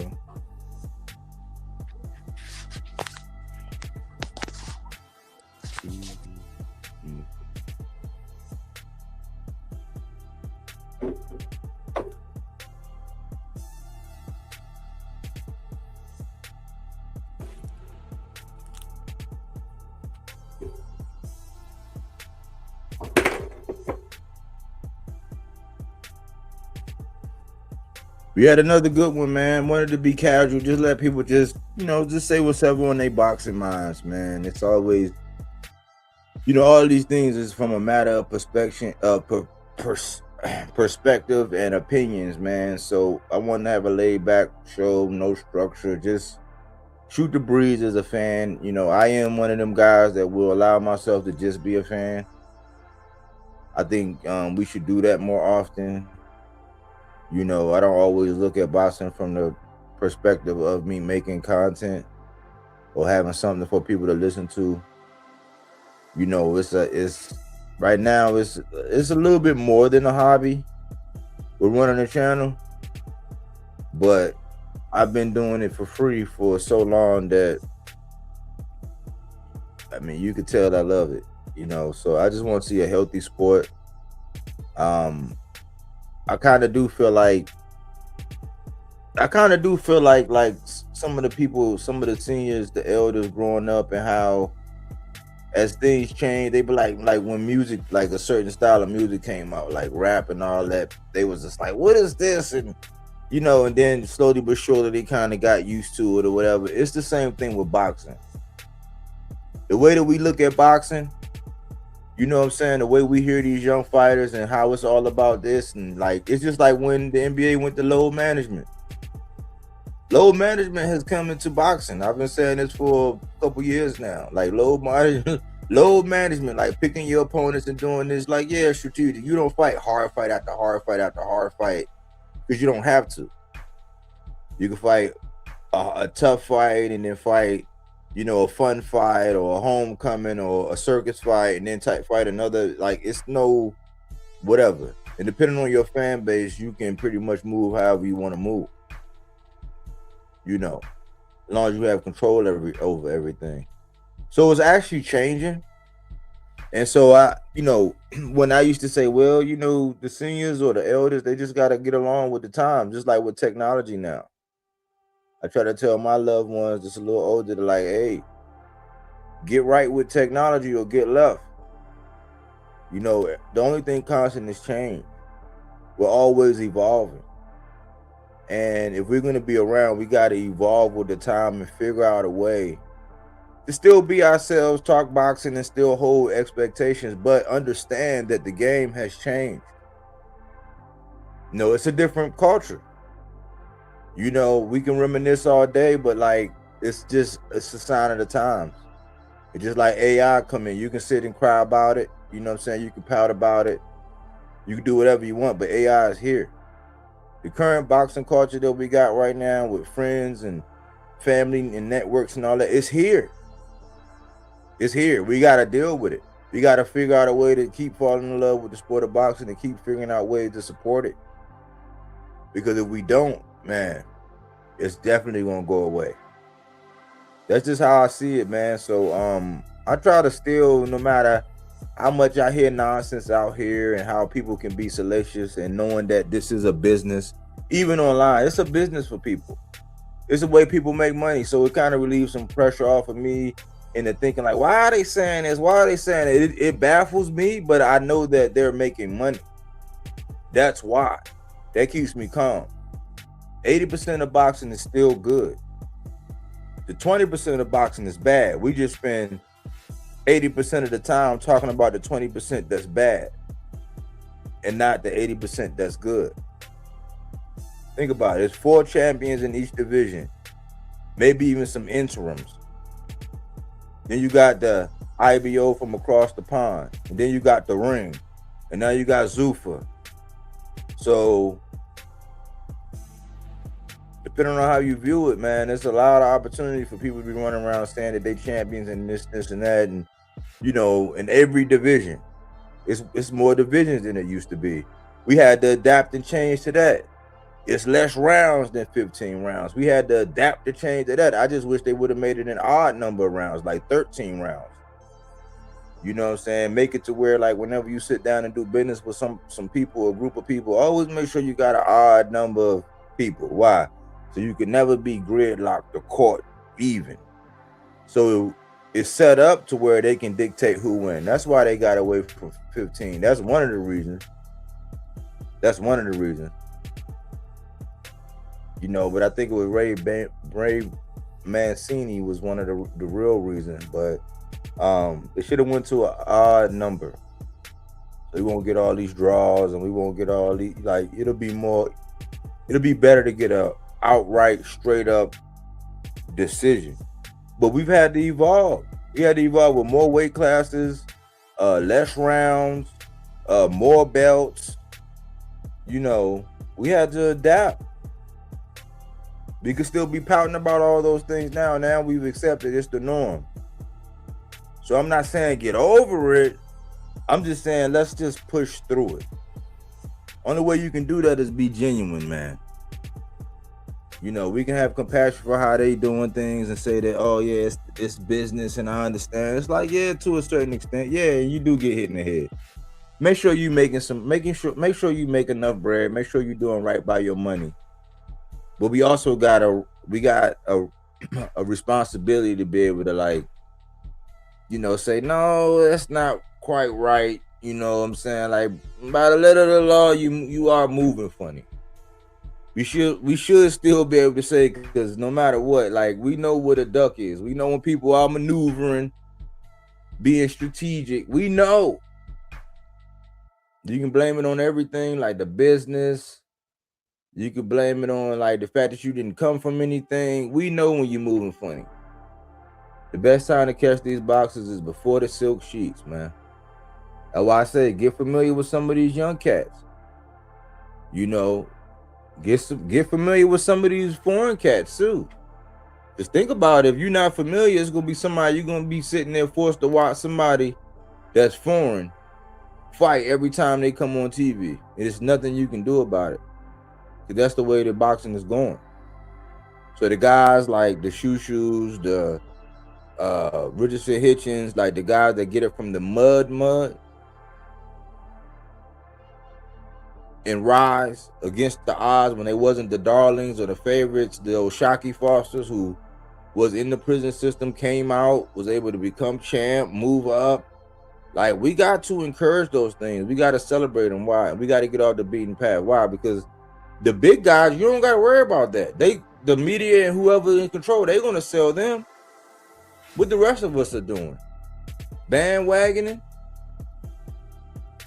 that's no bueno. We got to stay abreast of these amateurs, the people that's coming out of the Olympics, like the ones that's turning pro. You know, we gotta give them some attention. Why? Because at least up until they you know what I'm saying, get the silk sheets, we know they're gonna be hungry. We know they're gonna have to go through the ringer. You know, they thought things were sweet because turkey bags was being handed out and people was getting overpaid and overcompensated or whatever to maneuver around the real fights that they should have been taking. But all of that's on borrowed time. It didn't happen so much that, well, now these guys gotta fight. Why? Because he gotta make money. They're not gonna be handing out that kind of money for people who don't want to do this and don't want to do that. And the people that are moving funny and doing all this maneuvering and acting funny now, man, it's only a matter of time before they get in there with somebody where they trapped.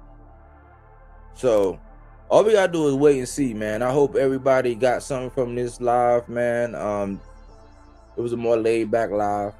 Hopefully you was able to put something in your rucksack and march on. And remember, silence is consent, meaning that all it takes for evil to prevail is for men and women to remain silent. So we speak to the things that need to be spoken to in the sport of boxing. We call it fruits and veggies, not that Reggie. Fact-based content, not opinion-based, even though we have ours. We'd have to pull up stats and figures and go through all that stuff. And we don't always do that, but we do that to make sure that what we're talking about is on point. We don't shoot from the hip. We don't speak on unqualified information. If we're wrong, we come right back and correct ourselves. You know what I'm saying? Like, we put stakes in the grounds for the blue collar guys, the guys that's taking the steps and not the elevator. That's what we do. We salute the guys that got the skills and that's on top. We recognize it, but we put stakes in the ground for the people that's preserving the sport in their actions within the ring. We try not to be messy and talk about their personal lives. We keep it inside the ring and move outside the ring as it's needed. You know what I'm saying? So again, I appreciate everybody who came through, show love and support. You know, support the channel. Give a like, a comment. You know, subscribe if you haven't. I just got a message saying I reached 850 uploads. 850 videos. Yep. And I know it's gonna be mirrored, but 850 video, 850. So that's an achievement, man. And I believe in quality over quantity. You dig? Enjoy your fights tomorrow, man. I love to hear you come in and chime in whenever the results come out and we come out on that next video after the fights, man. It's gonna be a banger, trust me. But the boxing gods, they looked out for us because this is an amazing card. You know what I'm saying? That's all I really got for y'all, man. I appreciate your support. Appreciate your time, effort, and energy. If you catch this on a playback, talk to me, holler at me. I'll talk back. Thanks for choosing Bodywork Boxing. But we don't take things for face value. We do that body work. He didn't want to box. He wanted to actually prove that he could punch with you. He was like, what the fuck is this nigga, right? Oh, okay, you want to go to sleep. You tired. Welcome to Bodywork.